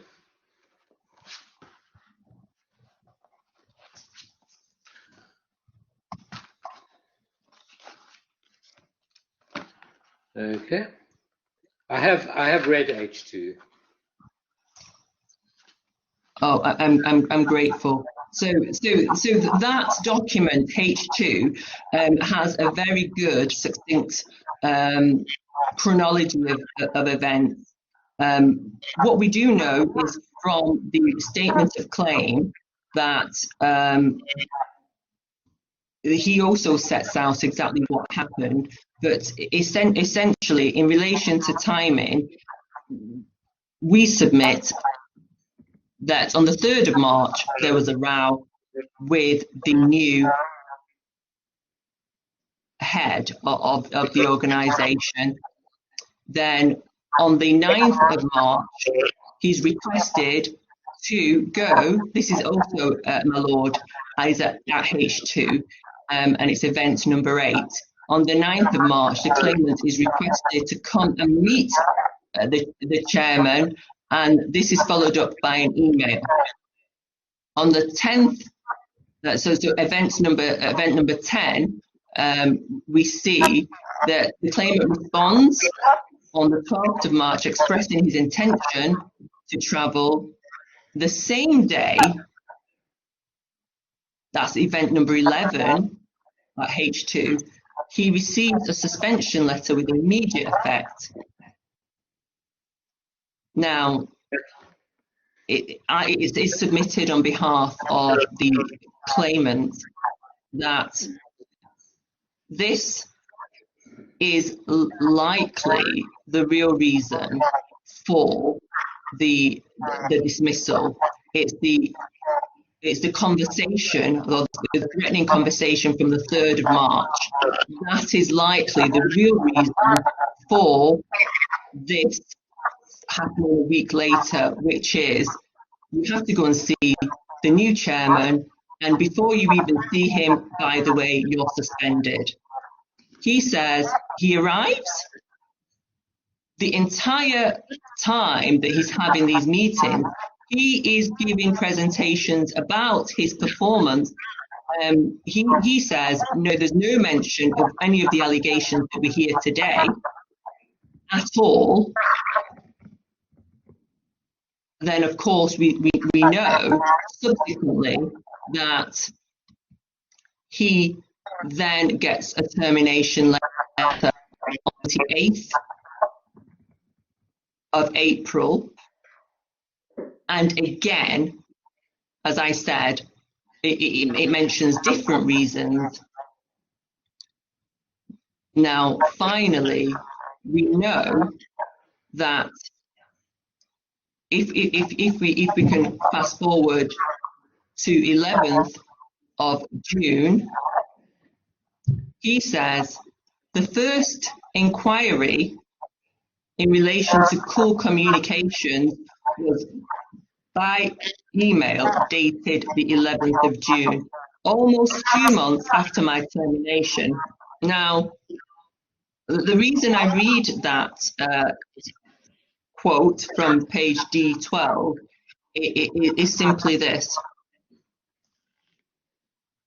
Why 2 months after, so he leaves in April, May, June, 2 months after he leaves, they're suddenly inquiring about Cool Communication?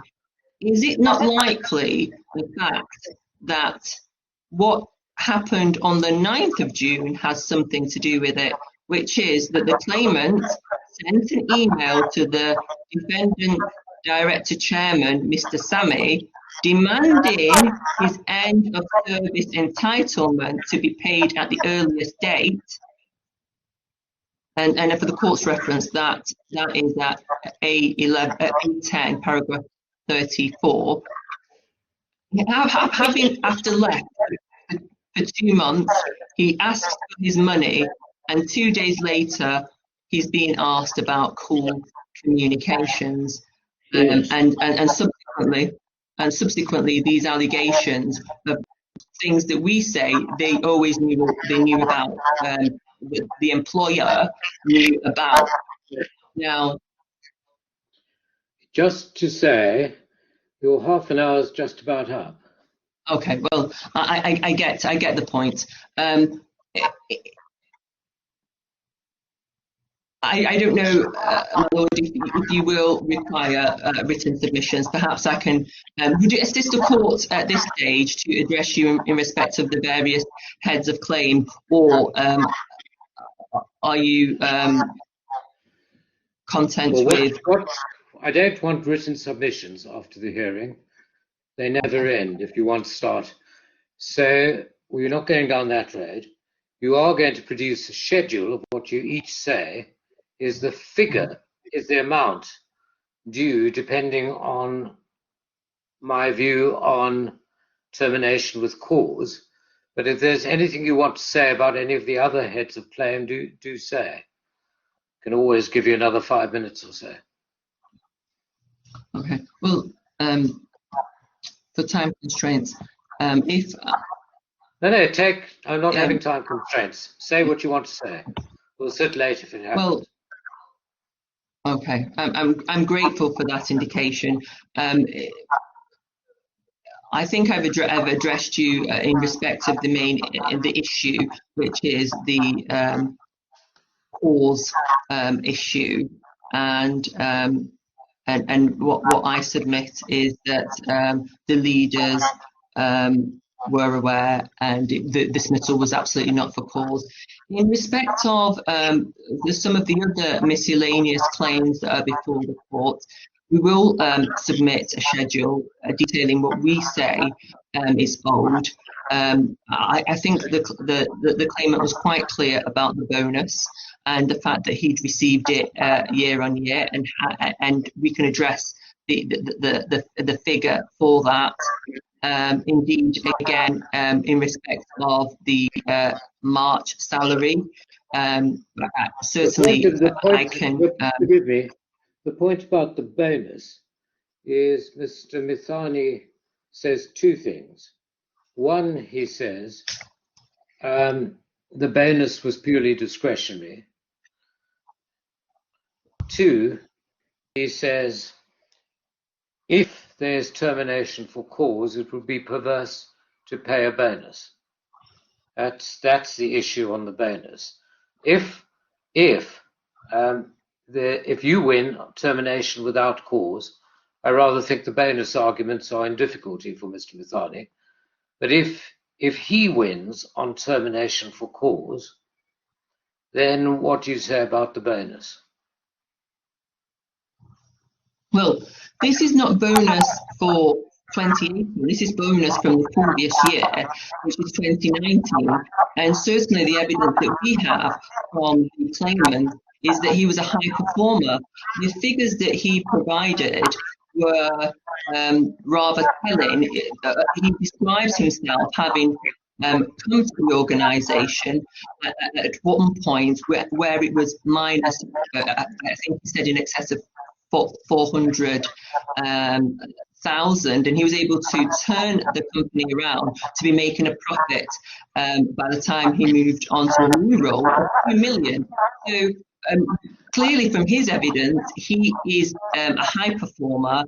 He's committed to this company. That's why he went to the lengths that he went to make sure that the company gets the money that they needed.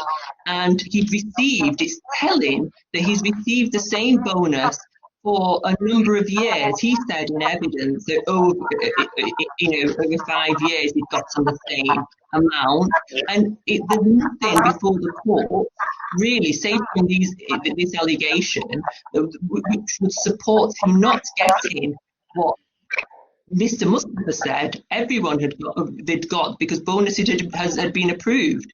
And so, and we know from the HR policy at D17 that, the bonus, they say that it's performance of the individual, and and the remuneration committee that do it, that make the decision. And I submit, my lord, that there's no evidence that he's not performed well, and there's no evidence why we should deviate from what has happened for at least the last 5 years, which is him get his 2 months' salary for bonus, and his 2 months' salary is 22,800. There's no evidence before the court why he shouldn't get his usual bonus. Thank you. There's one other matter, which, whatever else you deal with, I'd like you to. In Mr. Mithani's skeleton, at paragraph 23, you put in for, he's dealing with your claim for penalty payments for alleged late payment of gratuity and accrued annual leave.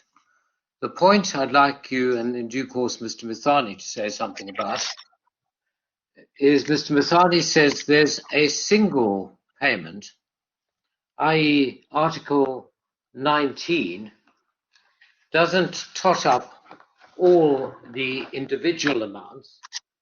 It simply says, this is paragraph 24, 25 of the skeleton. He's not entitled to separate penalty payments for the individual late payments. He's entitled to a single sum which reflects the late payment of any or all of them.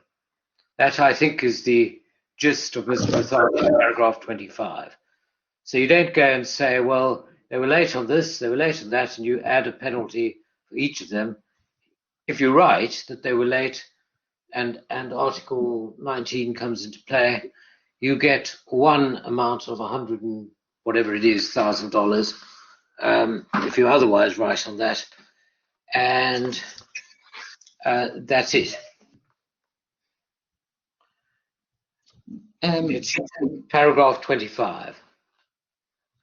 Yes, I'm just trying to bring up the skeleton argument. If you like, you can deal with that in reply, and you can see what Mr. Mithani says.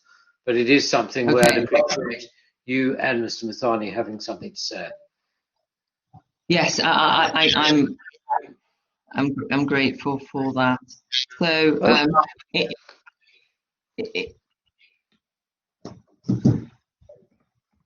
so essentially, there are a number of heads of claim, and I'm sure the court has seen the list of issues that the court is to decide with the schedule in the bundle.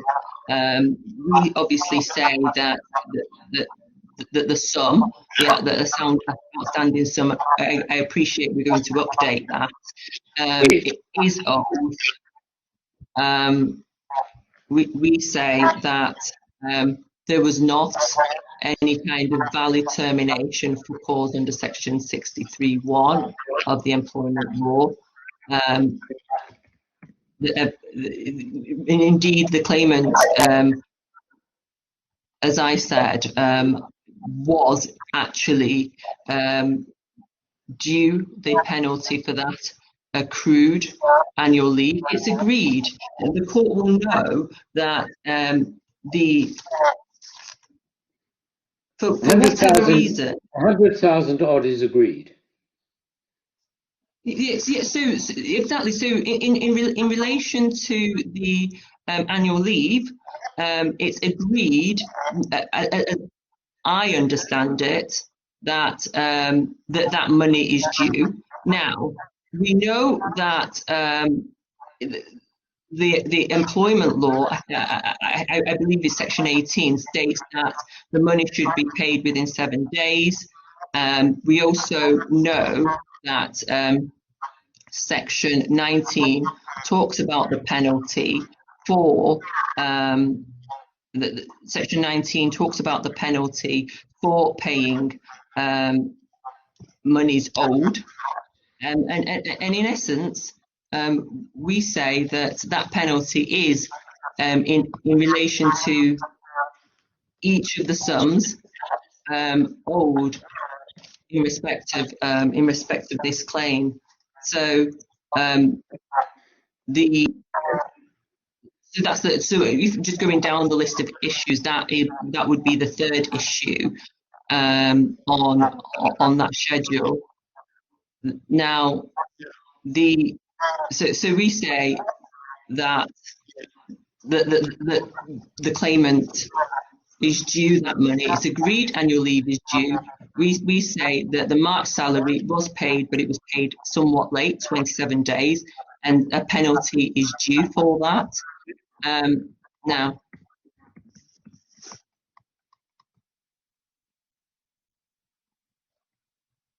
okay, well, if these are purely points on the schedule, then you'll no doubt send me the schedule. yes, my lord, I am able to do that. I'm able to.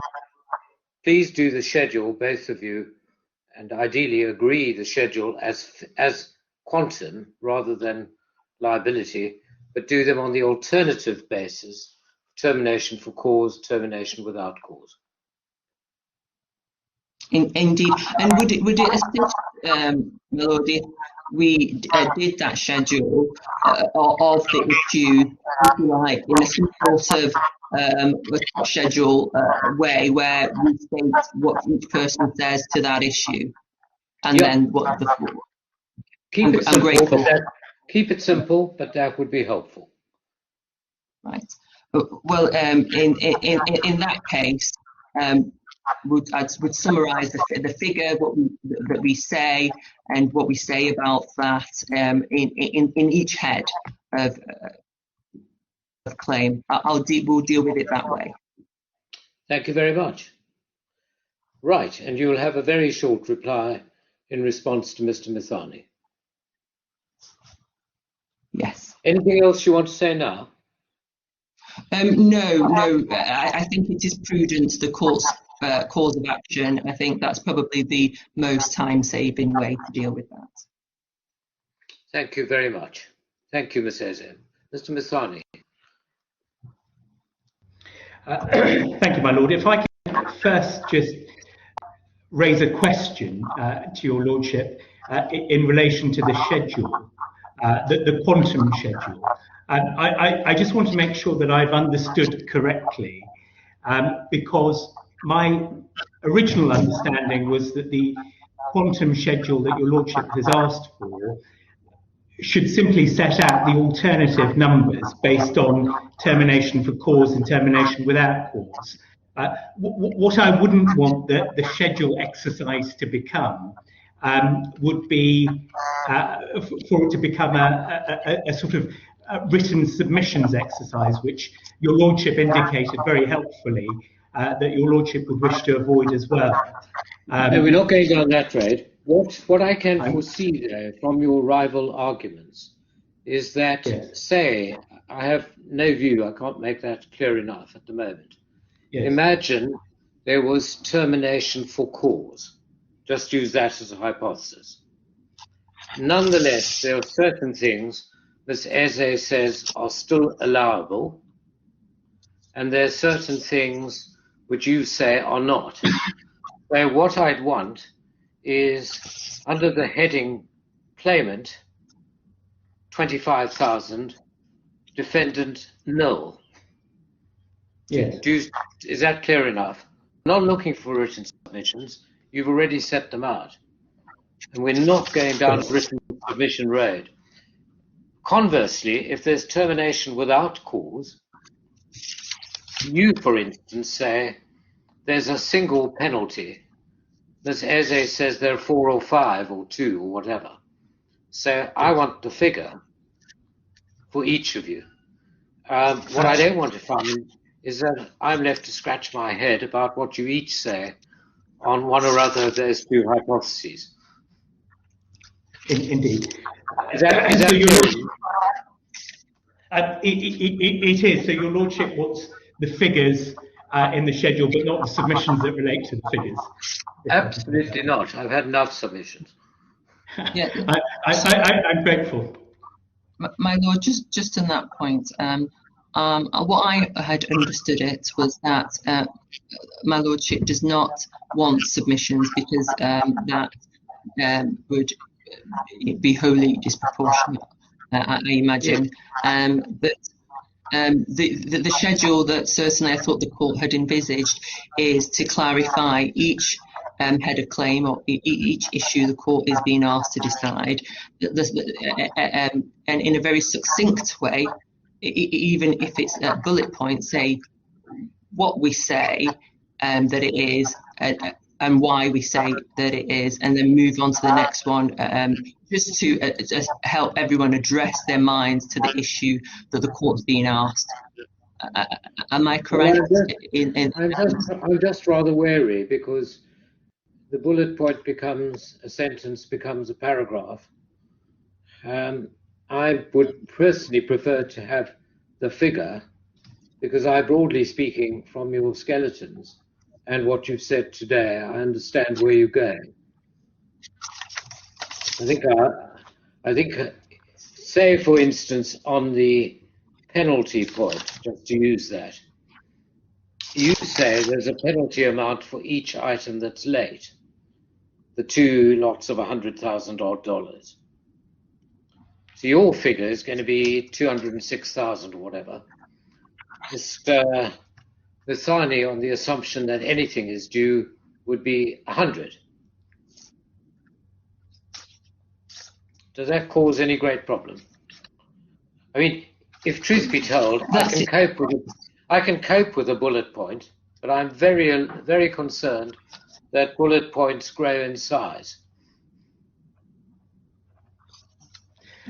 But perhaps if we could, obviously, we're not asking that we give a formal undertaking, but just intimate to the court that that would not happen. It would not suddenly, it would be succinct and pithy. My lord, if I can answer, if I can just answer the point, I would certainly agree with your lordship and endorse what your lordship has said, in that I would be very happy to provide the what in terms of the numbers. The why, as your lordship has very properly said, your lordship already knows and already has. It's in evidence. If we start addressing the whys, then it becomes an exercise that is going to extend the submissions, and it won't assist your lordship. I'm with you. The only qualification I make to that is, for instance, on my penalty point that I've been flagging with you, you've got about 5 reasons. So, for instance, you say the counterclaim overtops the claim. Well, in that case, not payable. And all I need is, if you simply said naught, it doesn't address the point about single payment, if you're wrong on everything else, as against that's the full extent to which I'd go, to make it clear to what arguments this relates. I'm grateful for that indication. So if there are 3 or 4 headings with different figures, then set out the headings with the figure that goes with it. It's going to be, otherwise it's too simple just to write down naught, which doesn't really help. Yes.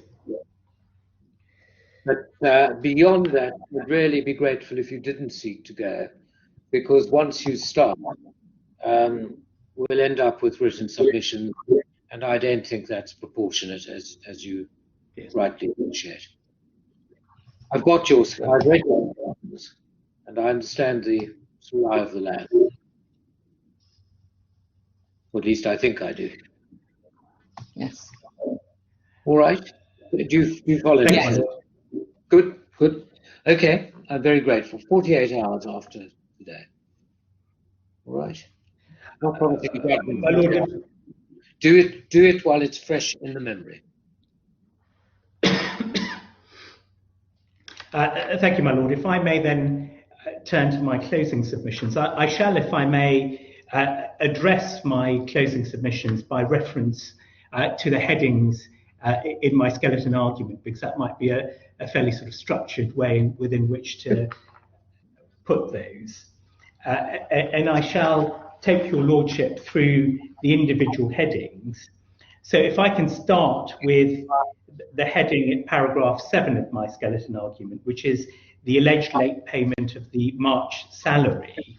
The short point in relation to that is that the claim is misconceived, as Article 18.1 of the Employment Law, which the claimant has relied upon, doesn't impose a statutory penalty for payment being made more than 7 days after the pay period. So that's a very short point. I haven't heard an answer to that point from the claimant. If the claimant decides to put an answer, then I'm happy to address that. But at the moment, there is no answer. Moving on then to the bonus of 22,800, which I deal with at paragraph 10 of my skeleton argument. The short submission in relation to that is, first of all, the bonus payment under clause 2.1 of the contract of employment is entirely discretionary, and your lordship can find that clause at page D49 of the bundle. I've read it. I'm happy. Yes, I'm grateful. So my submission. But sorry, I've read your skeleton as well, so you don't need to read it. The bonus is included as part of the remuneration in the contract. It's in the clause which deals with remuneration. It is. So it's not some wholly separate amount. It's a sub-clause in the remuneration clause. Am I right? It is within the heading of remuneration. Yeah. However, it's very clear that it is, and I read out the wording. It's very clear that it is, to quote, subject to management discretion and board approval. And so it's entirely within the discretion of the company and the company's management and the board whether they decide to award a bonus or not. And so if they decide that they don't wish to award a bonus, there is no claim in relation to that because it is purely a matter of discretion. So that is my primary submission in relation to that. My secondary submission, your lordship has at paragraph 12 of my skeleton argument, and I won't repeat it. Thank you. If we move on then to the per diem allowance, which is the 21,600, which is being claimed by the claimant, your lordship will recall that during the course of his evidence, the claimant accepted that there was a custom within the company that if one was traveling to Sudan, then one would not be paid a per diem allowance. And one must remember that the per diem allowance is a subsistence allowance. So it doesn't relate to hotel expenses or flights. It's something over and above. It's a sort of a bonus. But that particular allowance was never paid at any point in time whilst the claimant was employed with the defendant to employees travelling to Sudan. And therefore, he is not entitled to it in relation to the final trip that he made to Sudan when the investigation took place. And in fact, he himself, in his evidence, said, well, words to the effect of, well, I claimed it anyway because I thought I might get it. But there is absolutely no contractual... What he said was to the effect of, they've treated me so badly, I'm going to claim it on this occasion. What he also said was he wouldn't claim it for Sudan because I think the per diem allowance seems to have been if you travel somewhere foreign, you get a per diem allowance, but that didn't apply to traveling to where the company was controlled from, Sudan. Exactly. At least for Sudanese people. However, he said this wasn't an ordinary business trip. He was harangued for the duration, or not. It was an unpleasant atmosphere. The oddity, of course, is he says he wasn't challenged. He was told how well he'd been performing. Well, there's a difference between the parties as to whether he was challenged. Even his own evidence, I don't think, says that he was told how well he was performing at that meeting. His own evidence in his witness statement is that he told the defendant how well he was performing, which in my submission is slightly different. Was Mr. Mustafa at that meeting? I'm sorry? Was Mr. Mustafa at that meeting? That is something I would need to check, whether Mr. Mustafa was at that meeting. I'm not sure he was. The trouble with some of your evidence is Mr. Mustafa gave with respect, very fair evidence. Yes. There are obvious limits to the scope of his evidence, but he just doesn't know, as he very fairly said. Yes. To him. Yes. Anyway, there we are. I'll try and puzzle it out. I understand your case on that. You don't normally get a per diem allowance for Sudan. No reason to get it on this occasion. Indeed, I'm grateful. Okay. And then if one moves on to payment in lieu of the 90-day notice period, that is very clearly set out at paragraphs 15 to 17 of my skeleton argument, and those points really turn upon whether there was a termination for cause. And in relation to termination for cause, I've set out the relevant law at paragraphs 18 onwards of my skeleton argument. And in my submission, the defendant was entitled to terminate the claimant's employment on the two grounds we've outlined, namely the making of secret profits, and secondly, breach of the travel policy. And the test set out in Article 63(1) in my submission is quite clearly met. Now, if I move on to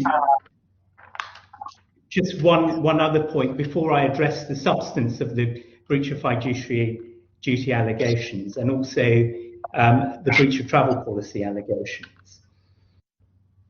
The case put forward by the defendant in relation to the penalty payments, again, I've set out my arguments in relation to that in some detail at paragraphs 23 to 25 of my skeleton argument, including the argument that your lordship questioned my learned friend about it, paragraph 25, namely there's a single entitlement, not a double entitlement. I don't really have anything to add in relation to the penalty payments, save for what has already been set out at those paragraphs of my skeleton argument. If I then can move on to the meat of the case, if I could put it that way, which is the breach of fiduciary duty.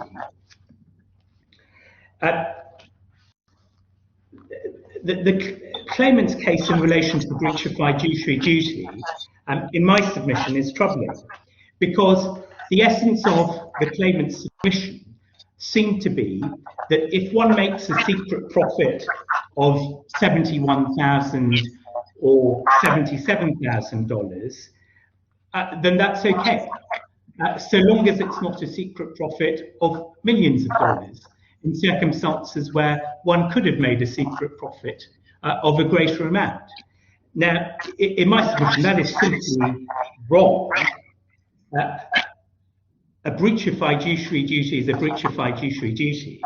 And quite frankly, a sum of $77,000 is in any event not an inconsequential amount, especially when one looks at the salary which was being received by the claimant, which was in the early hundreds of thousands of dollars. It certainly wasn't in the high hundreds, and certainly wasn't in the millions. And in that context, $77,000 is a lot of money. It's a big additional lump of cash for him to be putting into his pocket and not telling anyone about it. Now, the test for secret profits is, of course, a strict test.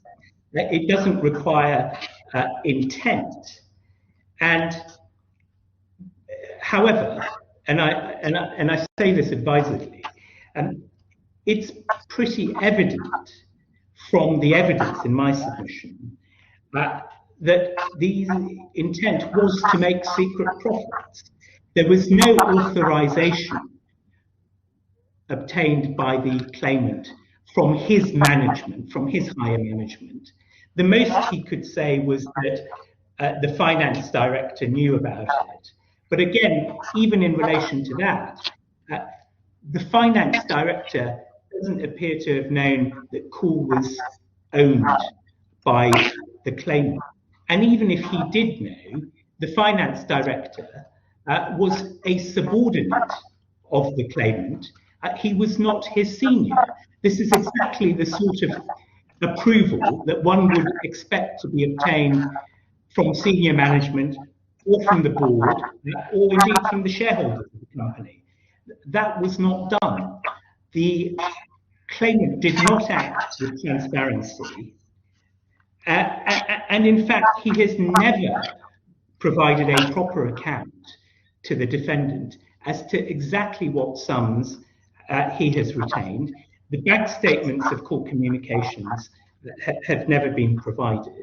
However, what was helpful in his evidence was that he conceded that a sum of money was retained by Cool Communications, which was, depending on how one read his evidence during cross-examination, either around $71,000 or the figure that I put to him, which was $77,000.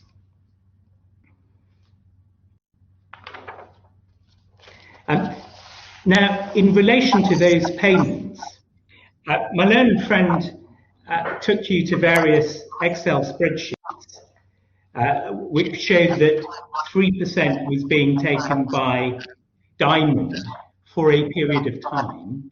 And towards the end of that period, there were in fact direct payments that were being taken by Cool and retained by Cool. And then the balance was being paid to ETG. However, during the period when payments were being made to Diamond, the full 3% was not being kept by Diamond. And in fact, there were sums which were being kept by Cool from the 3% that was charged on the face of it by Diamond, because Cool was only handing over a certain amount of money to Diamond, and then Diamond was paying on to ETG. So Cool's involvement during the bulk of this period was in fact hidden.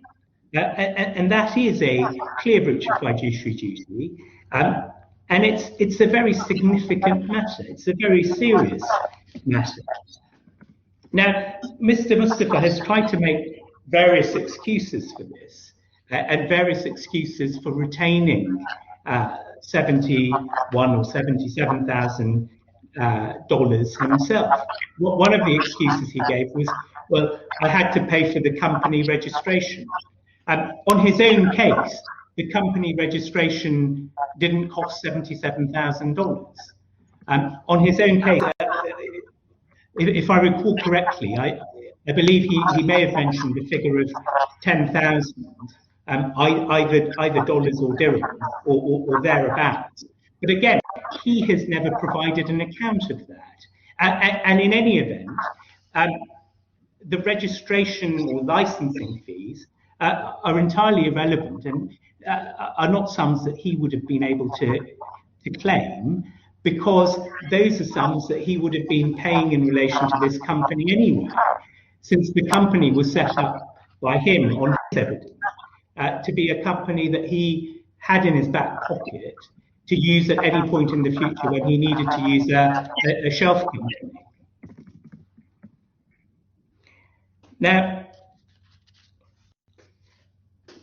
the other excuse that he gave, which was something of a new excuse, was he said that, or it was suggested on his behalf, it wasn't his job to bring in payments.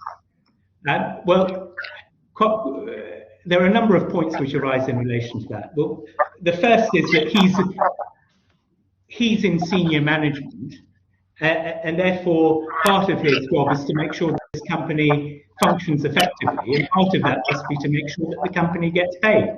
He's not entitled to charge the company, his employer, an additional sum for the privilege of him doing his job, which is in fact what he has sought to do in this case. Finally, in relation to the breach of fiduciary duty point, it has been suggested by my learned friend, based on the chronology that she's put forward, that somehow these allegations of breach of fiduciary duty and the other allegations made were fictitious, or were an excuse that were put forward at the point in time when the claimant was chasing for his dues. However, the fundamental flaw with that argument is that those breaches are accepted. Those breaches are admitted, at least insofar as the claimant has admitted that he has retained monies.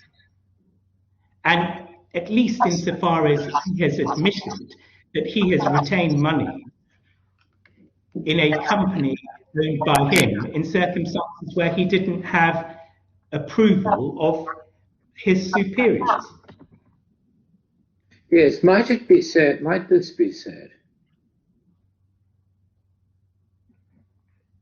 Yes, because the rule is strict. He's in breach. But if you look at Mr. Mustafa's investigation, he did this not to enrich himself, but for a rather better motive. He was trying to solve a problem, and yes, he strayed, there's a breach, but he did it for motives which the defendant's own investigation concluded were well intended. Might it be said, if you look at Article 63, that a reasonable employer, while taking a dim view of it and no doubt depriving him of any outstanding bonus or something like that, wouldn't actually have fired him?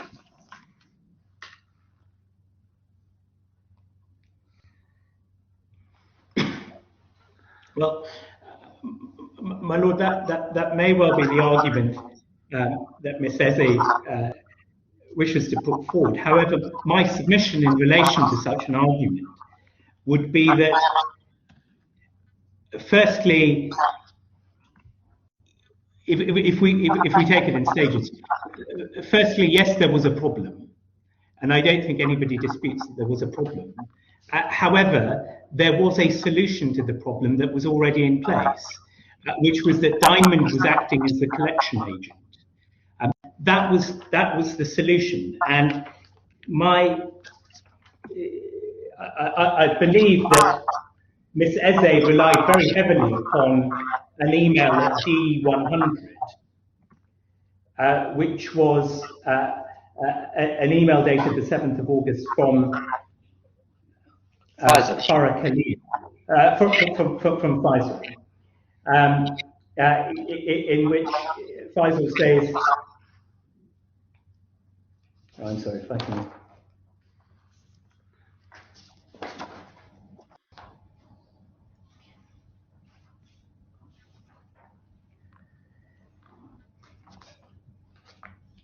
Yes, the email from Faisal. However, there's nothing in there to suggest that there was an issue with payment being made to Diamond. The issue was that payment couldn't be made directly to Expresso, but there was already a solution to that. And the solution that was in place was the diamond solution, where the defendant, where the claimant has put himself in difficulties is where there was already a solution and Diamond was taking 3%. He decided that, well, instead of Diamond taking 3%, why shouldn't I take a percent of that?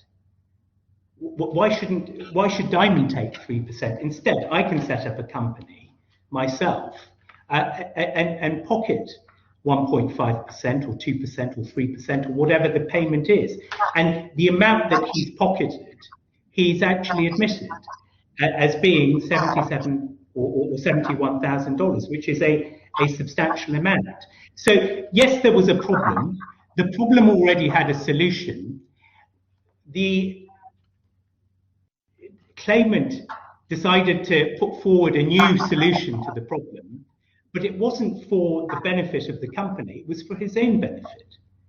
He obtained a benefit from that. And if he was genuine in saying, well, all I was doing was trying to solve a problem and I was trying to put forward a solution for the company and it was in the best interest of the company, what he would have done is he would have accounted for the $77,000 to his employer. And he would have said to his employer, I have this side company, it's retaining $77,000 of company money, but of course, I'm a senior employee, I have to account for this to the company. And that's really the Boardman against Phipps point. He should have accounted. What do you say about the investigation report? Well, the investigation report, I think one must look at that in context. Yeah, it's your own evidence, which makes it a bit difficult for you to go beyond it. Well, it might be said. It might be said, my lord. The investigation report is there, and certainly certainly Mr. Mustafa, whose evidence you heard, appears to have reached an initial conclusion himself in relation to that investigation report. But just because he reached an initial conclusion in relation to that investigation report doesn't mean that his management were bound by that conclusion. And clearly his management have reached a different conclusion in relation to the motivations of the claimant. And in my submission, they were perfectly entitled to reach that alternative conclusion. And in fact, the alternative conclusion that they reached was supported and is supported by the points that I've set out to your lordship, including the failure to account, the failure to give or seek any advance approval, the failure to be transparent. I mean, okay, in the sense, I understand the argument. Yes, I'm grateful. Right, what's left? What's left? I'm just collecting my notes, if I may, for a moment. Sure.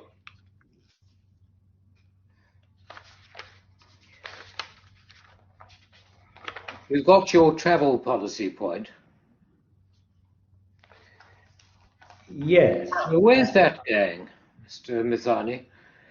Everyone knows he's traveling a lot on business. That's obvious. I mean, they must have known where he was, and he couldn't have been there without traveling. Where's that point going? In relation to the travel policy, the claimant was obliged to accept, based upon the email that can be found in the bundle at D63, that he knew of the policy, and the policy required the approval of the President. Now, it was suggested that there was this point raised by my learned friend in relation to budgets. The point in relation to budgets is a little bit of a red herring, because whilst the defendant could say none of these items were approved, none of these items had pre-approval, and therefore we're claiming the full amount, that would have been inappropriate. And that is why the full amounts were not claimed by those instructing me, because there was an approved budget up to a certain figure. But so far as the other travel expenses are concerned, these were not approved in accordance with the internal policy. And therefore, the case put forward by the defendant is they shouldn't have been paid out because the pre-approval was not obtained by the President. Now, the point in relation to, well, people knew where he was and what he was doing. On the spectrum of attractive points, where do you think this one lies? I suspect it's probably not my best point, my lord. Well, you're not abandoning it. I have no instructions. You have no instructions to abandon it. You can say, you can keep it if you want. I'm not stopping you. No. Well, your lordship has a point in relation to that. Yes.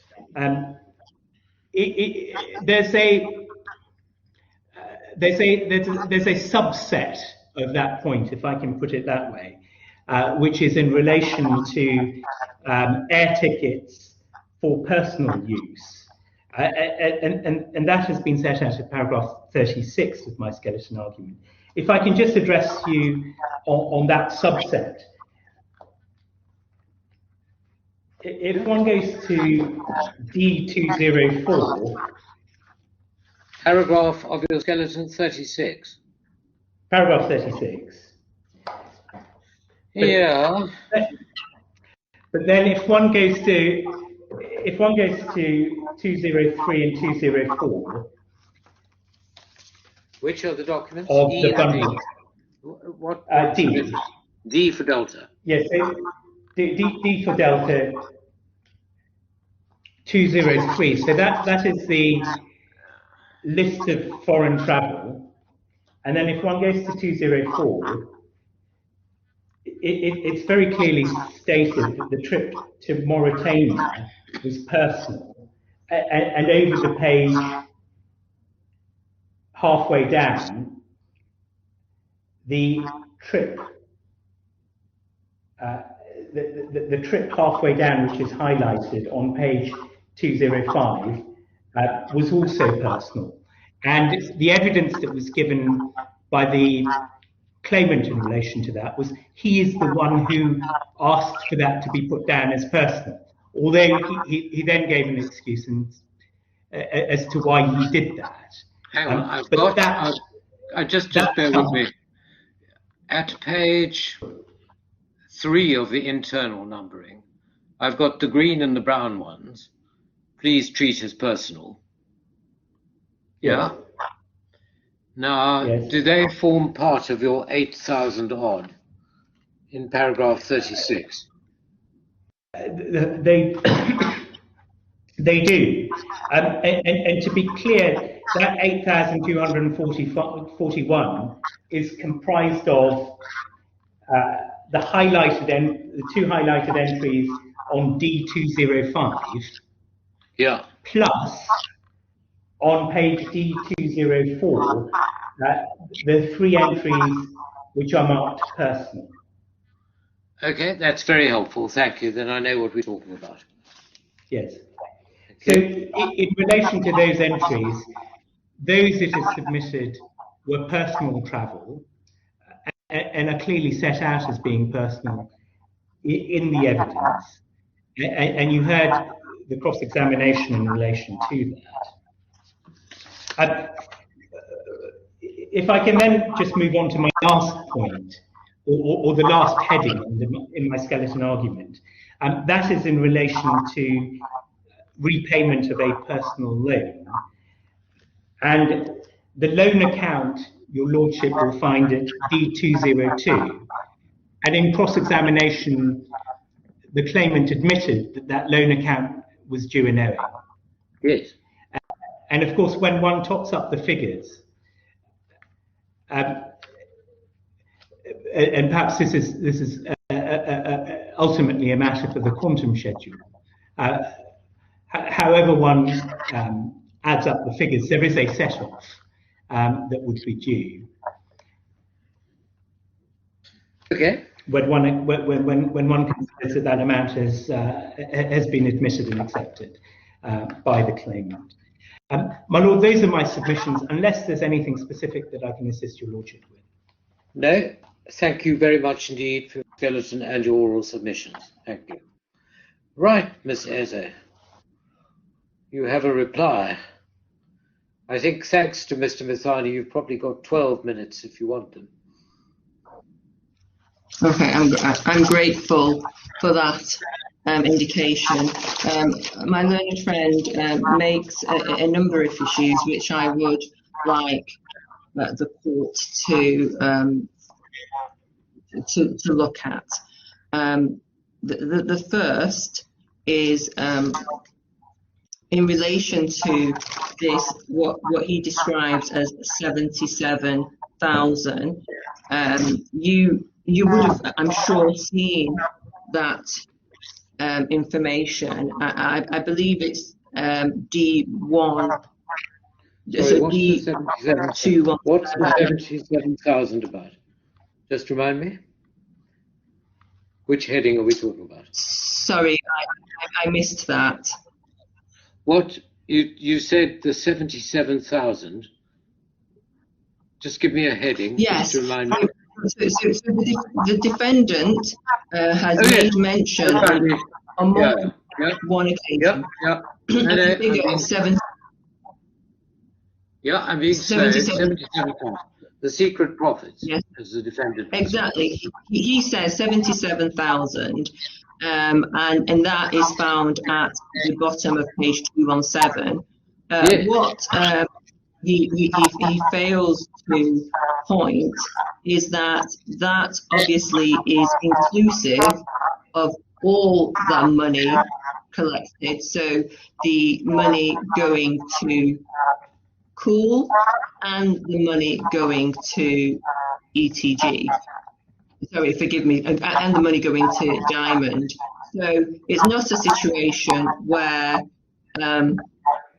we have the whole of that 77,000 going to Cool. No, it is clear from the evidence that that money, the 3%, as Mr. Tarig has put, and he was even taken to that email, he sets out clearly that the percentage collected from Cool was between 1 and 1.5%. So it's not correct that the entire amount of that 77 of transaction fees was given to Mr. Tarig's Cool communication. So that is not at all correct. Okay. Do you have a breakdown of what went to Cool and what went to Diamond? Well, what we do have, my lord, is when 2 months after leaving the organisation, this first came up in correspondence, Cool communication. Mr. Tarig, who obviously was under no obligation whatsoever to answer any questions, actually very clearly set out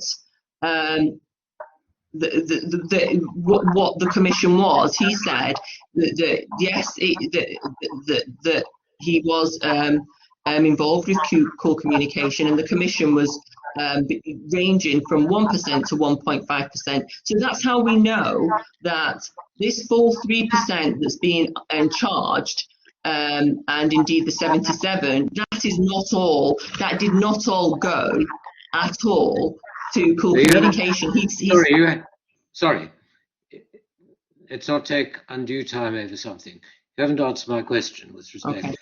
What do we have a breakdown of the 77,000? That's what I'm asking for. Do you know? You said it. You've said it didn't all go to Cool. How much went to Cool? How much went to Diamond? Do we know? Perhaps I'm actually trying to help you. If we go to the page above, so page D16. Yeah. So we can see obviously that the money that's been provided, again, all of this.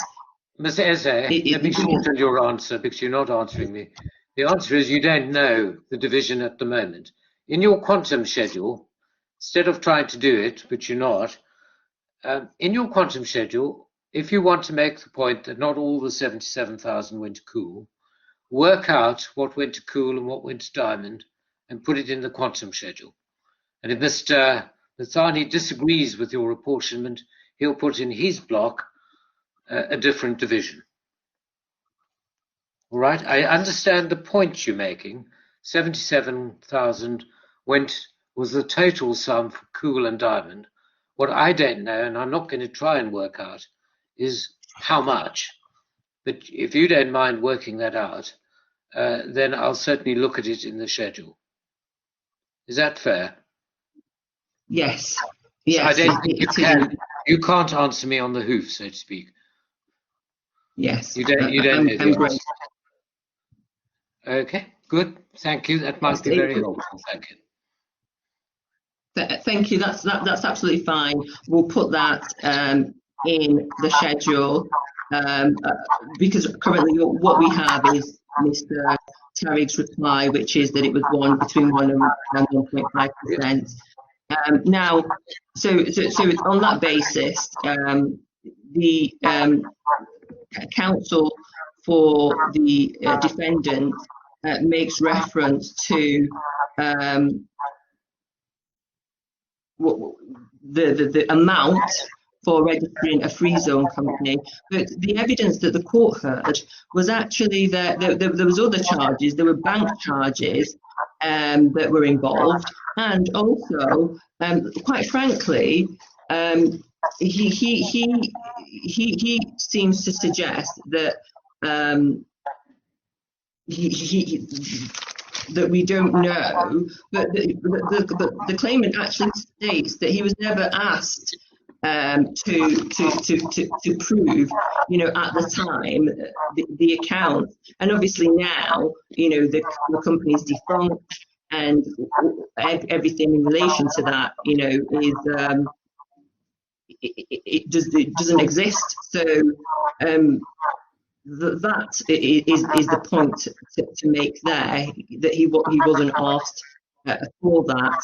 And it was suggested in closing that it was Mr. Tarig's job, the claimant's job, to get these monies, and his evidence was clear. It was not his job at all. He did it because he was loyal to the company, and the money needed to be brought. Hang on, let's just probe that a bit. I have some difficulty with that. His contract may not have said get monies in, but as chief executive, which is what he was, how is he going to run the company without devoting some attention to being paid?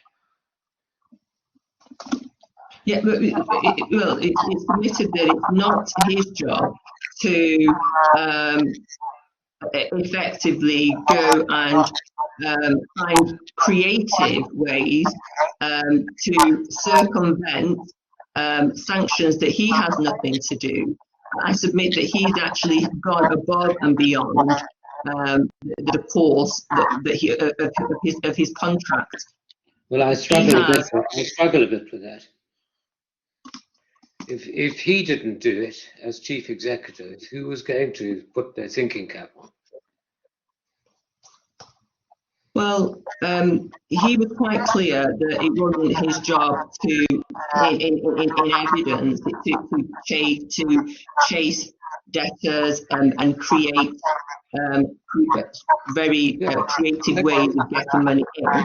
Now, I submit that he did that only for the reason to assist the defendant company, and so he went above and beyond his call of duty. The difficulty in this case is Mr. Tarig was obviously hardworking, dedicated, and had done well. That's pretty much common ground.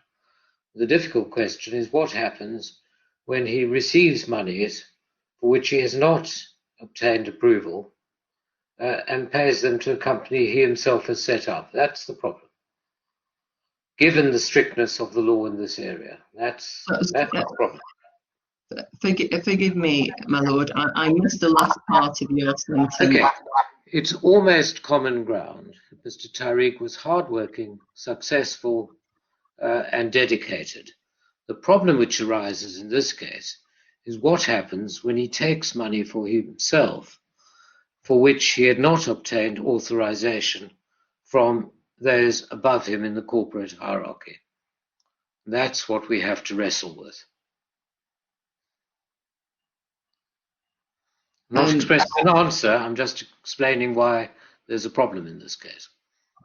Yes, well, he clearly had made it clear to the court that ETG, as he understood it, were fully aware, and those that were responsible for the finances certainly were aware, and it was the basis of that awareness that he collected the payments that were due, because if he did not, then of course the company would not be able to pay what it needed to pay. And going back to the point that my lord made earlier about his job, obviously we know in any organisation that they have various sources of income, and we know that what has come in from this particular venture was what, maybe 10-12%.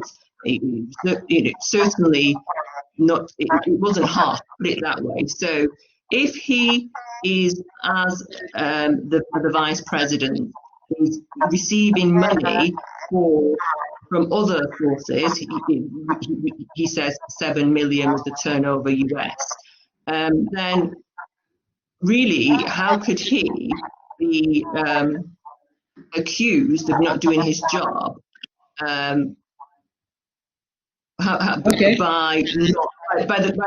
the company not, for whatever reasons, due to sanctions totally out of his control, not receiving his due? It's submitted that it cannot be his job to go and find ways around government sanctions. And what he did was above and beyond the call of duty because of his commitment to this organisation. Well, you said that. Thank you.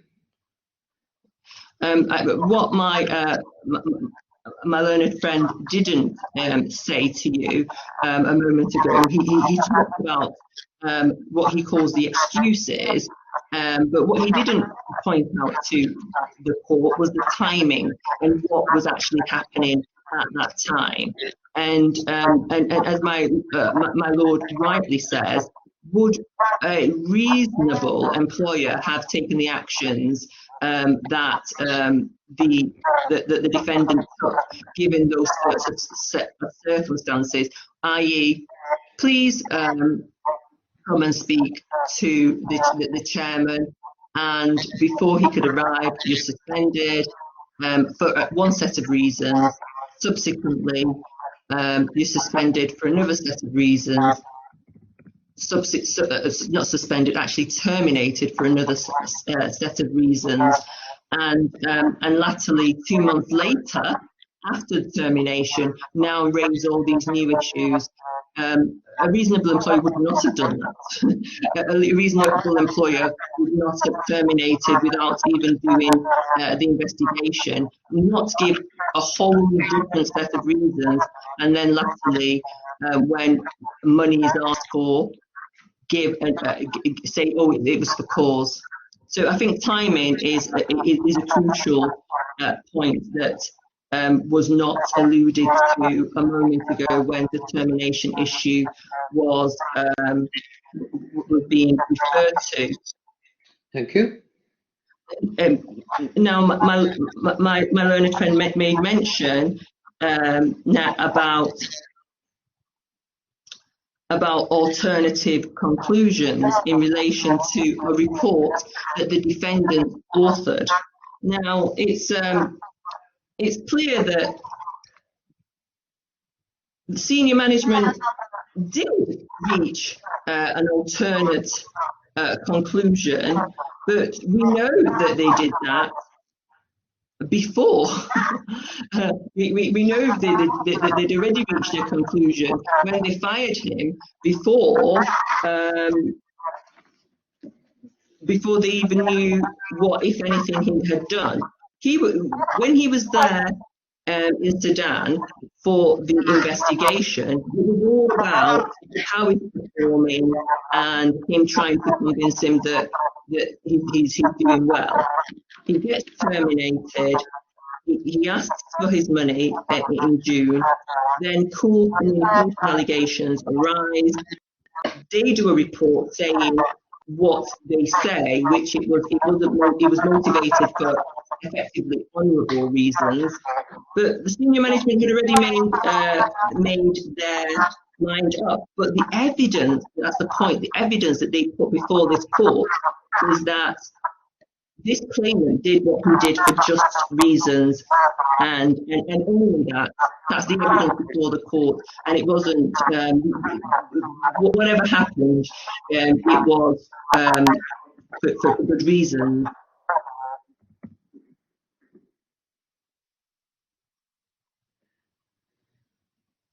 Okay, so I will address you. I will be able to put that table just detailing the 1%, the percentage that Mr. Tarig had said that he received through cool communication. Finally, my lord, you made mention to the bits that were highlighted in green and brown, which is obviously the 8,000 the entries on those pages. Now, they consist of 2 holidays and you heard Mr. Tarig's evidence that he couldn't remember the details of those trips, and so he had said, put it down as personal. I think the crucial point in that regard is that the only reason that the claimant even knows about that is because Mr. Tarig told them. That's the only. When he was given the schedule, forgive me, your lord, he could have said all of it is business, but he didn't. He was honest and he says, I can't remember the details of these 2, and put it down as personal. Okay, thank you. And I don't know if you do want me to address you on the points that my learned friend made mention in relation to Article 17. I mean, it's set out very clearly in the skeleton argument filed. Ms. H.A.G, we're trying to operate to a certain degree of timing discipline today, but I'm not stopping you on anything. So if you want to address me. Up to you. Follow your own course. If you want to address me, go ahead. I understand, my lord. I'm not stopping you. Say what you want to say. In essence, if one turns, if you have access to the skeleton argument of, I'll just bring it up on my screen. Thank you. The skeleton argument of the claimants. And so the issue that we are discussing is Article 17, and paragraph 8, it states that Article 17 expressly provides that an employer shall pay to his employee all remunerations and gratuity payments and all accrued annual leave within 14 days.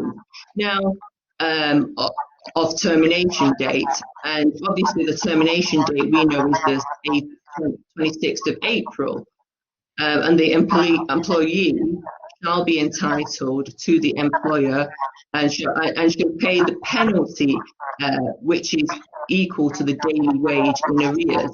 The claimant is clear that there's two heads of claims that the defendant has accepted. The first is the notice period. Now, sorry, forgive me, the first is the annual leave, the accrued annual leave. And we say there is absolutely no reason whatsoever that the defendant could not, once they accepted that yes, that money is owed, there is no reason why they should not pay for the gratuity payment and the annual leave payment. And the sheer fact that they have not paid it means that they're in breach of Article 19 of the employment law. And they may argue that, well, they did not do it because of set-off, but we know that that's nonsense. The evidence and indeed the section, Article 19, is clear that there is a penalty payment, and any dispute, as the court will know, in relation to these two payments, which is annual leave is accepted, gratuity which is accepted, they've accepted it and they've accepted the amount, right? So there was nothing stopping them at that point for paying it, and the sheer fact that they did not puts them in clear breach of Article 19. Because they did not pay it within that 14-day requirement, and it's clearly, my lord, set out in page 2 of our skeleton arguments in respect of that. Thank you. I don't know if I can assist the court any further. Highly up to you. But thank you for your submissions, if that's the end. But if there's anything else you want to say, do say it. My lord, if I could just have a moment just to review. Of course.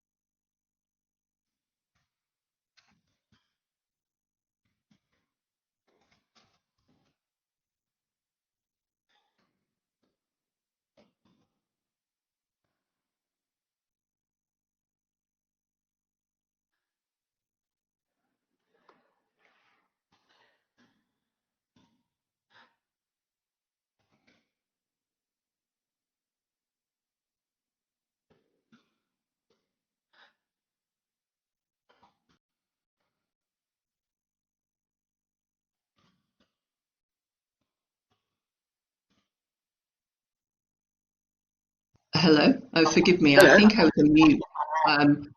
I was merely just stating that that's it. Well, thank you very much, Ms. H.A.G. Thank you, Mr. Mithani, for your. You want to say something? Yes, my lord. If I can just address one very brief and narrow point by way of clarification in relation to a question which your lordship asked. Ms. Eze, it may assist the court, and I promise to be very brief. Very well. The question that was asked was, what is the breakdown in relation to Cool and Diamond as to payments received? Now, on that point, I just want to be absolutely clear that the submission of the defendant is that the evidence that was given by the claimant in cross-examination was very clear. So when I asked him the question, how much was retained by Cool, he said 71,000 odd dollars. So that is how much we say was retained by Cool based upon his clear and unequivocal evidence. In the absence of him giving that confirmation, it would of course have been difficult for us to give a breakdown between the monies that went to those two companies and how those monies were apportioned between the two companies, because the defendant has never been given any transparency from the claimant as to how those monies were divided. And so if one looks at the report that was prepared previously, a notional percentage was, or a notional division was put together based upon what the claimant had previously put forward. But now that the now that the claimant has been very clear in his evidence as to how much has been retained, that is what we set out our stall upon. And I just wanted to make that point absolutely clear. Yeah. Ms. Eze, you always are entitled to the last word. Yes. What has, my lord, been abundantly clear from the moment that the defendant approached the claimant 2 months after his termination to ask him about Cool Communications following his request for his end of service due, is that he makes it abundantly clear that Cool Communication receives between 1 and 1.5% of the transaction fee. If it assists, my lord, I can take the court to that that email correspondence, because it's abundantly clear. Can I have the reference? I will just yes, I'll just bring that up.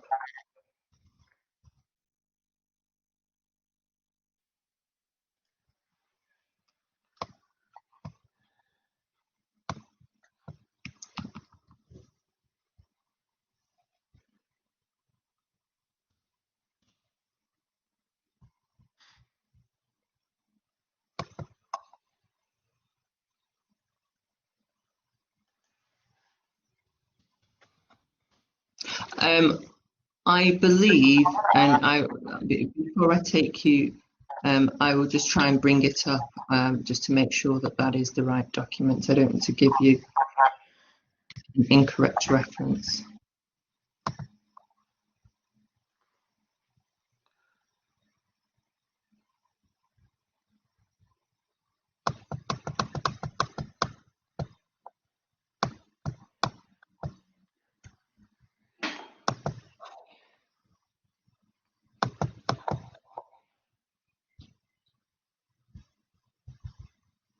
Okay, I think that it is at D174.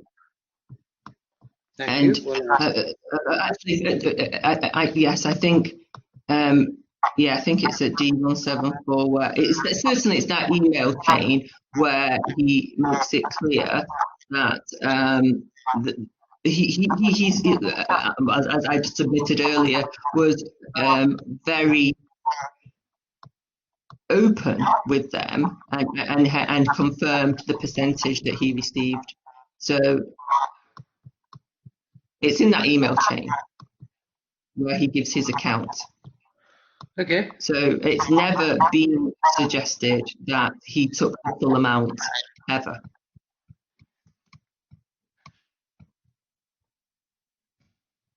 Okay, well, give me your breakdown, and I'll think about your breakdown and Mr. Mithani's point when Yeah. I'm thinking about it. Yes. All right. So the email chain, you find the document E175. Yes, I will do that. Well, you'll give me the breakdown in the schedule without further comment. Yes. No further comments. I want figures, not another speech from anyone or set of subjects. Very good. Well, my thanks, Ms. Eze, to you. My thanks, Mr. Mithani, to you. Particular thanks, if I may, to the staff of the DIFC court, who, when I asked earlier whether you were on track for timing, you both said yes. In fact, I should have given you a longer break. It's lucky we didn't, because they've had to be here 45 minutes longer than they thought they might. But I'm sure they very graciously will understand. But my thanks to them, they're somewhere in the background on the screen. And I will go away and think about the case, and in due course I will let you have a judgment. I look forward to getting your schedule within the next 48 hours. All right? Very good. Thank you very much. I don't know where in the world you are, but wherever you are, have a good evening. Thank you very much. Thank you very much.